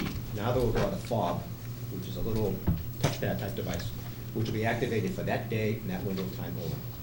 Now that fob can be used to either open the door and lock the door, or they can program in the computer the door, let's say that door will be open only. So we're still working through those details for night meetings. Selectman Prisco, we are going to lock the back wing doors on either side, so those will be locked during the daytime. Entry will be via the rear center door, but the front access will remain open, and the public access through the rear will remain open during the daytime. Through Maya, we have 2 grants for vehicle-related software. We're purchasing a software to allow us to automate our maintenance management. We also received a second $5,000 grant to take a look at the town's vehicle maintenance, look at what DPW does our vehicles, parks vehicles, and school vehicles. Fire does those 2 departments, fire, police, and the council on aging. To look at all of what we do, look at economies of scale, look at consolidating, look at what makes sense for the town, probably maybe the regionalization opportunity. An example is we have a maintenance facility that's basically used 1 shift a day for vehicles. Perhaps we can consolidate, have a second shift to do preventive maintenance on Middleton's vehicles. Something like that, we can use the vehicles to generate revenue for the town. The roadway management system, Selectman Fode's seen it, I'll be presenting that within a month or so. We took a systematic look at all the roads in the town with a rating system and a prioritization system, which we use for recommending capital improvements for roads going forward. The right now proposed capital improvement plan is on that map right there.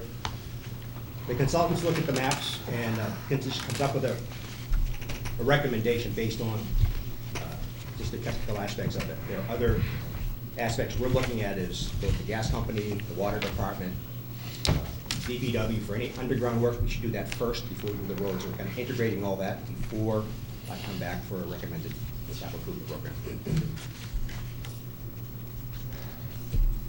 Revenue plan type things. The road acceptance program, since 2009, we've accepted close to 5 additional miles of roads, which has helped add Chapter 90 funding in addition to what the state has increased. I have a consultant looking at the first phase of a stormwater utility to approximate the cost per home if we choose to do that. That's in progress. There's a variety of fees for the DPW and water department, cemetery fees, permit fees, water rates that are looked at on a regular basis to make sure the revenue covers the expenses. At a minimum, revenue neutral. Due to a action of the board, we are implementing reduced curbside trash pickup from July 1st. The intent of that is hopefully to drop our trash disposal costs such that we offset the increase in the cost per ton, so it would be neutral to the residents.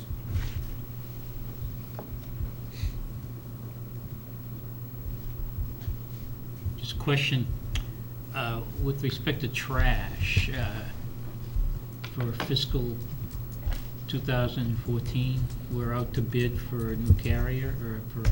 We're soliciting quotes from people. We went from 9 firms, we got down to shortlisted to 3.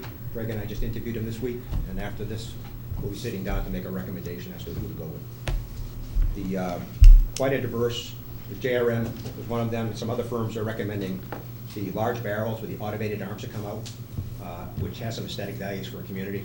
You don't have the trash blowing everywhere. You just roll it out to the curb and roll it back. And a lot of those companies, you get a larger recycling container, about 64 gallons, you can just collect recycling every other week. So it's actually more cost effective, and it's, if you notice on a windy day, barrels blowing everywhere and trash blowing everywhere, it's kind of unsightly. So we are considering that as part of the mix. We have the traditional pick it up, throw it back of the truck, and some other automated ways to do it. I guess I'm more interested in the issue, do we need to take another look at trash fees as leads into this contract? The costs at this point are not that remarkable, and with the reduction due to recycling, we don't see that that's going to come up. Mr. Fode, do you have a question? Did you go for 5 years? Yes.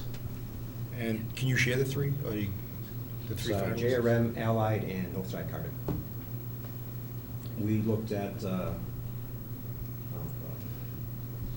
Capital put a bid in, Waste Management put a bid in, we invited several other large and medium companies I'm drawing a blank on. So a shotgun to everybody and put it out in the streets. And Harvey's.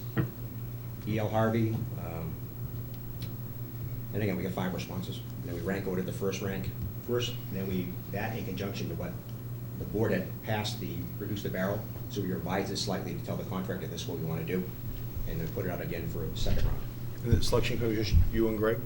I'll brief the board before any decisions are made, Yeah. and get input from the board.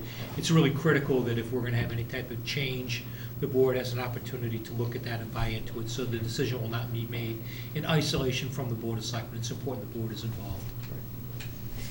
Thank you. Yeah. The stormwater utility. Snap. What are you projecting the cost to be annually on that? I'm not into that one. And nowhere near it? Okay. And the cost, when you say cost per home, how would that be figured? Usually it's what's called equivalence, equivalence residential unit. We'll take the average home and figure out the level of impermeability, your roof, your parking lot, how much runs off. Usually they come up with that either for one home, like Reading does it, and every home's about the same. Whereas in PBD, as you saw earlier, here as you see earlier, we go from 2,000 square foot homes to 11,000. So what's a fair way to allocate that? That's a decision for the future. And there's 2 aspects of this. We're trying to approximate our cost now to do it, and in the budget you'll see I've started to transfer cost into the stormwater budget for that reason. And then the anticipated permit from the federal government, the new one, which again should be coming out any minute now, increases what we have to do. So I don't know to put a number to that until they put it in the street. And when would you try to implement that utility for FY14? No. A lot of information to calculate first, and by a law, the Board of Selectmen is allowed to implement a stormwater utility in town meeting, so just by rules and regulations. So that was implemented, that was incorporated in the stormwater rules in the 2008 timeframe. In energy conservation, we've had an active energy conservation program. Right now, we've completed 3 projects. We're in the 4th phase right now.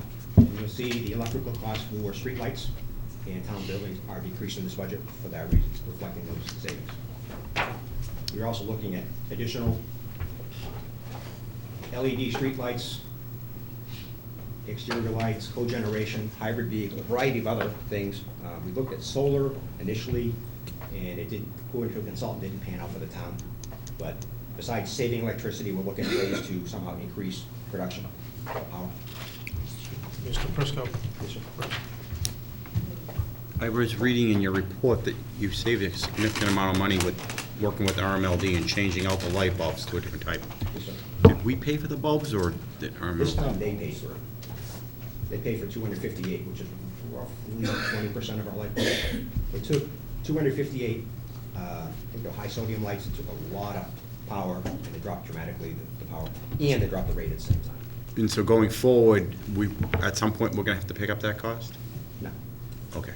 There isn't, through MAPC, we've joined this group, the LEAP group, and it turns out it's a partnership of 3-4 communities around here, and we're ahead of a lot of other communities in this, so they're kind of getting up to our level. But the LED streetlights, that would be a town purchase thing. Yeah. To install, and it's substantial cost. So I'm not sure, we haven't gotten to the point to evaluate that, see if it makes sense for the community at this time. Hybrid vehicles, we've been looking at that, Electrified has them.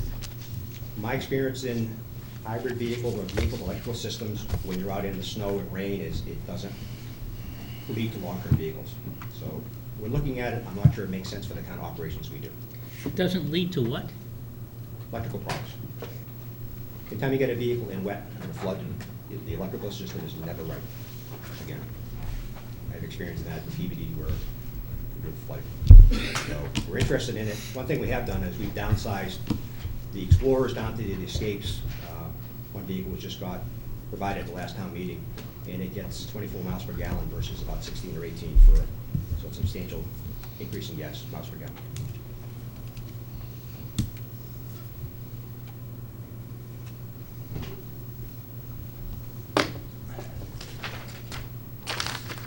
A lot of what you see Public Works do is centers around what's called asset management. There's many definitions. Essentially, it's using your money wisely. We don't have a lot of money. There are competing demands for every dollar in the town. So my job is try to use it in the most efficient manner.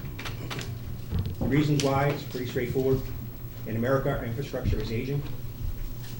Any community, people want buildings clean, they want parks right, they want snow shoveled so they can get in the library. There are a variety more environmental protection rules that makes my life harder.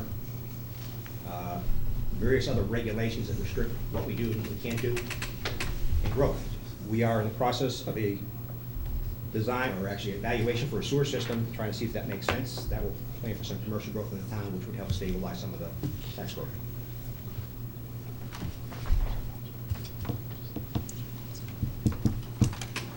Here's some reasons for it. I'm trying to transition, I've done this in other communities where we are not reacting to crises, we are doing it in a proactive manner.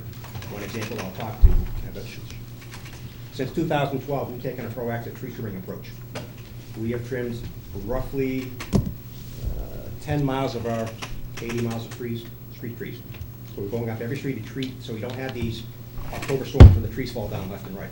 So that minimizes our emergency response. Trees all over the time down. Reduces life cycle costs. Last summer, we took a older 5-ton dump truck, rebuilt it, so that truck would get another 5 years. So we defer a $175,000 purchase for 5 more years. So we get more life out of that vehicle, less cost to the community. And the more I can do this, the more I can have for, I know the Capital Committee, both groups are looking for more predictability. So the more I can do this, the more predictability I have about what the department needs to maintain the town's infrastructure. 4 basic components, and I'm in various stages of it. The next slide will show that.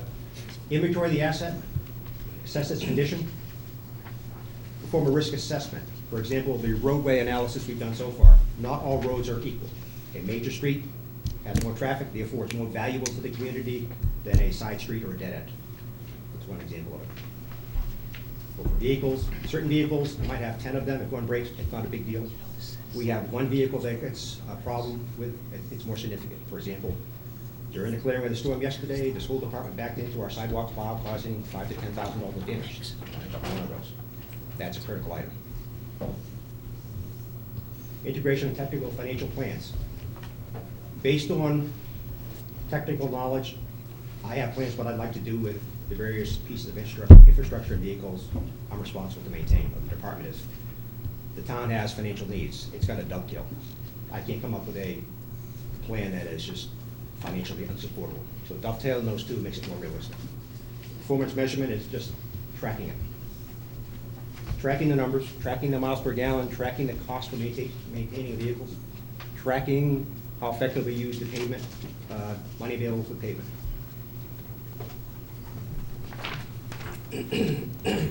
Some examples of all these areas. Cemetery, we completed a cemetery master plan in 2011. We've used that as part of our capital plan going forward to say what we need, why we need it. The pavement management, I've alluded to. Vehicles and equipment, I have examples up here. We took anything with a motor, trucks, equipment, backhoes, air compressors, so forth. Done a complete assessment, looked at various things like age, use, condition, maintenance costs, severity of service, and reliability and safety to make some decisions of what to do going forward. We use that for two things. We've traded in 4 vehicles for 2 new vehicles in the last year. For the new 10-wheeler, we got rid of 2 vehicles without replacing, and we traded in 2 backhoes to get 1 backhoe. So we've downsized the fleet based on that analysis. If we can keep a smaller amount of fleet in better condition, I need less equipment. I need less equipment, it's less cost to buy it, less cost to maintain it, less cost to insure it. Street trees I've alluded to, we started trimming that. We, through the electric light surplus equipment program, we picked up a 50-foot bucket truck. So instead of our guys on the back of a truck having a 5-foot reach on the ladder, I would get up 50 feet and trim trees. Again, that's going to be long-term benefit to the community, less trees blocking streets, less trees taking out wires. Are you budgeting for more funds for tree maintenance? No. Or repair? No. That was my Rather question. than reacting and doing that in overtime, this is more during the week, going out and picking a street, picking 10 streets. This year, we're gonna trim 10 streets. So again, rather than doing an emergency response, which at time and a half is very expensive, to do it on regular time, proactively, we can get a lot more done for the dollar. No doubt, but Well, no, I'm not requesting any additional funds. Hours, you know, for summertime, I mean, there's only certain windows of opportunity you can do it. Right. And obviously, if you're gonna be devoting more of their time during the regular work schedule, something else has to give. I don't know what the trade-off Well, is it's a going long to term. be. I'm thinking 10 years, 10 years to get through the community. So it won't be done all at once. And it's, as time permits, fixing a pothole or something is more, there's a prioritized for work orders that come in. So, no, I did not request additional money though. Okay, just keep it in the back of your mind, because to me, it's an awful lot of time overtime is spent reacting to the tree damage and. Drainage system, we appropriated money at the last town meeting. Yeah, just in regards to the trees, I had a similar question, because last year, we had given you $51,000 for tree. Okay. I requested 51, it was cut back to 19 as part of the budget process. Okay.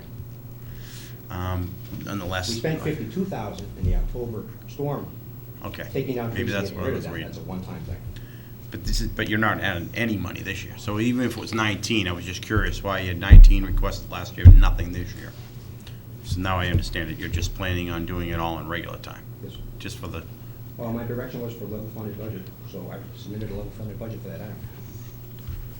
Sounds like it's not showing up that way, because I think if I heard you correctly, Michael, in the budget book, it looks like there's no. They were spending more than what's allotted. right. Right, they're spending it, but so that's why I'm kind of curious of how we're gonna get there. Makes, we're not budgeting for something, but we're spending the money. Yeah, it doesn't work for me, so I'm just curious. So unclear, and let everyone speak before someone responds. Okay, sorry. No, it's okay. No, I shouldn't have done that. Go No, ahead. no. If you can tell me what page you're looking at, because it sounds like what you're saying is that there was 19,000 budgeted last year, but there's no request for funding in that line item for this year. Is that? No, he's level funding it at 19,000. Okay, all right. But my notes last year was 51,000, and then we proved up to, I think he actually did $52,000 in. The operating budget was level funded. However, for the emergency of the October 11, we spent that amount of money. We got reimbursed, I think, 80,000. Yeah, remember that one in But no, that was a one-time emergency response, Mike. And I guess the point is, I'm trying to avoid those emergency responses by trimming those whole trees. And I'm sold on it, I agree, and I just want to make sure you had enough funding to continue to keep doing what you're doing, because I think it is a tremendous value. It's an expense up front, but it saves us a lot of money down the road, so that's fine. Think of it this way, the 19,000 is used mostly for contractor services, cutting down trees we can't get to, and our equipment and people can be used to supplement that, so you're getting more productivity, tree trimming per year. And the new bucket truck certainly helps. The drainage system, some of the last ones, we've appropriated money at town meeting to assess everything in the streets. The next phase would be all the outfalls, so we can get an accurate map of the drainage system and condition analysis of the drainage system, so we know what has to be fixed. With the drainage system, water system, and sewer system, it's the same prioritization. A sewer interceptor, a big sewer pipe, which drains a lot of area, is more important than a little one that goes up the street, so you can prioritize your money based on that system. Water transmission mains or a large drain. So all those are in progress.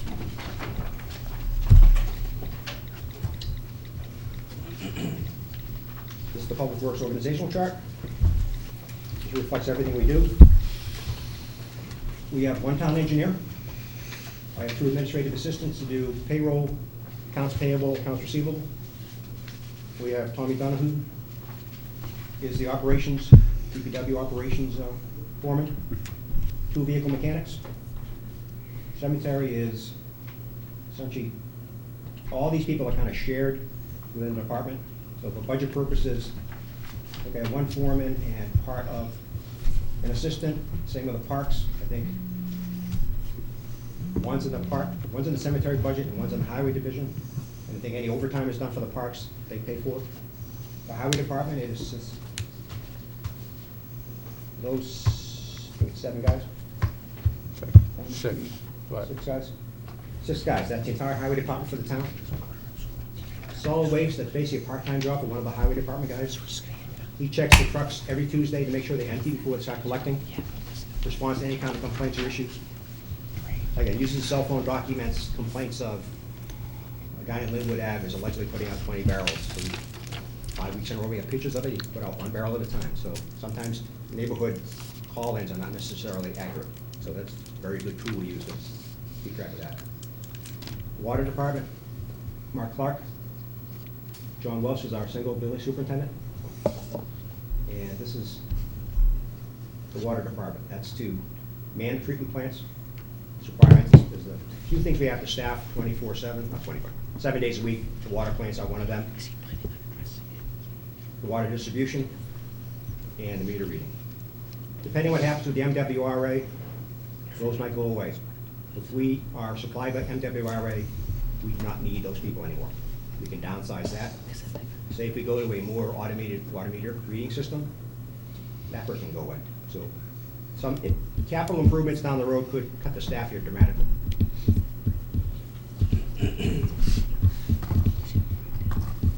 This is our historical staffing. I think in FY09, 1 staff was cut, 1 mechanic. And we've been constant ever since. I am requesting a part-time assistant building superintendent custodian, and a job description need to be determined, so it's really 27.5. And that request is taken out of Hyde. There's no additional funds requested for that. It's taken out of my head. Out of the operating budget. The school department has, I believe, 15 janitors full-time for 5 buildings and 5 or 6 part-time seasonal. We have John Welch, 1 contractor. A lot of people aren't happy with the cleanliness of the building. The fire department isn't. Police isn't. This building is not as clean as it should be. We need additional people to keep this building to a level that is safe and hygienic for the employees. We are currently waiting the results of an indoor air quality study from the state. Part of that relates to sanitation of the building. So a clean building is a healthy building. Mr. Fode.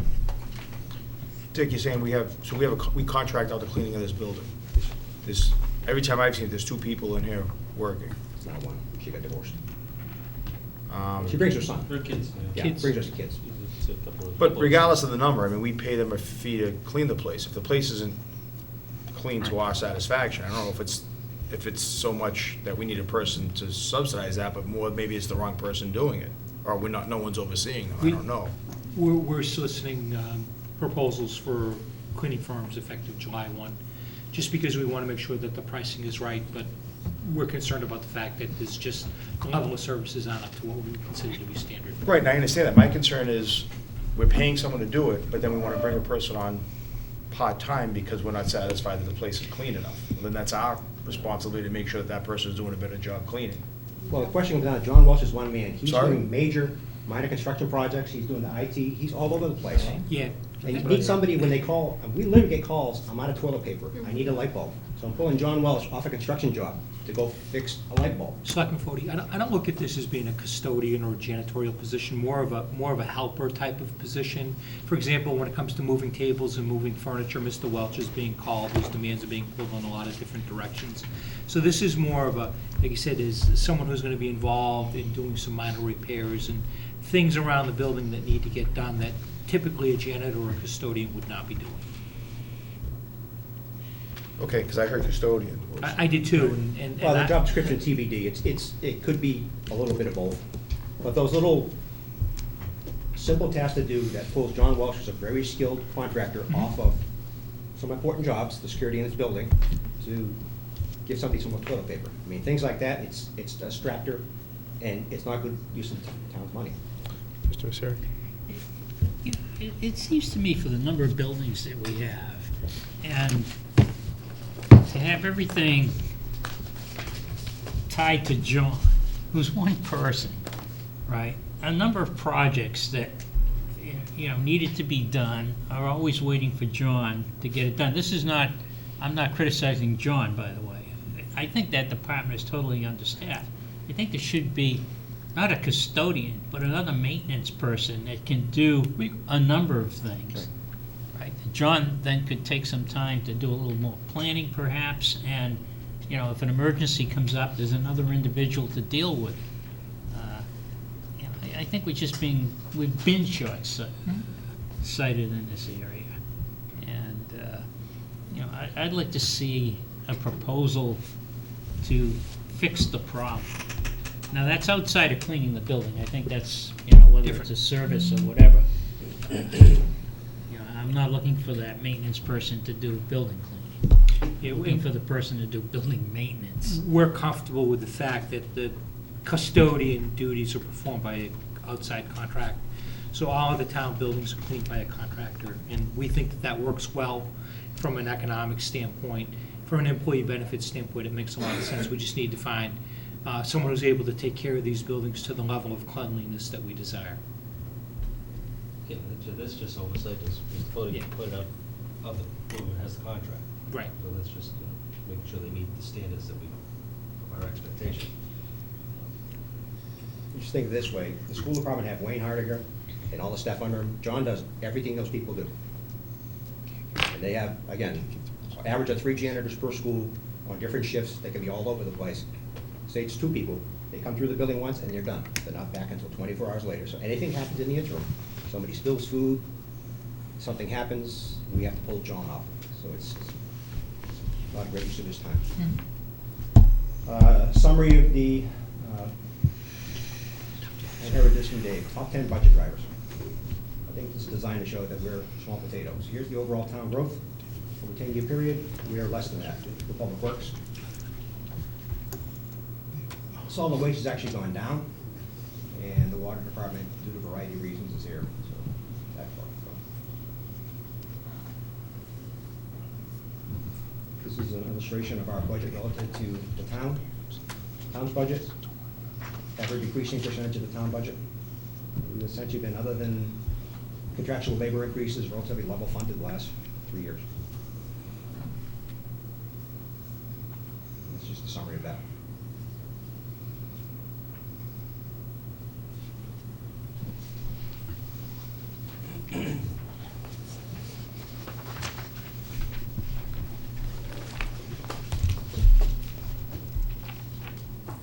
That completes the presentation. I have handouts for a one-page summary of all the requests for changes to the existing budget. there's a summary of overtime, and we go through the budget line by line, so your pleasure, whatever you'd like to do. Mr. Chairman. Mr. Prisco? Can we pull up the budgets on this computer so we can at least slide 224? It'd be a lot easier for me to ask a question. 224. Put DPW's budget up on the screen. Those who have them, if we could just look at page 224. 226. And just start the conversation off to make sure I'm starting with the right number. So, Liz, while you're putting that up, I'm asking you a quick question. This one slide's called, this spreadsheet's called All Programs. So I assume this is, every dollar that's associated with DPW all falls onto this one slide, right?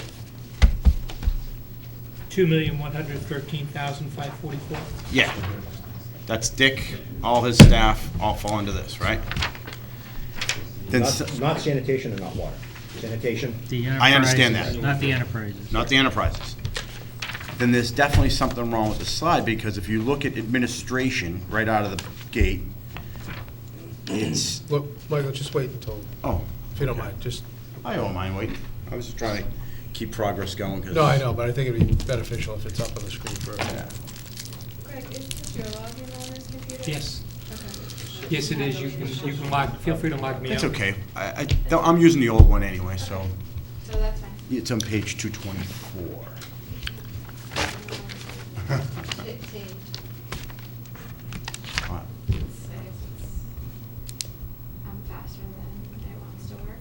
Yeah. You know, I never knew you could do it that way.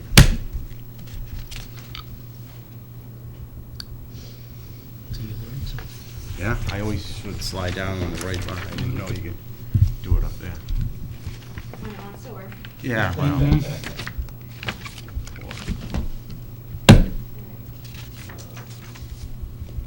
go slow. It doesn't take I don't think it's gonna take it. There's no. There you go.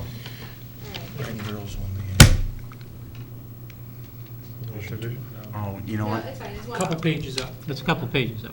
So is it this? Okay. The Yeah, that's the electronic one. page and the That's book the one. page is different. I can't. That's perfect. That, what you have there is perfect. So you look at I wanna this, make it bigger. just to make sure we're starting off with the right numbers, okay? Now, I'll just put this one as one example. This number, 84,352. We know that's not right, That's salaries. but we know that's Well- not right. Salaries. Because you sent us an email this week with all Dick's salaries, which is $112,000. So shouldn't that be $112,000? No, because it's distributed between water and stormwater. So if you take in those accounts, Okay. the detail is broken up amongst different budget Easy. items. But you're right, Michael, it does not reflect the DPW director's salary. It reflects a portion of his salary Allocated and the across portion of the his staff. enterprises. Okay, so his salary associated with those two enterprises wouldn't be covered here. That's up in water, which is. 50% of my salary in DPW admins and water, 40% under DPW and 10% under stormwater. And stormwater's here, though. It's at the bottom. At the bottom. Okay. Now, In this year, I transferred money out of DPW salaries for myself, DPW admin, and town engineer to stormwater. So you see less numbers in those line items and more at the stormwater. okay, so where is stormwater then on this slide? Bottom. Do the last item.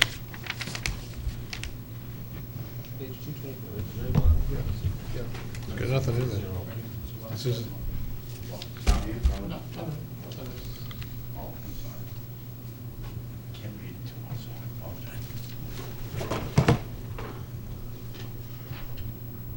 Oh, okay, so that's the, okay, there's the money.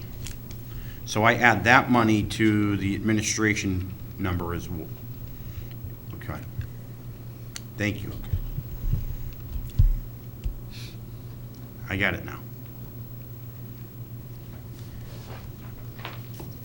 That transfer from, that's the biggest one, and the request for additional funding for the building superintendent assistant.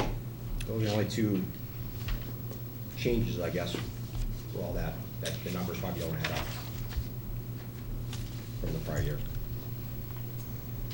Gonna start budget by budget, or you guys like to? sure, is that, sure, makes sense? Sure. Can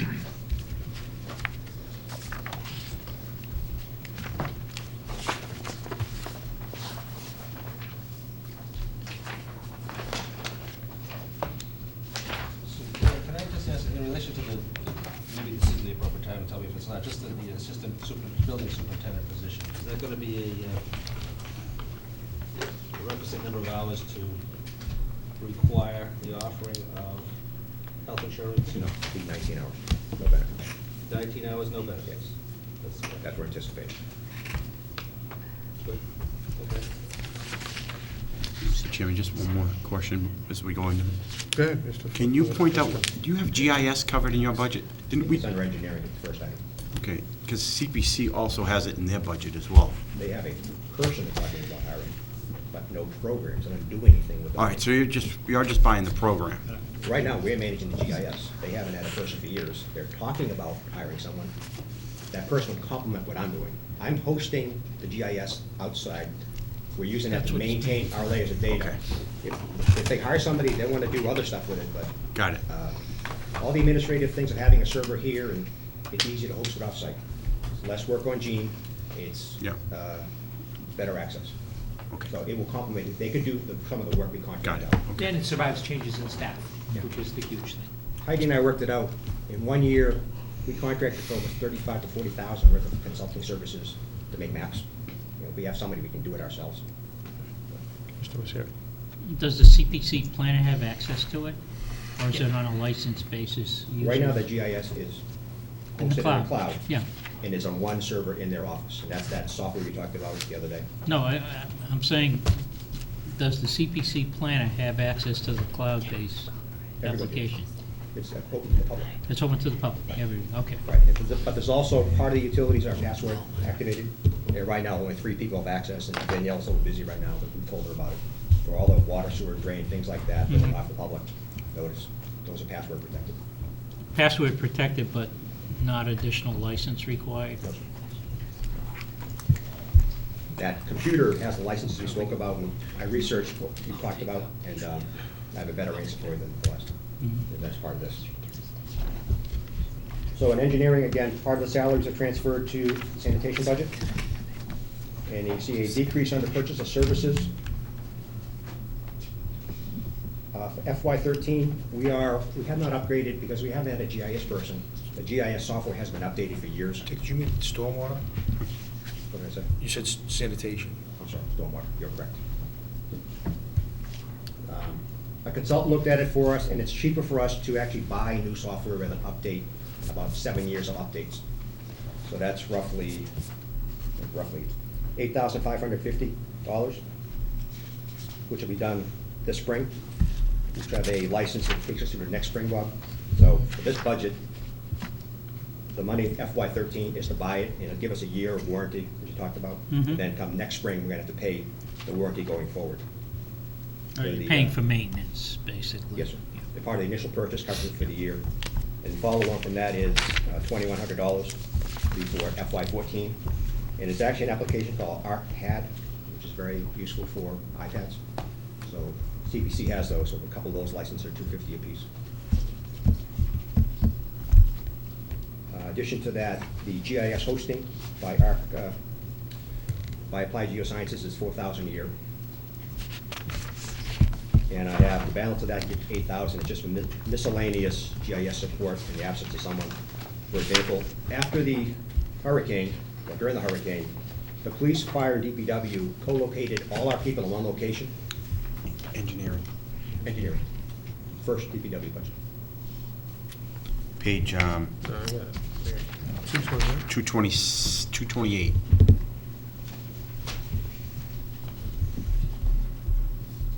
All right. I'm sorry, mine isn't numbered the way yours are, so I apologize. That's why I looked.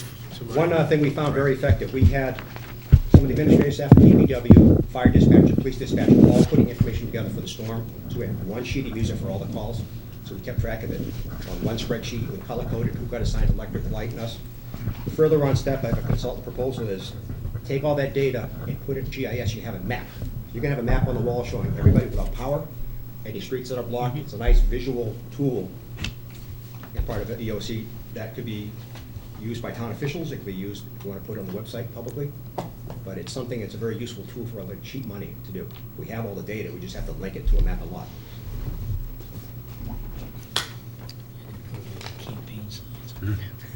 Nice. So, any questions on engineering? Questions? Finance committee?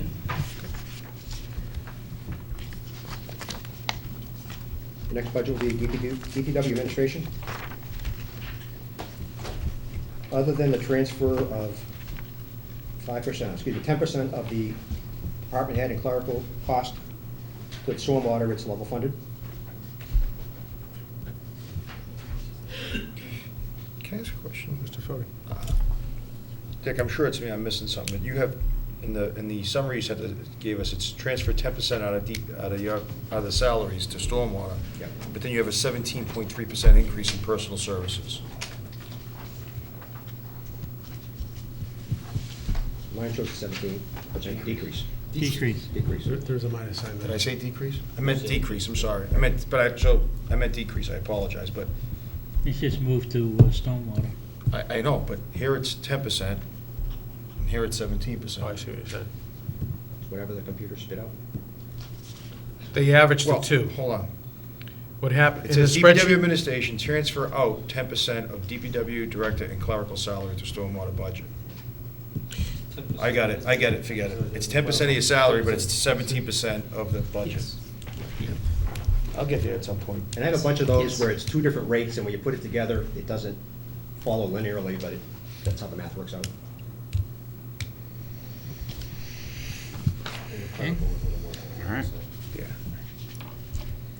So administration, Yes, sir. that's not, fuel's not covered here. Are we There's a gonna whole have, separate briefing of fuel. That'd be after. do we have the financials for fuel? What I'd like to do is, I'd like to present the fuel on Monday. So the fuel is not going to be presented today. I'm going to do the update on the fuel. Okay. Michael, just to note that the fuel budget is in the electronic, should be in the latest electronic version if Oh, it's the not new- in the the new one. 26th. It'll be Monday. It's not in this budget? Wasn't in the first No, one. No, it wasn't in the first, It's okay. in the fine. second. I wasn't sure. I would find it. Okay. Yeah, the budget just shows a number if it's in there, but the actual narrative, how we got to the number, I got that to Greg and Liz to evaluate. So they presented. Any more questions on admin?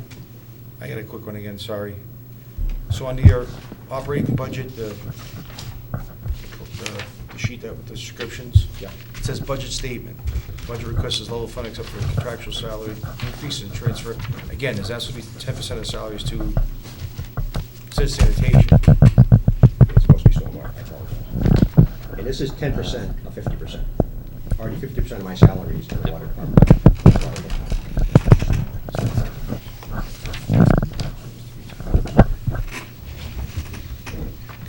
One other thing, I mean, under accomplishments, Yeah. it says negotiated 5-year water supply contract with Andover. Well, I thought that'd be signed by now. Obviously, it is not. Okay, so then maybe, I don't know who can answer that. I'm gonna bite my tongue. Yeah. Where- Bang. Not me. where- I tried. Now that it's come up, where does that stand? Can either one, Mr. Valiakonis? Mr. Valiakonis can address it. Thank you, Dick, by the way, for putting that in there. The council has, there's the section 3.11, which deals with the quote-unquote North Reading rate. So the entire agreement, we agree to in principle. However, we have not reached full agreement on section 3.11, which deals with the North Andover rate.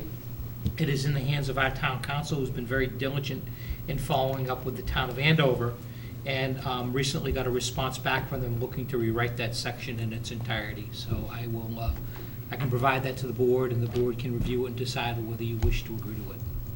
But the agreement is agreed to except for that one provision. Small point. Well, the most important point is how do they One calculate small the rate of point- North Reading? One small point of the contract. How do they calculate One the large rate of point North of the Reading? dollars.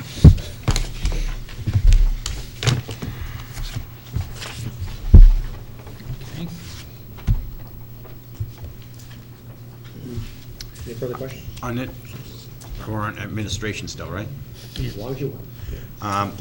So education, training and education, you'd asked for $1,000 last year, you're asking for $1,000 again this year, correct?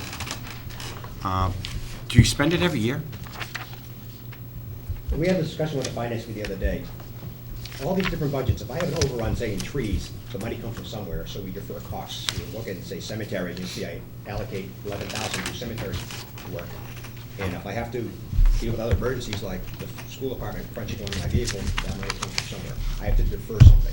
So I intend to use it going forward. However, if I max out that line item like I have already in the trees in half of the year, I have to pull the money from somewhere. So I intend to do something with it, but because I have to fund something else, nothing is spent so far. Oh, no, we've You see a lot of those spent- in this account. Oh, you have spent money. We've spent money. We're $620 expended as of today. Yeah, but kind of going along with what Mr. Cannavale just said, and that's one of my biggest issues I have with the year-to-date stuff that we've been provided today and that we received a few weeks ago as well.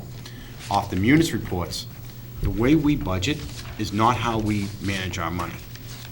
And I would love if we could get through this process to redesign the way we do our budgets so they match the way we do munis. It would make much more sense, because if you read these reports, there's a lot of spending in line items where we don't have any money appropriated. And that, to me, that's just not the best way. If we're gonna just manage to a bottom line number, then we really are kind of wasting our day here on a Saturday. We should just negotiate the bottom line number and then let's go home. And I think we need to get, more strict and more committed to munis and how we're gonna manage munis, and our budget should match up to that. That's really a question of how detailed you want the chart of accounts to be. I mean, I spoke with Mr. Hingston about that in terms of our exit interview on the audit, because I anticipated that the board might have a question about that.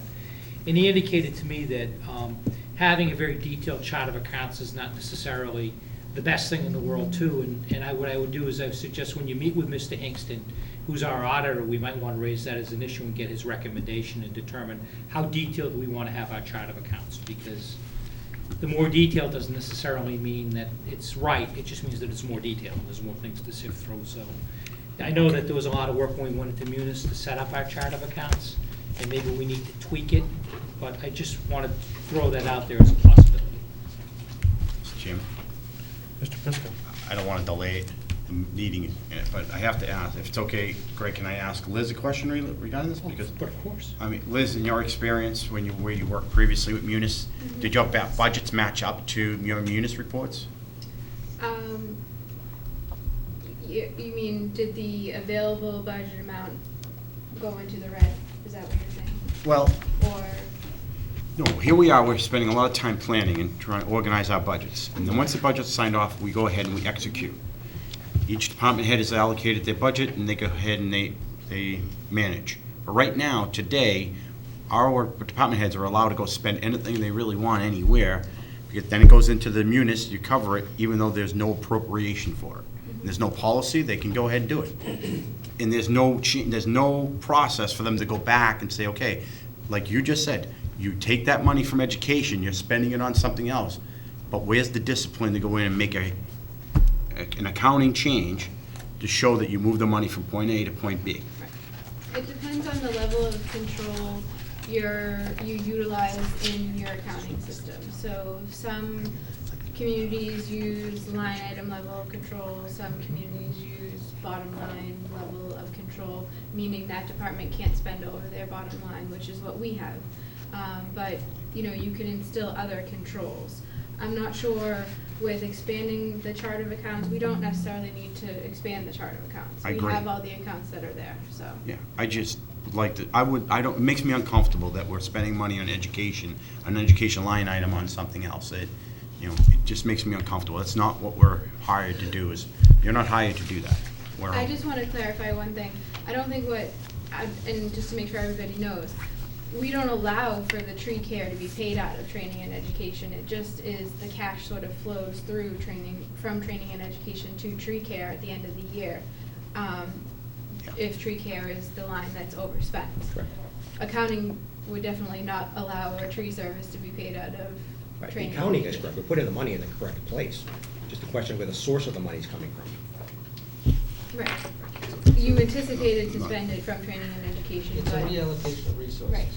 It's a reallocation of resources. The budget is a guideline that we're establishing and hope to be able to target and hit. But as happenstance comes about, in order to meet the needs of the department, shifts have to be made. So, and we're not appropriating line item by line item, fortunately. We're appropriating by department and by categories, expenses versus salaries. Sure. So therefore, the finance department and department heads have the flexibility to make the adjustments throughout the year in order to balance the books by the close of the end of the fiscal year. Right, and I believe what Then we're wasting our Mr. time. Prisco is saying is that the budgets they're not aligned with those transfers that you're speaking of. They Correct. just, they're not shown. We don't do any transfers. They may be shown on Yes. some department level, but we don't do transfers. Unless the department tells us to do transfers, we don't do Right. transfers. That's my issue, and that's not the way you manage anything. Yet when you close the books, It's too late at that We point. don't do a transfer. It's just, if there's. If there's a red, you put it in the black. No, it just Leave it stays red. because the bottom line Yeah. isn't red. We leave it in the red. You expend money in an area you didn't appropriate Yeah, money. but I think you have to go back to the, Because the budget will be a balance. this is what town meeting approves, and those aren't being exceeded.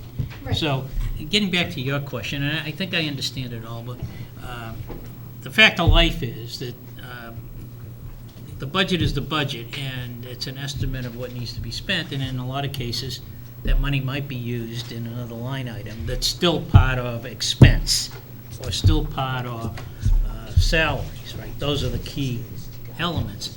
So, are you trying to get at the point where, at the end of the year, you want to review No. what happened? Or are you trying to force the department heads, if they put X number of dollars into something, that they never exceeded? No, what I'm trying to say is I'm that. not sure what you're trying to accomplish. What I'm trying to accomplish is that if we approve a budget, then they have to manage their budget. If they want to go outside of that, what we've approved, and they need to go purchase something, they have the right to go ahead and do that, but they have to go through the finance department and do a transfer. It's a process. So now we see the money come out of one appropriated line item and gets transferred to another. That's management. That's how you manage the money. Help me out. Well, maybe not. Yeah. Get to Mr. Keller. I'm just- That's fine. We had this discussion Wednesday when we were reviewing. I was there. this budget. Bob was there. I think the spending in a year ought to inform the next budget process. So that if you budgeted $1,000 or something and didn't spend anything against it, you spent it somewhere else Yep. because something else happened. Exactly. That's what we Then I should think see. we ought to be looking at in setting the next budget. Exactly. Where are we spending our money? Don't budget $1,000 or $5,000 or whatever. It's something that Yes. you're not gonna spend it Right. just because it's been there in the past. And the perfect example is even with the Board of Selectmen budget. We have Jackie under our budget. But this year, this current operating year, you had to use her and provide some overtime. If you look at the munis reports, there was some overtime for her, but we never budgeted overtime for her. But we spent the money anyway. Well, if historically we always have to assign her some level of overtime every year, then this year we should start budgeting for overtime for her. It just is, that's just a small example is what I'm talking about. That's a good example for what you're looking at, but I think in this case, and Hillview is a perfect example of it, right? Is they put a budget together, they have, well, no, it isn't a good example because they're revenue dependent. But in Dick's case, right, what he's saying is some emergency comes up under expenses and he needs to spend the money. And he exceeded the allocation, let's say, for building maintenance, right? But he hasn't exceeded his expense budget in total. But there should be a But that's, process but for him that's, to do that. that's more anticipated than the issue of, all of a sudden, we've seen that we need to provide a little overtime for the secretary to the Board of Selectmen. Because his is more random. But we should No, have an internal policy. we should see that. But, Mr. Keller Councilor's point, I think I agree with it. We should see that in this budget process. If last year you spent. Yes, that I agree with. We should That see I that. agree. So it doesn't show, so 10,000, say he takes it out of education, just throwing numbers out, he puts it towards the tree service, all right? So we should see, if that was last year, this year we should see an increase in tree service by 10 and a decrease in the education by 10. So we see where he actually expended the money. Go ahead. Or worse than that, if we deferred something, repairs and maintenance might be a good example. Yeah. If you've got a budget for repairs and maintenance, and you spent nothing against it because you had to go do something else, the next year, you gotta look and see whether there now is some additional cost that needs to be considered in the repairs and maintenance, because you didn't do something last year that you should have done. Or was it a one-time thing? But I think too often in this budget anyway, you just see the. It just carries You forward. do- Exactly. That's my biggest concern. And it doesn't do anything. Right, You because can they see show in the these money was reports. expended against it, but it may not have been expended in that category. It Right. was spent somewhere else. Yeah, that's exactly my point. Jonathan, you've had it. So I was just wondering, so it appears to me there's two things. The first thing is that you've got these tiny little categories, like say postage. So I'm imagining that in some tiny categories, you're going to have incredible swings. Like you buy a new piece of computer equipment, software, you buy it for that year, and then you've got this huge expense of buying the software. But then later on, in subsequent years, you just got to pay the license fee every year. So you've got these huge swings that make individual tiny categories very unstable. On the other hand, you've got broader categories like purchase of services, which I imagine probably are more stable. So what I'm just imagining is maybe there's some kind of middle ground. You want to make sure that things are in reality and that like you aren't kind of taking out of one category and using it for something totally different. So perhaps a better way would be to say, look, you've got purchase services. You've got all the subcategories within that. Maybe we should tell each department, okay, in purchase services of administration, you can move things around within that thing. We're really just concerned with the bottom line because a license fee is suddenly going to hit. Postage is unreliable.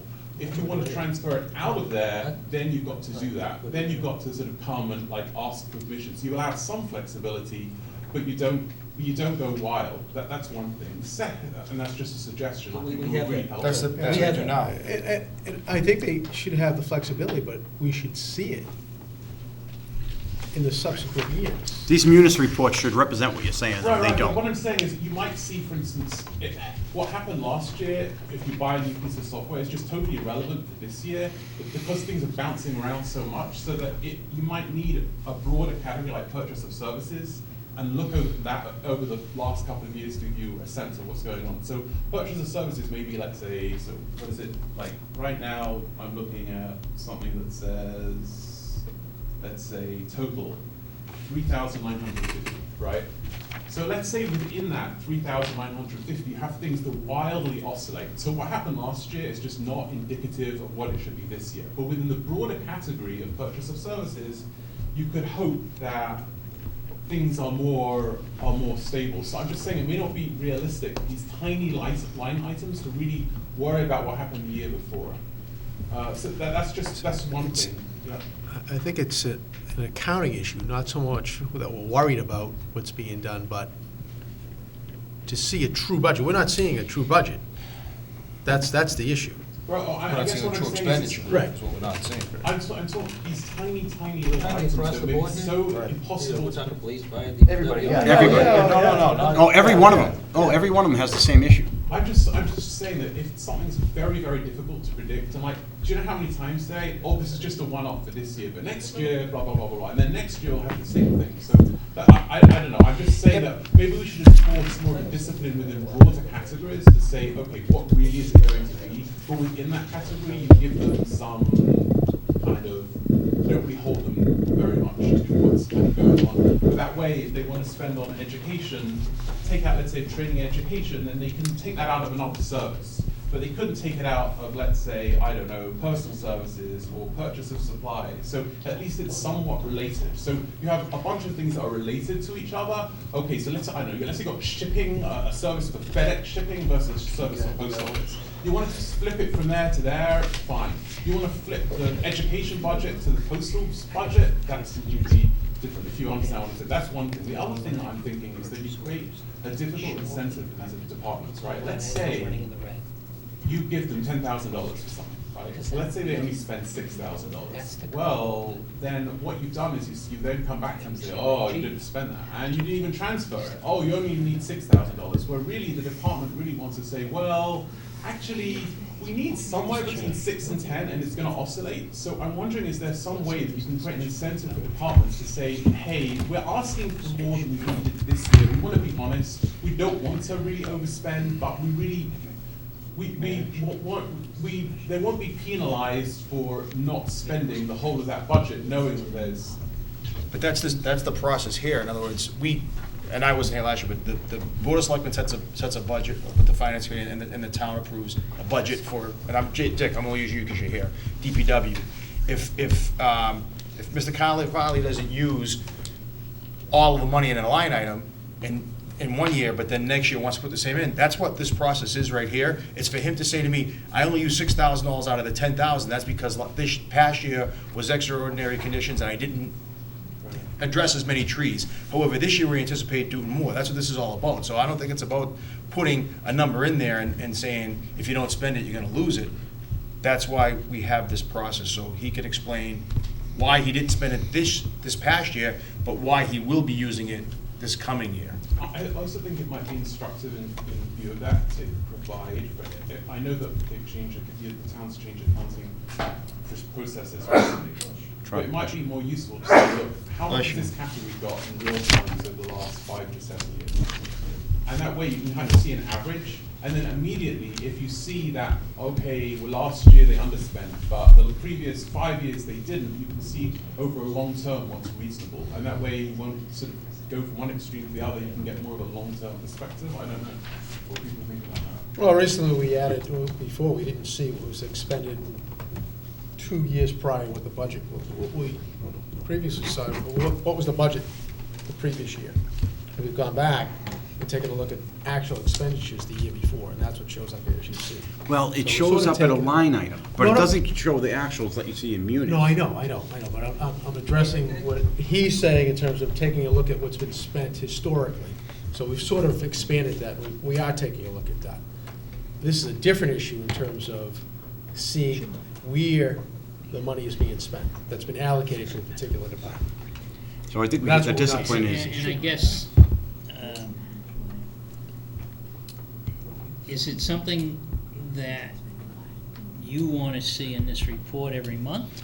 Or is it something that we just need in the budget review? Because there's a big difference. I'll tell you what I'd like there. to see. I'd like to see a policy where we have an interdepartmental, whatever you say it is, transfer. So the department head has the right to go ahead and move his money around, but he has to go through the process and the steps to work with finance to move the money from where it was appropriated to where they want to spend it. As long as they don't exceed that overall department. All right, If so it's let- purchase of services. So let me, But at least- can I ask another Well, question? they can go from department to department too, as long as we have a process that's managed and we get it. I don't know if Dick wants to give money to the I police have over department. 275 line items. I'd be killing her with requests. I can do what you want, but Liz will get none of the work done. Well, no, this is my question. In the process of this latest Munis update with the new display, I don't know what it was called. Dashboard. Right. Does the department head at that point have a simple ability to say, okay, I don't have any more money in this line item, I'm gonna move it? Can the department head do that? There's one of two things. Firstly, we would need to just easily change our line item controls. So when a requisition is put in for a purchase order that goes to myself and Greg, that department head would not be able to put in a purchase order for, say, training and education if it was, they've already expended the $1,000 and it was, going to go into the red. They would get an error message that would say over budget. The second piece of that is we can either have them fill out a form to do a line item transfer or whatever you want to call it, or we can give access to, and this is something we would have to discuss internally of how the procedure we would want it to be, but department heads could have access to the area where we would do the transfer. They could enter the transfer and we could be the ones that approve it and post it. So that's available today without any of those, and it's budget amendments and transfers. That's all it is. So. My question is, because there's been a lot of issues with Munis associated with the difficulty of the interface. Right. And my question is, with the new interface, does it make that particular function? Same data, just a different picture. Just easier to find, I guess. You know, but it's there now. It's just department heads would need to be trained on it. But the process would be the same way.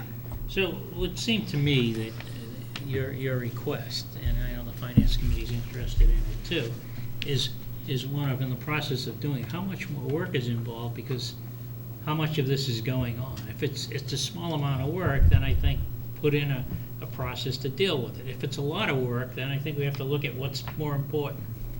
Because the bottom line is, the line item budget that town meeting approved here isn't being We exceeded. do not exceed that. No, No, by no we're means. not, but we're not exceeding it, but we're also, and we're voting on a budget. No, but- I don't disagree. I don't disagree with looking at it at the end, at the budget cycle. Mike wants it done in real time. I don't know, and you know what, I just wanna stress that this just happens to be the department that's in front of us, so, and, you know. Yeah, I think It's not- it's townwide, it's just not. No, it's not you. It's not just you.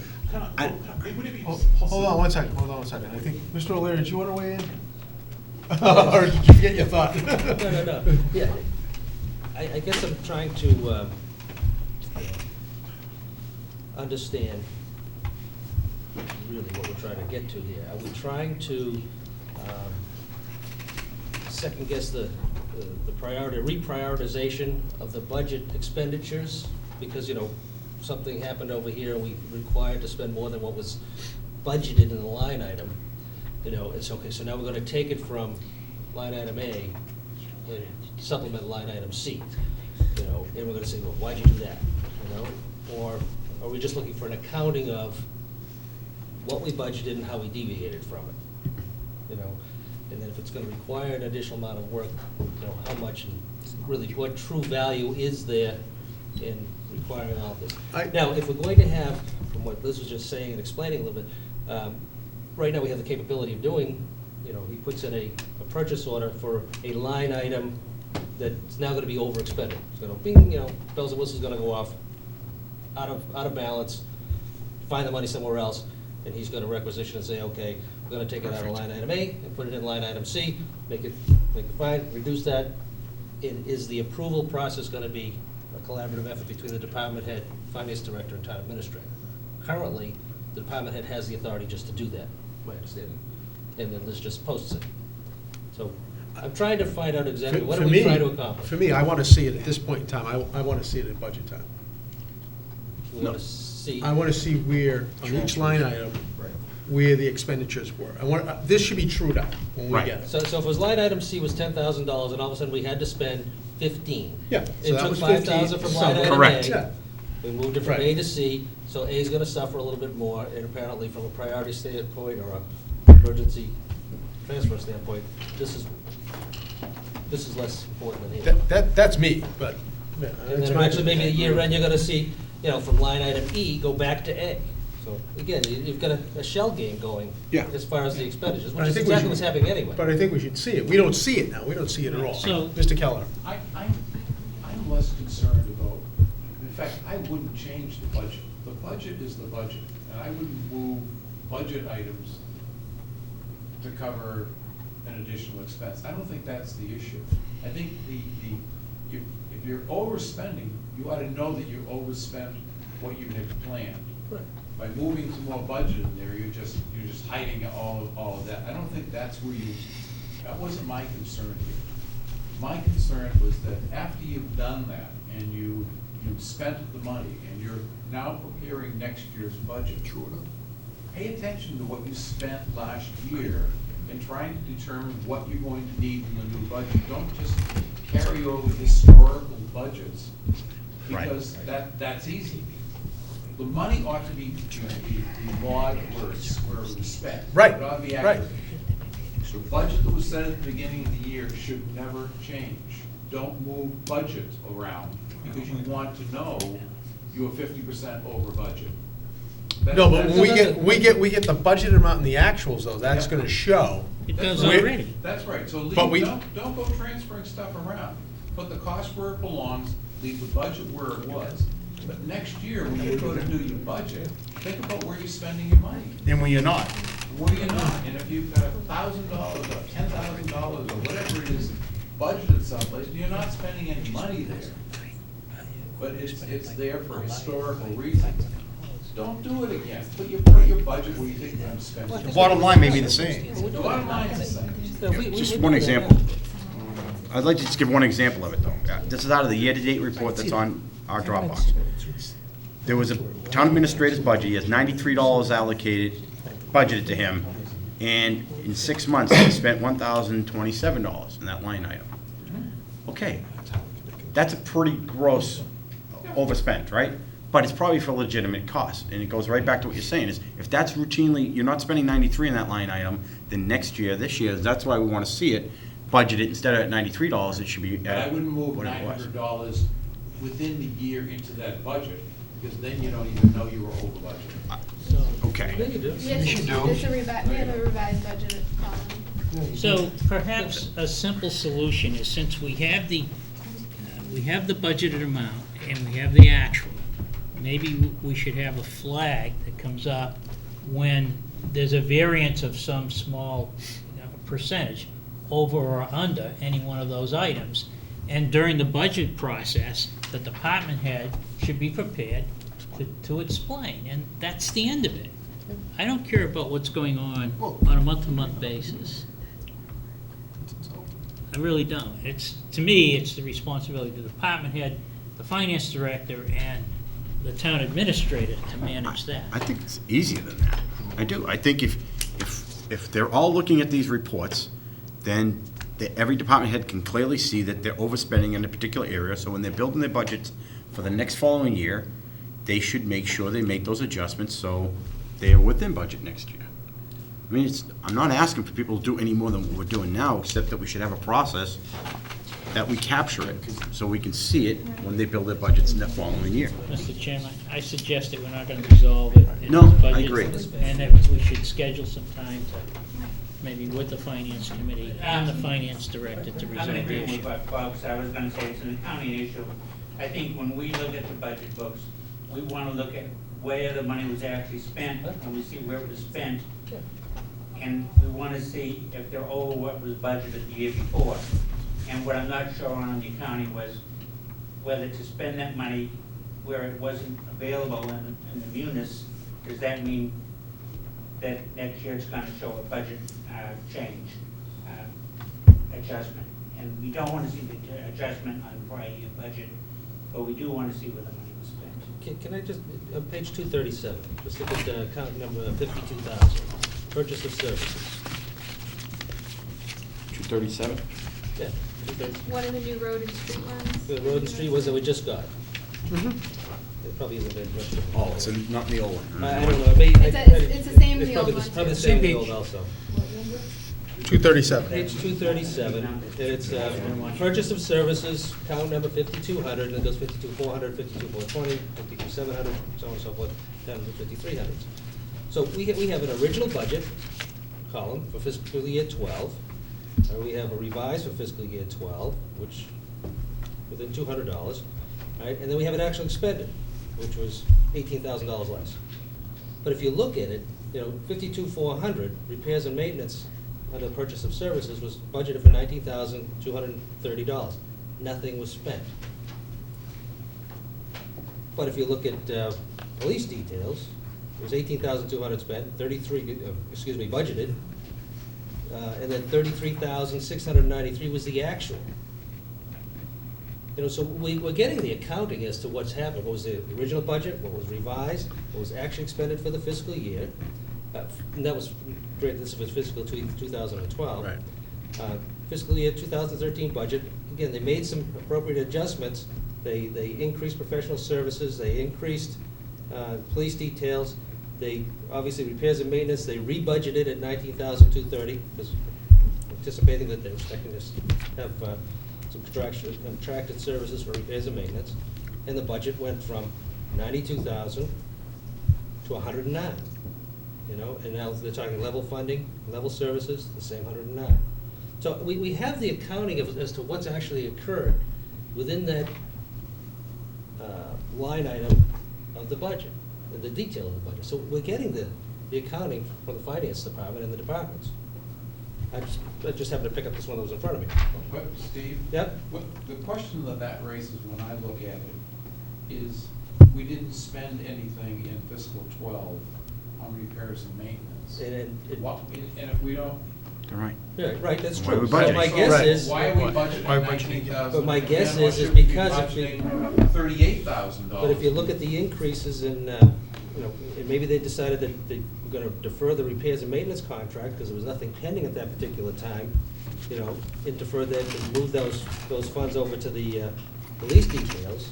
Again, same thing, professional services, we budgeted 47,400, and we expended 31,400, you know.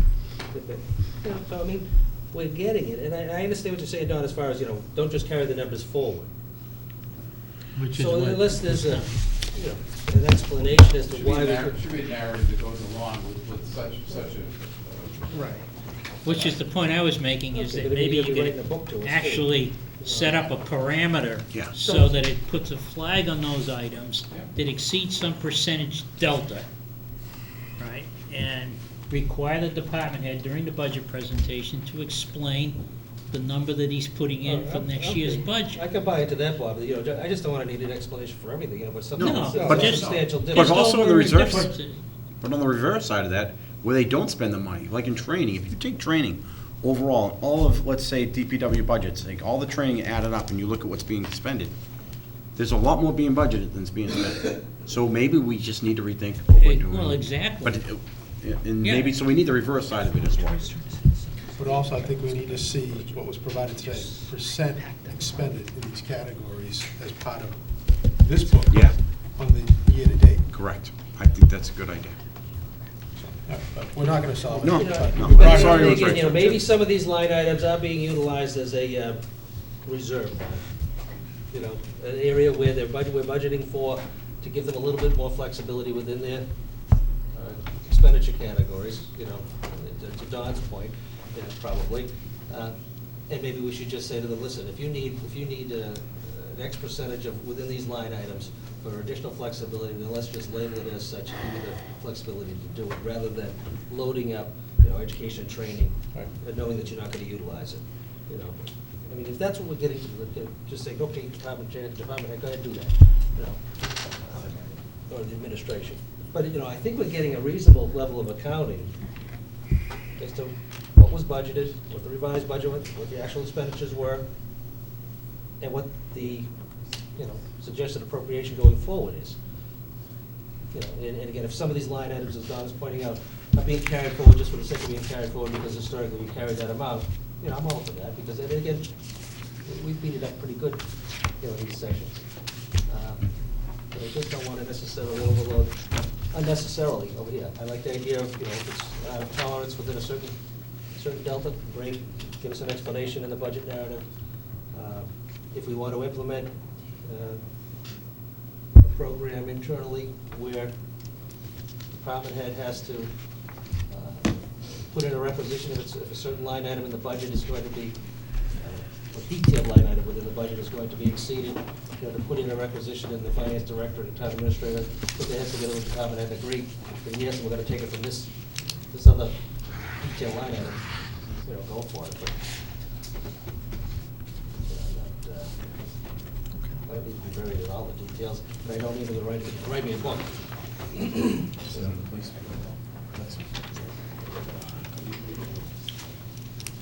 Mr. Carnavale? I'm still here. Still here, still a ways, man, that's good. We're on road and streets finally. You can continue. Thank you. Ready? Go ahead.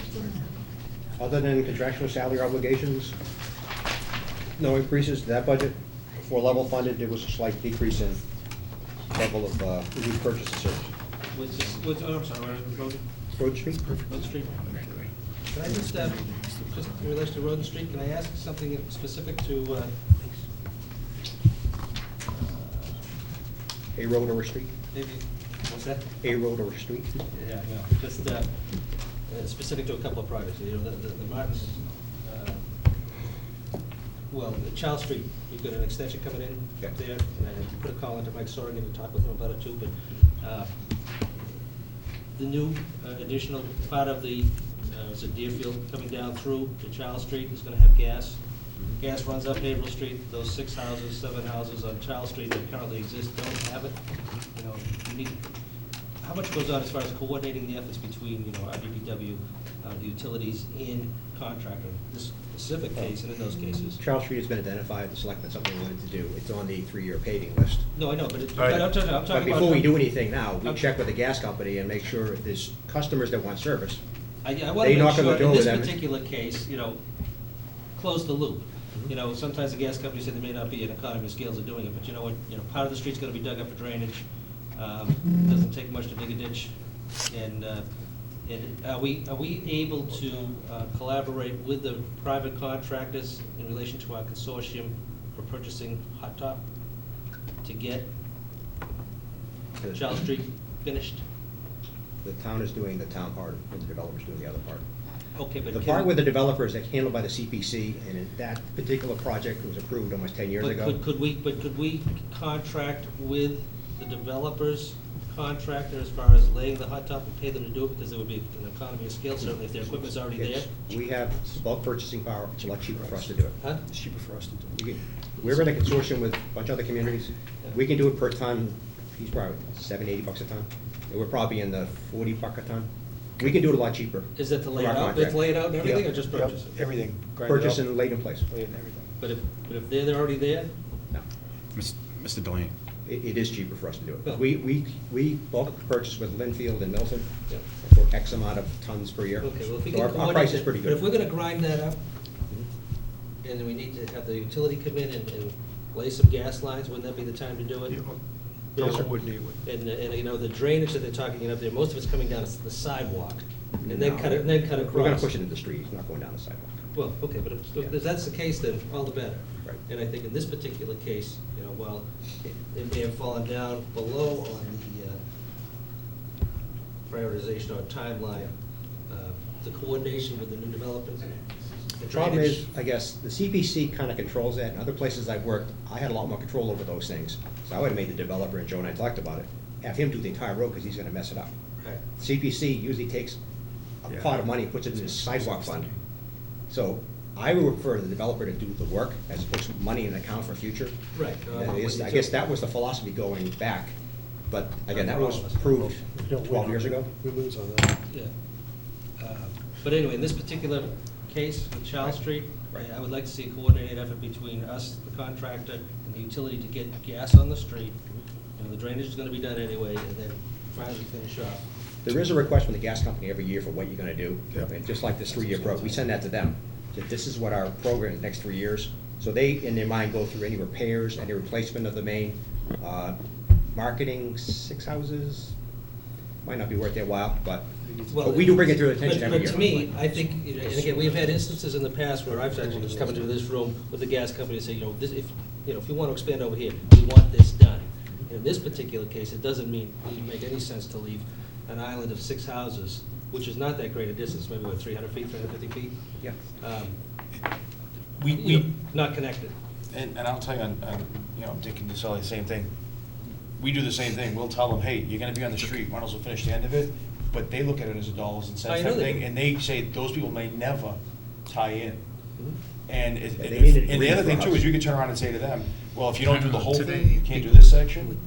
And they'll tell the guy, then you're not getting gas, you know, they'll tell the developer, you're not But getting you know, gas. I think, you know, there's an environmental issue in relation to the underground storage tanks that we have in these particular places. You know, we have a whole host of reasons to get the gas company to cooperate with us. In this particular case, it really is pretty close to a But I think, no-brainer. you're right, residential, they want a contract. They wanna know they're gonna sell gas to these people. And again, they might not with the current owner, but they may the next owner, you know? It's like my wife doesn't want gas, but, you know, it's a 50-50 relationship until we disagree, you know? I'd have it, she doesn't want it, you know? And I will, about extending it, I'll call direct. Yeah, and the same thing as far as when if we're gonna grind up that street, and they're gonna be cutting through that street, and I know they're cutting across the street for the drainage to put in a larger drain. We're gonna be rebuilding from Havel Street all the way into where the existing street ends. Typically their advantage too, only because what'll happen is, Dick, I'm assuming, will put a moratorium that once that street's paved, that utilities can't get into the street thereafter. Yeah, for a time period, right? Right, you use 5 years, Dick, or? I think it's 3 years in this town. Really? But this is different. Other than more urban communities, our street openings are like 100 a year. We have, I mean, other places like, you probably have thousands a year. The amount of digging in the streets is very, because we don't have sewer here.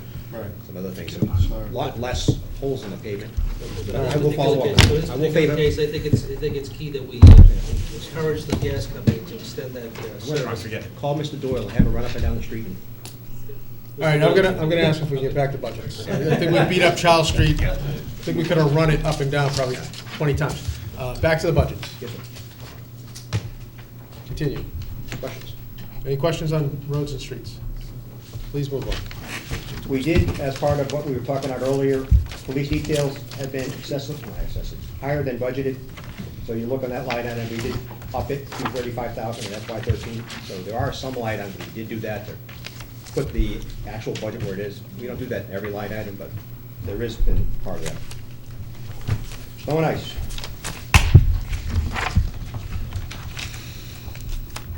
Level funded at 175 for the DPW. I think we had discussions earlier, based on the frequency of natural disasters. I know there's a account Greg manages, I love it, perhaps it's time to look at increasing it. And we've had a hurricane, a blizzard, and that, whatever you call that 4th of July thing, we've had 3 major events in this fiscal year alone. We have increased it 2 years in a row. Not in your budget. Yeah, I don't in our see it. reserves. The reserve, and that's what we'd rather put the money toward is the reserve. Yeah. Just the average snow and ice cost is still almost $500,000 a year in the last 10 years.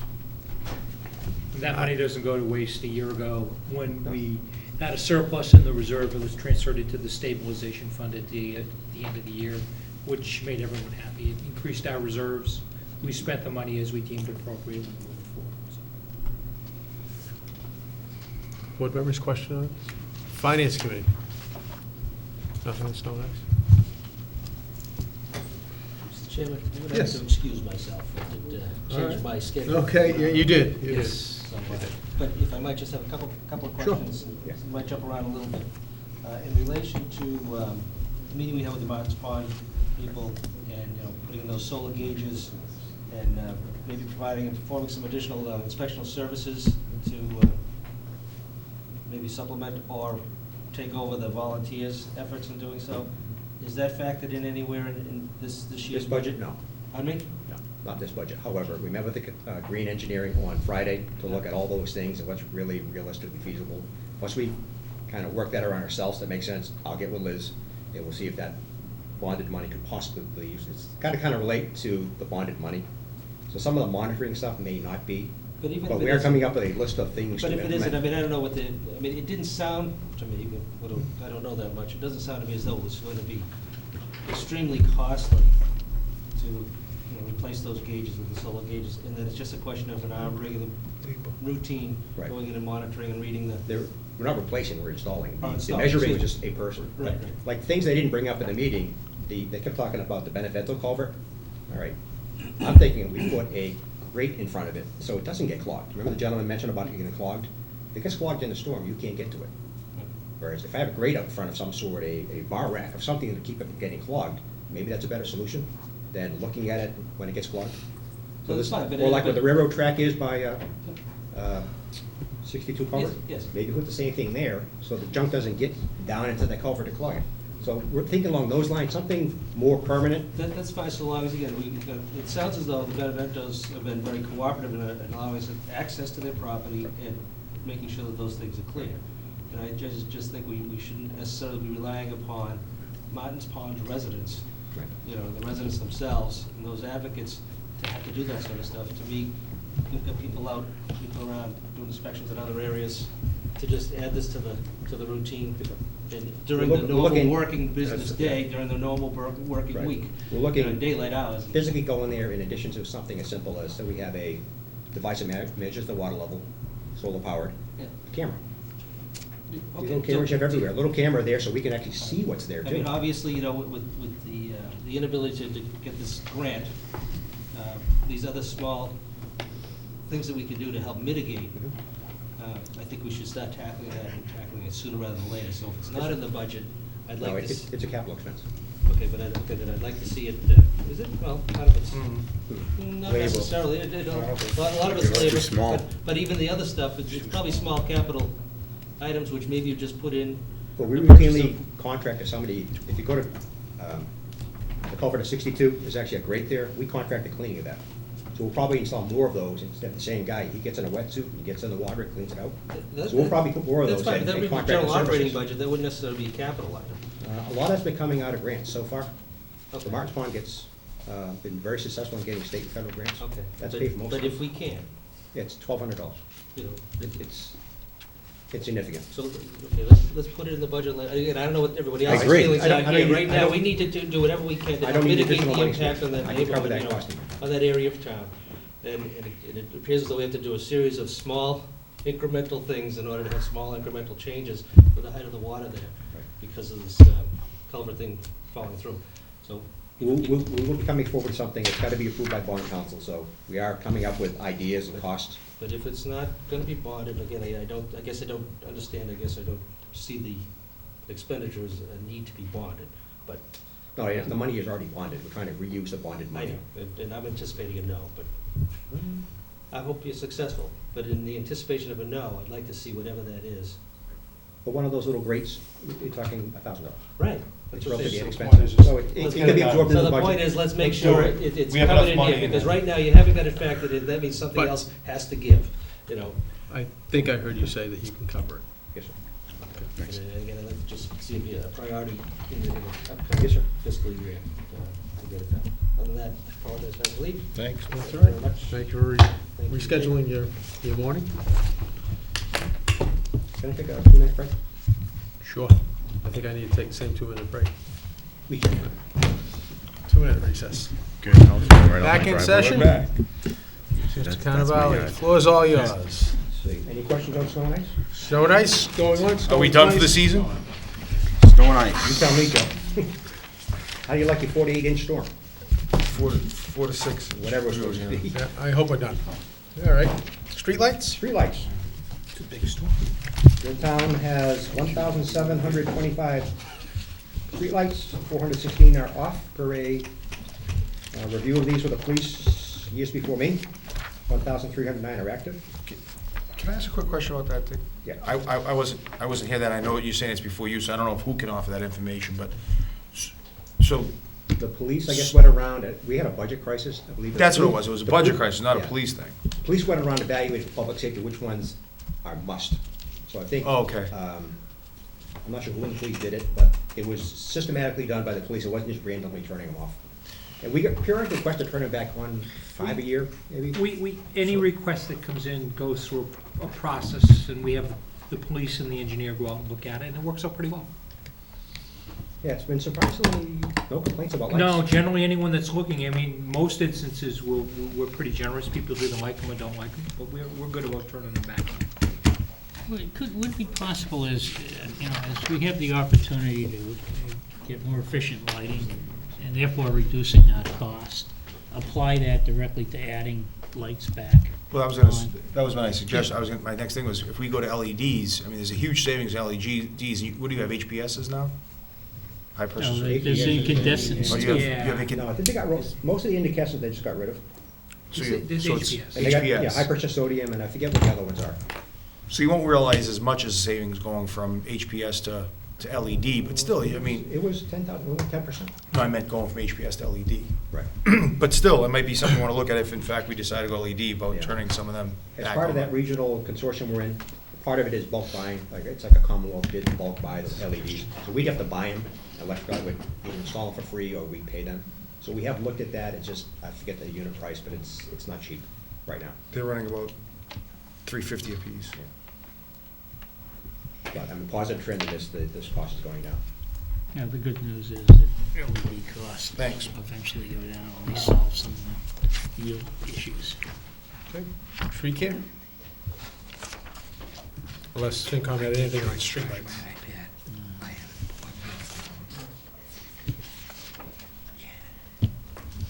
Again, due to, this is the math of it, what streets we've done. Being more proactive, going out there, trimming things ahead of time. This is primarily contracted costs, trying to keep that under control. But there's certain things that are beyond our schedule, beyond our reach, or one of the firefighters, Harris. He had a big tree off of North Street, right in front of his house. We needed a crane to take it out. It's way beyond what we can do. And it was like a $3,000 tree. So they do those kind of things for us. But now we can use the bucket truck to trim the leaders and the hangers and anything that's not near a power wire, we can take care of that. Which, again, over 10 years, we should make a significant dent in it, which would help during future emergencies. So do you really even need the whole 19,000? Oh, yeah. We get tree down calls all the time, and sometimes we can do it ourselves, and sometimes it's just beyond us. We have to call Viking, whoever. I was just curious. We actually did a town-wide hazardous tree analysis, all the trees that are of danger, through a vendor of electric light. And periodically, I take that money and put a list of 50 trees together, have a contractor come in and take them all down. It's a lot cheaper. He comes in with all those big things and chips it up and throws it in the back of the truck. He did like 50 trees in 2 days. It's a lot cheaper to have them do that than come in for onesies and twosies. Any questions on tree care? Machinery maintenance.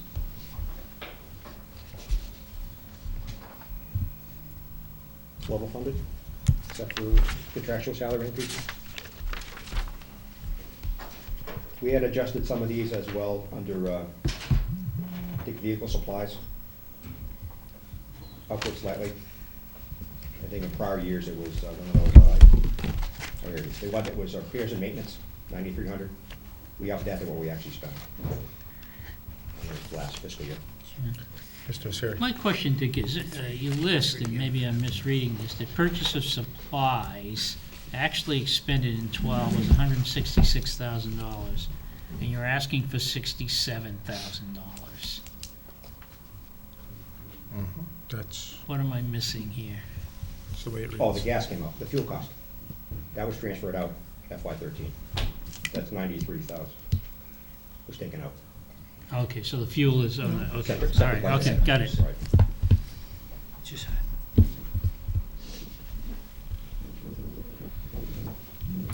Questions? on Board, maintenance? FinCom? Nope. Very good. Cemetery? Cemetery. This is a lively topic.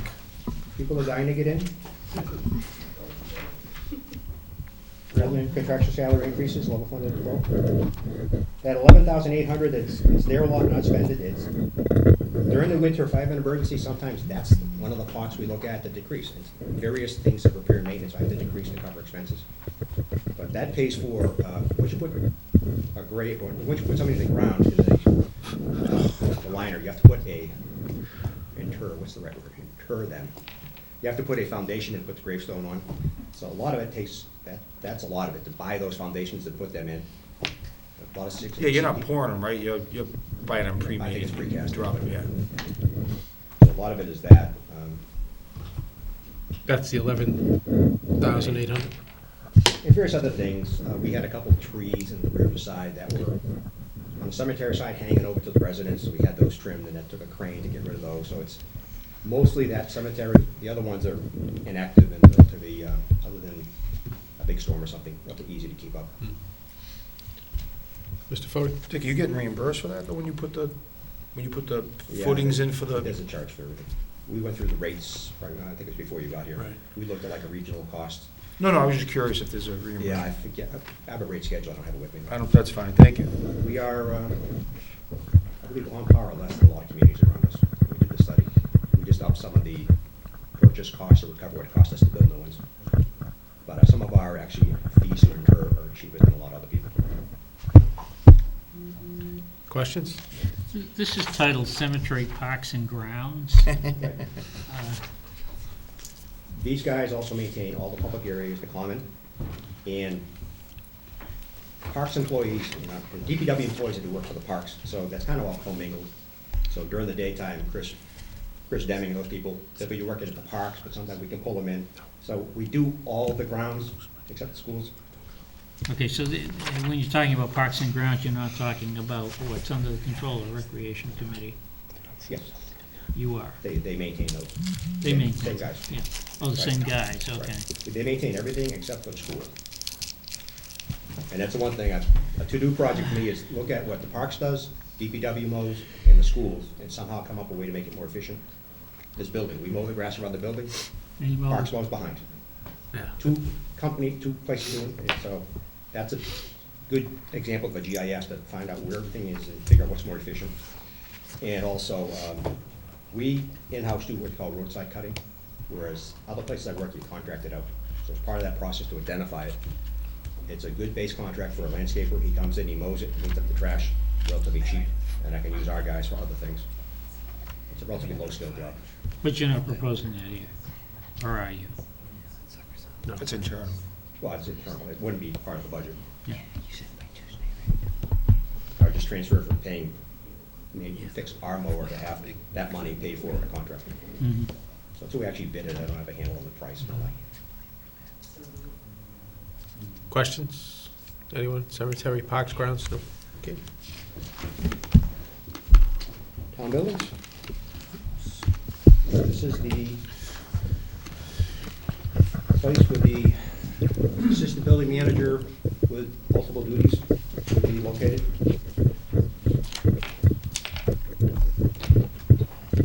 To that end, I trimmed some other things.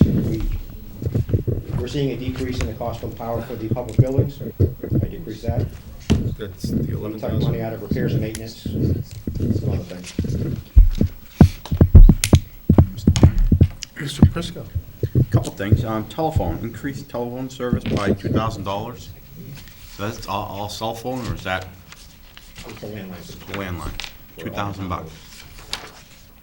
Yeah, it's controlled by the IT department, and sometimes there's extraordinary costs that just crop up, unfortunately. Okay, and then, last year at this time, I had actually advocated to get some additional monies to do some improvements around this building. And this committee felt that we shouldn't do it, that actually was, we were going into October town meeting, and everybody said, well, wait for the capital plan to do that. Well, I read over quickly what you guys have done so far in capital. I don't see any commitment to making some of the changes that we've been talking about here in town hall. For example, the carpetings and stuff down in the finance area, blinds. I mean, these people, I'm in here and out occasionally having meetings, and the conditions are really bad, and we just need to make this commitment to get some of these investments done. And I didn't notice any of it in your budget, since it's not in the capital plan and it's not in your budget. So that means we're gonna go another year and these people are not gonna have the improvements they need, just basic improvements. Well, the primary focus this year was to deal with the renovation of room 10 to accommodate the Veteran Services Office, and I think that that's been completed, and I think staff did a good job. And the other big initiative is IT. So we're That's current years, that's the current year. relocating IT, and I know you went down and looked at it, and those are obviously the most important priorities that we had in the past year. There are some other items that are proposed in the capital plan, but there's no major whole-scale improvement or replacement of carpeting throughout the building. We do it on a room-by-room basis or an area-by-area basis. Okay. Well, I think we're doing a great job this year focusing on those things, but we're talking about next year's budget, and I thought we all had an agreement that we would try to address it in this new fiscal year coming, and it sounds like we're kicking that can down the road again. I mean, just even the simplest thing. I don't know how some of them work over there with the sun that comes in that window.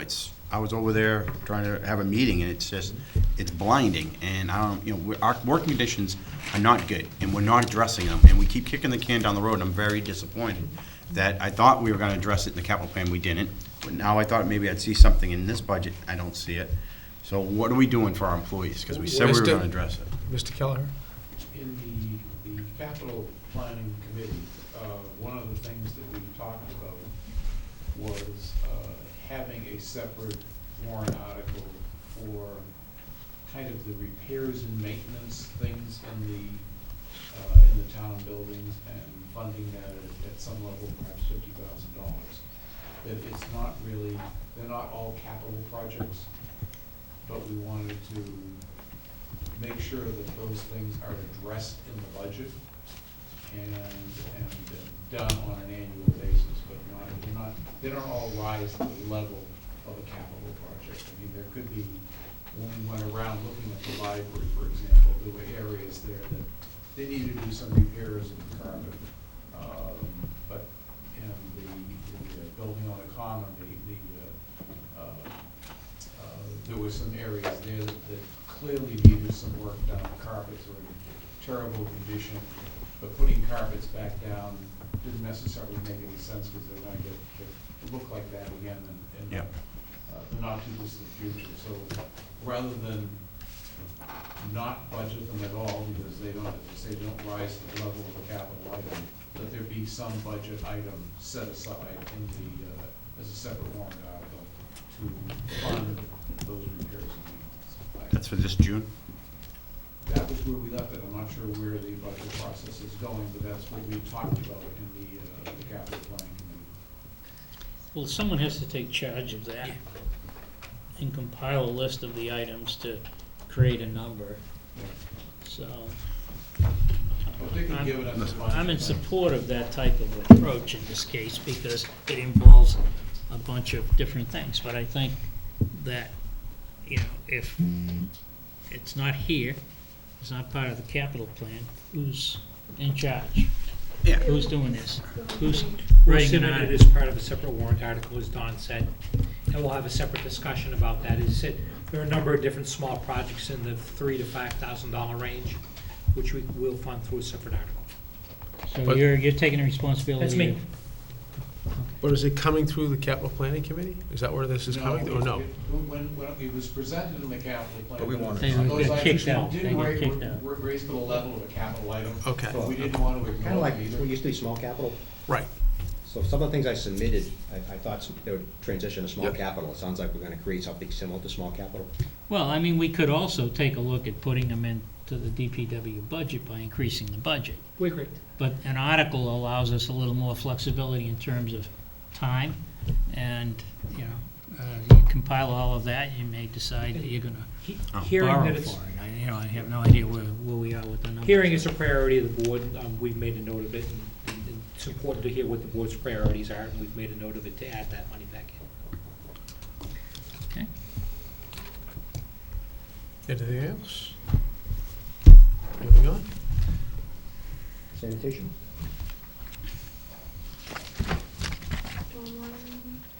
Stormwater. Oh, I'm different order than you guys. Change your lexicon and get stormwater. Sanitation up. This represents two items, salaries and the only professional services, what's called catch basin cleanings. That money was, part of it was the operations section of the highway department, and because it was a waste product, it was part of the sanitation budget. So I took it out of both of those budgets and put it here where it should be. And other things that might go in here in the future is say, buy sweeper directly related to cleaning the roads, that would, something like that would go in there as well. So it didn't represent any increase, it just, No, just transfer. just what we had looked at earlier that went down, it just recalibrate. decreased, okay. Again, as I have time, things are traditionally done out of stormwater, 5 different budgets. Just slowly extract them out, and it'd be a one-to-one exchange, putting in this budget. Any questions? Nope. Sanitation.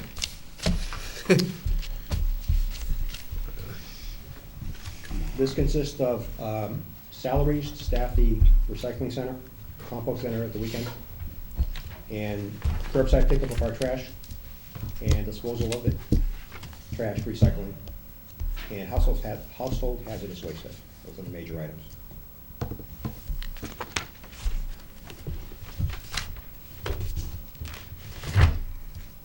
So the personnel services in this line item are paid for. It's overtime for staff, the recycling center on Yes, but Saturdays. it's charged to the sanitation, which is Quasi-enterprise. quasi-enterprise. So we do transfers periodically with Liz to get the money from wherever the employee works to that account. And I took a hard look at some of the tonnages of trash for disposal purposes. That's why there's a slight decrease on the disposal end. And I'm assuming that there won't be an issue with the implementation of 3 barrels. We should maybe drive that down even further. So that's a positive thing to get that done. What's the balance in the, Solid waste stabilization fund? yes, It's, I thought it was probably in the range of $29,000 to $30,000. yeah, it's mostly gone, I believe. Mr. Prescott? Yeah, just a more curiosity question under solid waste, purchases services. Did we really only spend $15,000 in FY 2012? $15,750?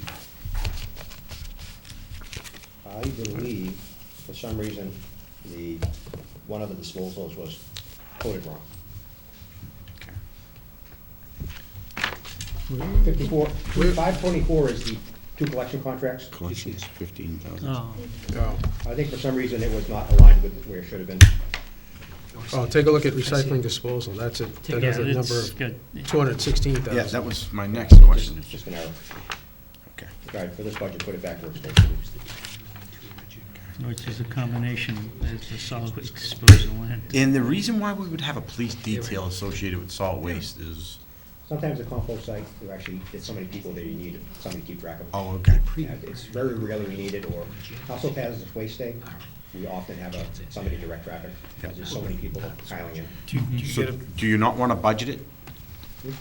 Yeah, I don't think you have anything budgeted for it. Detail? Yeah, none. You don't have I anything. mean, all this is showing is that what was expended in FY '12. Right. No budget for 13, and there's nothing. Yeah, I think we could absorb that somewhere else. Okay. Dick, you get that good a response to also hazardous waste day? Yeah, sometimes. You won't believe the crap people bring in. I don't know where they get this stuff from. You wouldn't, I mean, you wouldn't consider combining with another town? The recycling committee's talked about it, have like reciprocal deal, where a North Reading resident get a voucher from us to go to Wilmington per se, and we're working through that.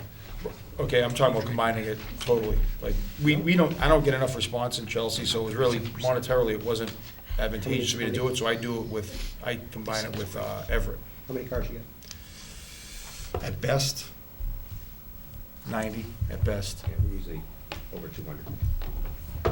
It's a good idea, I'll look at it. It just, and the only savings you get there is your setup cost, which is typically about $3,000. Right. But at least, you're splitting that $3,000, and then each community gets charged for the car that's associated with that community. Right. That's a good idea. Any questions? And having a reciprocal thing, because it's invariably somebody misses it, and where else can I take it? So if we have, in addition to that, some reciprocal deal, in, let's say, the fall for some other community, because people move, they want to get rid of stuff. But if it's from another community, they just pay it. Essex County's got a deal where they actually get a voucher, and it gets charged back to the okay. community. They've negotiated that. And we're, as the fire chief said, we do a lot more with Essex County than Middlesex County for the most part, so I kind of know a lot more of them for that reason. Questions? FinCom? Michael? Yeah, and I had one now, it just escapes me. Oh, God. Back to this position, this new position. I'm not 100% sure I'm bought into it.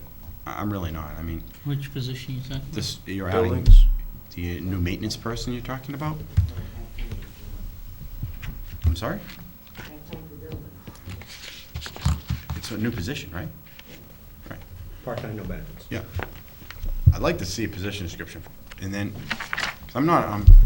we look at what John does all day. I'm not around here, I don't see what he does all day, but it just seems to me that, we're paying the guy about $62,000 to do a job.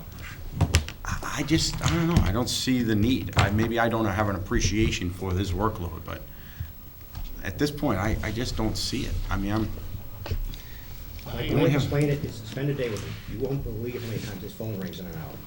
People calling about everything. Yeah, I think, And again, the schools have 15 people, and Wayne, 16 people to do what he does, 2 contractors. I mean, it's a lot of work for one person, handling things from, right now he's doing some kind of special electronic floor for the IT people, down to toilet paper and light bulbs. He's doing a wide range of minor and major construction projects and janitorial. He covers a lot of ground for one guy. Okay, so if we're gonna have an outside service, cleaning service, maybe we need to expand that to have them do some of those contracted services, so they They make do sure that, all the but they're toilet not- paper's in the in there. middle of the day, if something happens, like no one's here. It's not like the schools, you have a janitor who takes care of it. The Mhm. janitor comes in, Ellen comes in, she's out of here in 2 hours. If anything happens during the day, it's John, or maybe if Al's available. So, whereas the schools have somebody there, they can just, somebody threw up in the bathroom, he goes and cleans it up. We just don't have anybody there to address it at that time. So that cost that's in the budget is fully loaded, benefits, everything? No benefits. No benefits is No 19 benefits. Part-time, no benefits, 19 hours? and I decreased other line items to make it a negative neutral. I thought you were using that money to make Al, is it Al? That's helps him now? That won't change. Okay. This is, I thought he was going to a no. full-time, so it's actually No, gonna Al bring works somebody for us completely new in. Somebody new, part-time, No benefits. Oh, okay. at a certain amount of hours that doesn't qualify for benefits. Oh, okay. And most likely, Handyman we'll complement would what Al be does, the- Okay. different hours. Okay. I thought you were taking a part-time employee, making him Yes, sir. Okay. Okay. Any questions? FinCom? No? Okay. Water? Hang on a second, let's find our way back to that. And you guys have the sewer budget? I have a tab for sewer, I don't know about you guys. I'm leaning forward. I don't think we do. We don't have a sewer budget. No. Liz, it's a joke, come I on. know, But you had water and sewer, you'd have water and sewer on one of the slides. Water, 11? Water's 2, 3. 3. 3? Yeah, it's really 2, there's nothing in overview. I have 11. Am I in the wrong one? No, I get 11 too. Electronic, that's electronic is 11. Oh, okay. They're talking sections, right? Sorry. It's page numbers, so. But we're electronic Yeah, 11. they're always off base, those guys. I go to section, then I go to the page number within the section. I'm getting my way through it. Liz? Electronics, the way to go. It If is. you have enough- If you have enough battery life. Yeah. Mine's getting there. Comment for later. 33%. I need extension cord. what's the reduction in supplies? I'm not looking at the detail, but I will. The EPA has removed the mandatory, make this CCR, Consumer Confidence Report. You had to make up this report saying all about your water stuff that no one cares about and mail it to the house every year. Now, we just have to make it up and put it on a website and have a few here. That's reducing postage. That's, to mail it out in every house, it's in the 3,000 to 3,500 range. So we save around that, plus or minus. You see a reduction, like you see a reduction. So all this is Mark Clark does this. There's some slight increases for things he thought would grow, like electricity, chemicals, and we also a lot increase for Andover Water, which is the largest item. Now, I guess my question, I misphrased the question. Your actual in 2012 for supplies is $190,000? Yeah. And now you've dropped the budget amount back down to what your budget was. Which So, line, I'm sorry. Purchase of 5,400 purchase of supplies? on the summary page. Page 11, the other, previous page. They don't, he doesn't have. Oh. It's a page. We Sorry, need to get all on the we same don't get page, numbers. yeah. Well, he does it, and then we add the page numbers, so he's not gonna have our page numbers. This was one we slapped, pretty good. No, I'm just saying. I know. Right, yeah, there was, Why does it drop down to 156? Now, you actually, according to this, in 2012, fiscal 2012, you spent $190,000 in purchase of supplies. You budgeted $155. And I'm just wondering what caused the over expenditure of the budget by $40,000, $35,000? Mark prepared this one, so I can ask him, I don't know off the top of my head. Mark does this, and he goes through what he really needs. Yeah, it seems like it was an issue in other supplies, Bob, for the program. Now, what's program, that department, what is program? Just supplies. Yeah, that's programming. They just didn't put in water because it's water. The program is water. You can't get it. Well, because I'm just looking No, at no, the other supplies, and in that particular area, that year that Bob's referring to was 128,000, but we only budgeted 68,000. So maybe that's Yeah, where. that's the number I was looking, on the summary page, I was looking at the total. Yeah. So that's all I'm saying is, that's where it sounds like your increase. So you don't recall some major supply expenditure? No, I can find out. Finance committee, was it a transfer request? No, we wouldn't transfer to an enterprise fund. We're a little bit stuck without Munis. Normally, we'd just be able to call it up and have that number for you right now. So there's some motors or something that you needed at the water treatment? Could you I get can back find to out, us get on back to you, I Monday, don't Greg? As soon as we're up, we'll make sure it's there. That was my only question.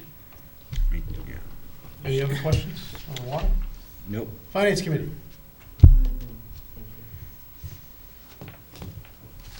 At this time, this concludes the DPW's budgets. Any other questions? Where is it? Let's see. I just wanted to comment that on page 16 of the, or around 16, I'm using the latest version of the electronic budget, but it tells us what's purchased out of other supplies, so I don't know, it's water meters, brass and copper fittings, water service installations, repairs, pipe supplies, so, you know, we can figure out what spiked Yeah, it I mean, in that's 12, but. that's all water distribution stuff. So it could be hydrants, it could be, we did have a capital program. I think we used up the money that year, and perhaps we just needed to buy more hydrants out of that. Yeah. I guess what doesn't make sense to me is that, you know, whether it's an enterprise fund or not, we approved the budget, and that seems to be a number that's in excess of all the expenditures if we're looking at it properly. Like it's an overrun of the entire budget. Yeah, it could be the fact that raising the Or it's an error.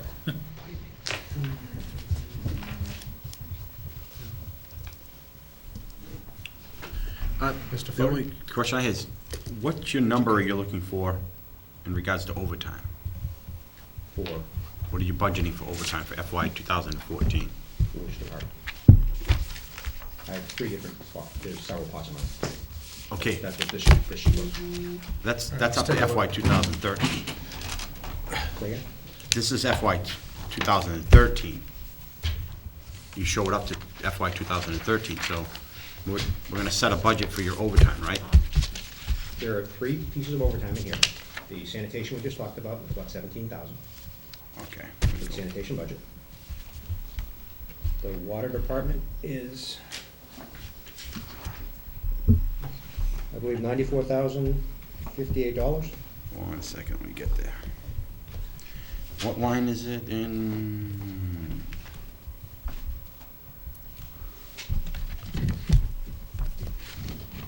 What line is that, Dick, you're referring to? I don't know if you have it. We do a separate sheet by name. Everybody gets different license fees and all that. Do you guys see that? Yes. Yes. Yeah, it's in there. Okay, so that's the overtime?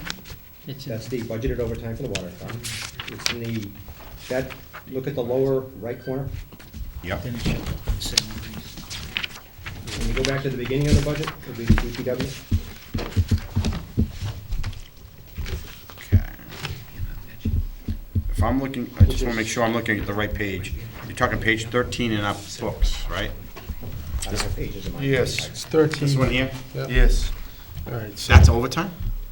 The 94,000? Yes, sir.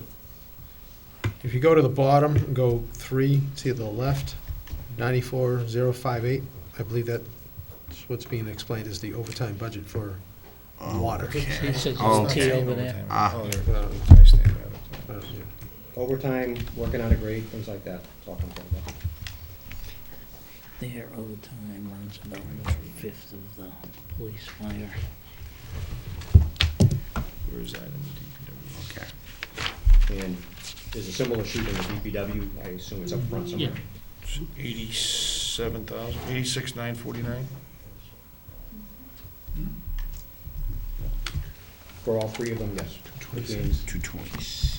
Highway Department 56, Cemetery 18, and, Maintenance 18, and Cemetery 12. Adds up to 86. And that's exclusive of snow and ice. Yes. Correct. Yeah. Snow and ice, work we do for other communities, other departments, town road funds, special projects funded by others. So this is just for our operations. Yeah. And that's a slight increase over the prior year based on contractual salary obligations. And this year, there was the, I believe it's the last year of the buyback of the 15%. So that skews some of the numbers from prior years, Mhm. you're probably aware of.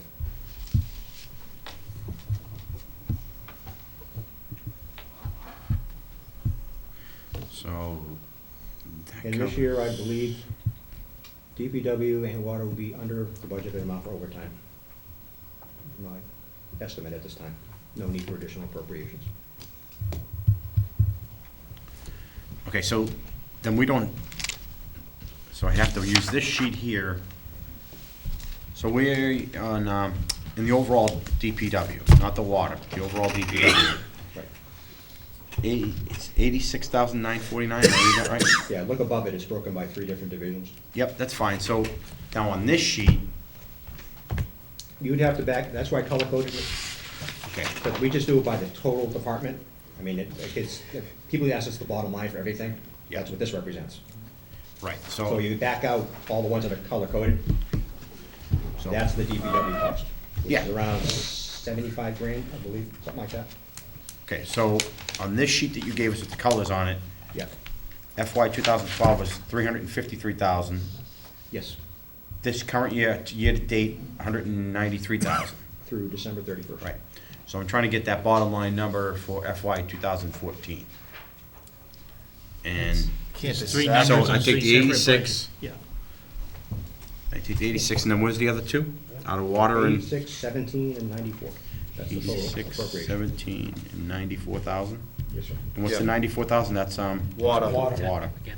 And the 17 is Sanitation. That's when the recycle's done. Are you gonna take any overtime and put in your budget? Remember how you did the EOC up at, and you had one of your staff members in there? Right. But I know you didn't have any allocated budget to him for. That's why you'll see in our, there's a little bit of overtime for her, but it was $300-400. Good. No, I just wanna make sure you have it in there for her. Cause I thought that worked out great. Yeah, it did. And in the ones that are highlighted, if there's, again, for other departments, it's mostly school department work. Wayne looks outside for contractors and looks at our prices and he hires us. We're up there right now doing something. We maintain all their vehicles versus, I don't think the guy at the fire department has enough resources to do it. So if they don't have any needs, there's no overtime. Same with the special projects. A lot of that's been Janet Nicosia's work. Again, Janet Nicosia's work. We do work for the Hillview. Who else? A lot of external departments choose to use us as opposed to contracting out. And they get their own quotes and they're satisfied that it's a better deal. So if they choose not to do the work, then there's no overtime. It's not out of our operating budget. Again, just trying to zero in on the overtime where we're at. Yeah. I add up 197,949 with those three that you talked about, correct? So FY 2013, this number here, is that a budgeted number, that 193? That is the actual budget through the end of December. Okay. So then, if I guess I'll have to use 2012, which is 353. Yes, So but you I gotta should, take- you I have gotta to take back, out what the do I have to back out? Everything that's color coded. Everything is color coded. Everything's color code, okay. So, everything, this one, this one.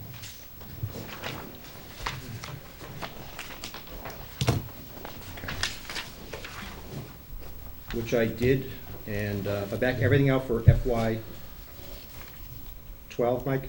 Yeah. It's $56,990. That's the total that I had to back off the 353? No, that is. No, that's what you left. Remaining after you back everything else out, all the snow and ice and everything. What was the number? For the 56. FY 13 year-to-date, 37, I doubled that, 75,000. So that's my estimated overtime for DPW alone, and we budgeted, it's less than what we budgeted. I just used the spreadsheet, Mike, I backed them out, if you want to. Yeah. I'm confused. It doesn't matter. It's easy to get me confused. I just try to show the total cost, rather than, it comes out of several different pots. I thought it'd be easy to show everything and what it's funded from. And just a simple spreadsheet, you can back out what isn't in the operating budget. That's how I got those numbers. So the 197,949 doesn't include any snow and ice. Which one? The budget number of 197,949. It's not in there, Dick, it's a 3 added up. The 3 added up. No, we budget 0 for snow and ice, for Okay. labor. That's just how the budget's laid out. It goes Shasta, Snow and Ice directly. Right, so, but you just said that the budget for last year, for FY 2012, taking all those special projects, was only 56,000. So, No. Take out snow and ice. Anything that's colored, if I take out Mike, it's 56,000, 56,990.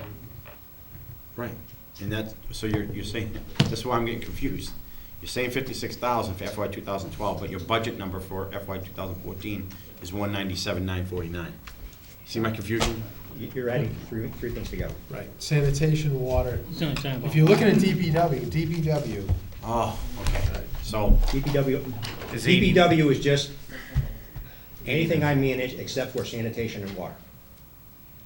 I guess it's not. sidewalks, like such as Right, so when it's you 80 use sidewalk 89,000. installation. so it's that road $86,000. pavement, Lights, Thank brown you. buildings. Okay. It's the All 86,000. right, now we're yeah. getting somewhere. Okay. So 86,000 versus 56,000. Turn So the we've street light had, on. we've creeped up about $30,000 in 2 years in overtime. No, we It decreased it. varies every year. That's what you request? That's what he's requesting, Yeah. right? Okay. It's been a high of FY11, it was 97,000. The low was, '09 was 32,000 in overtime for DPW. I'm anticipating 75 this year. No, you're anticipating 86. No. No, no. This Current. year. Fiscal FY 13. Oh, sorry. This fiscal year, FY13, that's my projection. Sorry, I'm sorry. No, it's all right. Well, it's just not clear to me. I'm sorry. Well, The way it's- it's presented, Sorry, I thought this. I guess this I thought sheet, Never present as much detail. I thought this would be clear with the colors. Sorry. no, you know what it is? I hate this sheet. I absolutely hate this sheet because it has nothing on there that reflects back to this current operating year. We don't have, what was budgeted in FY 2013. If you had what was budgeted in FY 2013 on this sheet, and I sent you an email last week asking for that, then this sheet would be much more valuable to me. Then I kind of see where we're at and where you want to go. So, then what you're looking at is you're at $75,000 for 2013. You're looking to go to 86. So another $10,000 increase in overtime is what you're asking for. It's consistent with what I budgeted in prior years, plus the salary increase, the contractual salary increase. I try to be under, we don't waste it, Mike. I try to spend under what we're allotted, that's what I'm trying to do. And I'm just trying to understand what is it we're spending. It seems like all you guys get it and I don't, so let's just move on. I don't understand what you mean by we get it. Well, I just, that's all I understand is where the numbers are coming from. I'm not pretending I understand how he distributes overtime. My understanding is that the overtime that the DPW utilizes in a given year is a function of the issues that they have to deal with in overtime. The number's gonna change every year, and he's got a tracking of it that says that the $86,000 request is not unreasonable. And if he spends $30,000 next year, that's okay too. Give it back. Have you ever given any back? Yeah. Yeah. Last year we gave it back. This year we're gonna give it back. Roughly how much we give back? Last year, about $7,000, $8,000, I think. Excuse me, last year was 56,000, we budgeted almost $25,000. Okay. For the budgeted. It's broken down by there's emergency things, just responding, and then schedule things. As you know, the water treatment plant's one example, we have to staff that on the weekends, that's a schedule thing. The recycling center, Saturday burials, there's certain things you have to do on the weekends. And other ones are construction projects in excess of what we normally do day to day. Dick, I think the thing that Mike is missing is that he was looking for what was budgeted for overtime for all the departments in FY 2013. What's those, 13? 13, Yeah. this current year. Just to get some kind of a comparison. Yeah, I think if, It'd be roughly $4,000 or $5,000 less.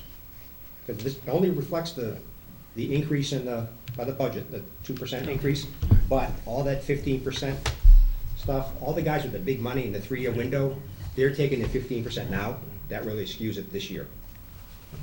I think if we, going forward, if you see it like we do the other department line items, for instance, if we had seen in a sheet this year, overtime, what was actually expended in overtime for FY11, what was budgeted for 12, and then what requested for 13. That would just be easy. Right, well, I have the years wrong, but I think you know what I mean. I know, no, that's good. Is mine broken out like that? Mr. Phil? I don't think it's broken out like that. Is it broken out overtime?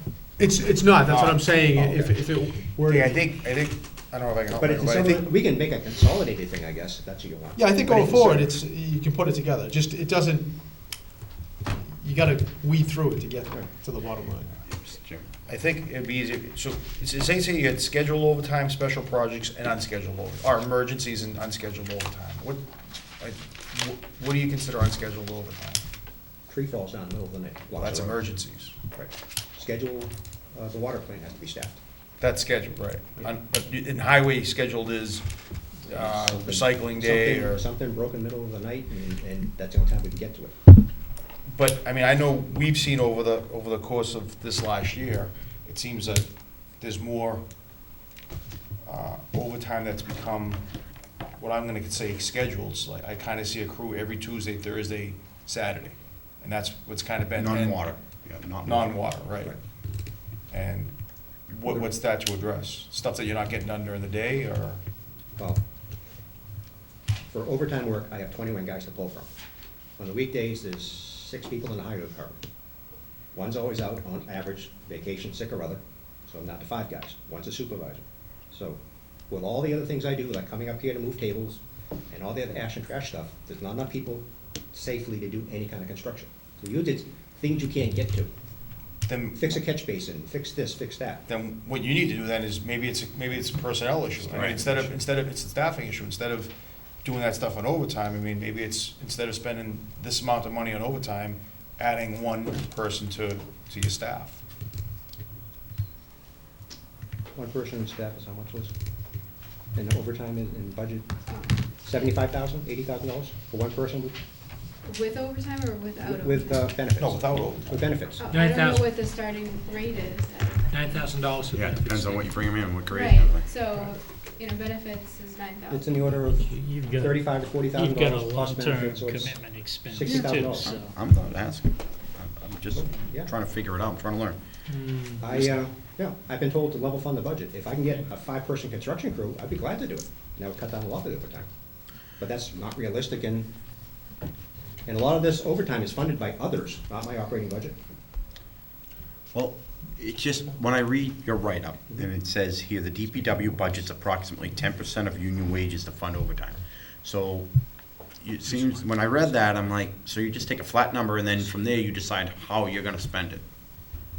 Rather than, every year, I know how I have to approach what I have ahead of me, what projects I have that I wanna do scheduled overtime, and so on and so forth. It seems like we come up with a number, and then we figure out how we're gonna spend it. As I said earlier, I'm trying to transition to total asset management, where I actually have a backlog of work, and I know what has to be done, so I can program that out. Right now, I don't. There's no sidewalk backlog, there's no water system backlog, a professional report done, like we just did for the pavement management, to tell me what should be done in what order. That's what I'm moving towards, Mike, so I have that, says, this is what I need to do, this is why I need the money. So right now, the system I inherited, I'm trying to transition to something more professional and accountable. Okay. So I agree with you, Mike, it's 10% is just 10%. Well, I'm just going back to a little bit what Mr. Messeri was saying. You said he's basing it based on the projects and things that he has. And sometimes it would be less, but if you use this philosophy, which is just throwing 10% on it, it's always gonna go up because every year salaries go up. And so I just wanted to understand the whole Well, I concept mean, of but, overtime. Overtime for any department. Of course it's gonna go up because It's the rates gonna go change. up. But we don't use it, but every department doesn't just use a 10% flat across the board. I don't know of any department that uses a 10%. Well- Or some kind of a percentage across the board. I- And I'm just trying to understand it, because this is the first year I've actually seen this. So, Getting back to the issue of adding an employee, right, I think the things to consider are how much overtime will be saved by it, an estimate of that, and then taking into account not only the overhead cost and the salary, but then the overall commitment to an employee, and, you know, pension and everything else that goes along with it has some value.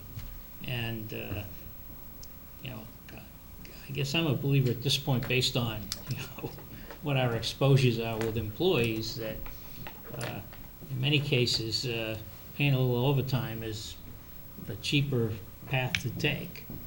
Or Well, using but outside there's- services to do Right, the there's other ways of job. looking at it too. I mean, you're utilizing a guy to do street sweeping. And so that takes a guy out of your staff hours for that time.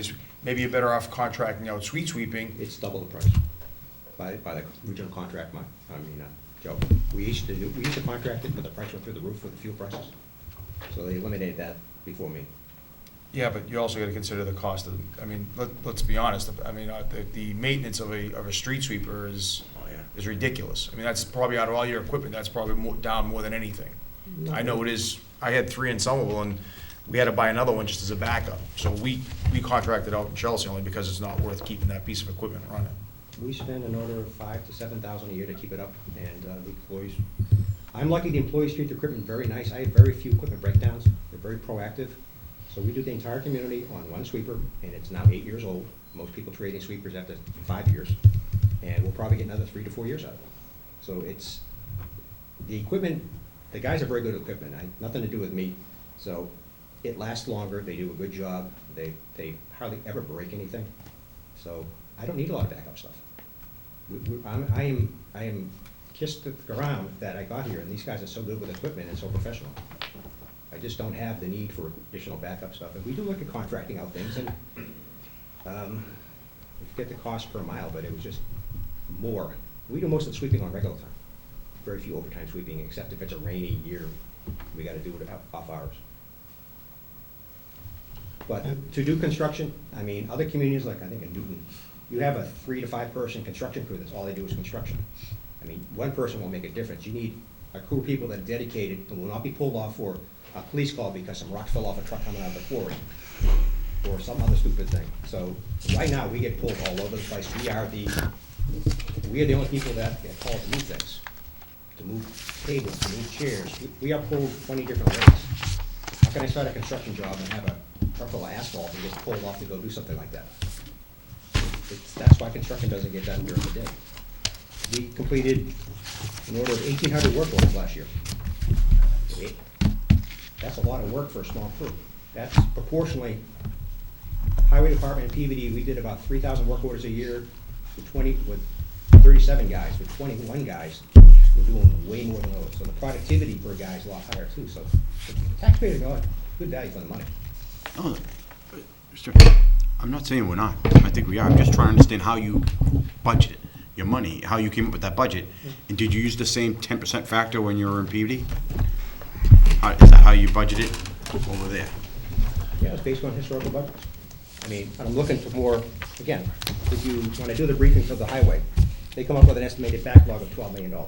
I could probably do every system I maintain and come up with a backlog of tree repairs, tree trimming. I can come up with a $50 million list of a backlog. So I can give you, there is never enough time in my position to maintain things the way they should be maintained. So I can show you a list of everything I could be doing 24 hours a day. Not to be flipped, but If you choose to cut it back, that's your call. I'm Just telling you, trying to the understand community's how getting a we- good deal for the money, I'm saying. And again, where I sit, I learn I understand why the fire department has to have overtime and how they go about doing it. Same thing with the police, and I'm trying to learn the way you do it, and you just use a 10% factor. It's pretty cut and dry. It's just 10% of wages, union wages. That's how you came up with your budget. That's it. So, I've just never seen, that, for me, it doesn't work. I think it's gotta be a little more involvement in coming up with a budget, but. Well, I do have a history of what we spent it on, Mike, so I have detailed documentation of what we spent it on. I'm all set. I'm good. Is it related to overtime? Yeah. Quickly, please. Yeah, in response to- Dying here. In response to what Mr. Massaro said, wouldn't it be a good idea in each department for someone to calculate how much it would cost to add on one person and to get the point of, and to then including pensions and everything else, the actual cost to the town, long-term cost, and then say for each department, once you get to a certain amount of overtime, you should then consider hiring a new employee. And that way you can actually have an explicit number. Could someone do that? Would that be a good idea if we had those numbers? Well, I think what Mr. Cannavale said, he was asked to present a level funded budget. So that's what he did. So he wasn't given the task to take a look at his budget that way to see if he added staff. No, I understand. I'm talking about just the You're second talking thing. about for the future. So for the future, we can know exactly what does it actually cost to hire a new person, compare that with overtime, and it's going to vary by department, seniority, but at least we then can make adjustments. Sometimes the issue of overtime has less to do with numbers of lives and more to do with timing. And when the person is available, the piece of equipment breaks at 8 o'clock at night, that triggers a need for overtime, regardless of how many people you have staffed during the daytime. The numbers in the 50 to 70,000 range, depending on the skill of the employee. I mean, they come in and 5:30 to 40. They're straight, and then add the benefits. Mr. Chairman, I make motion to adjourn. I second it. That gets up to 60. All in favor? Aye. Aye. All opposed?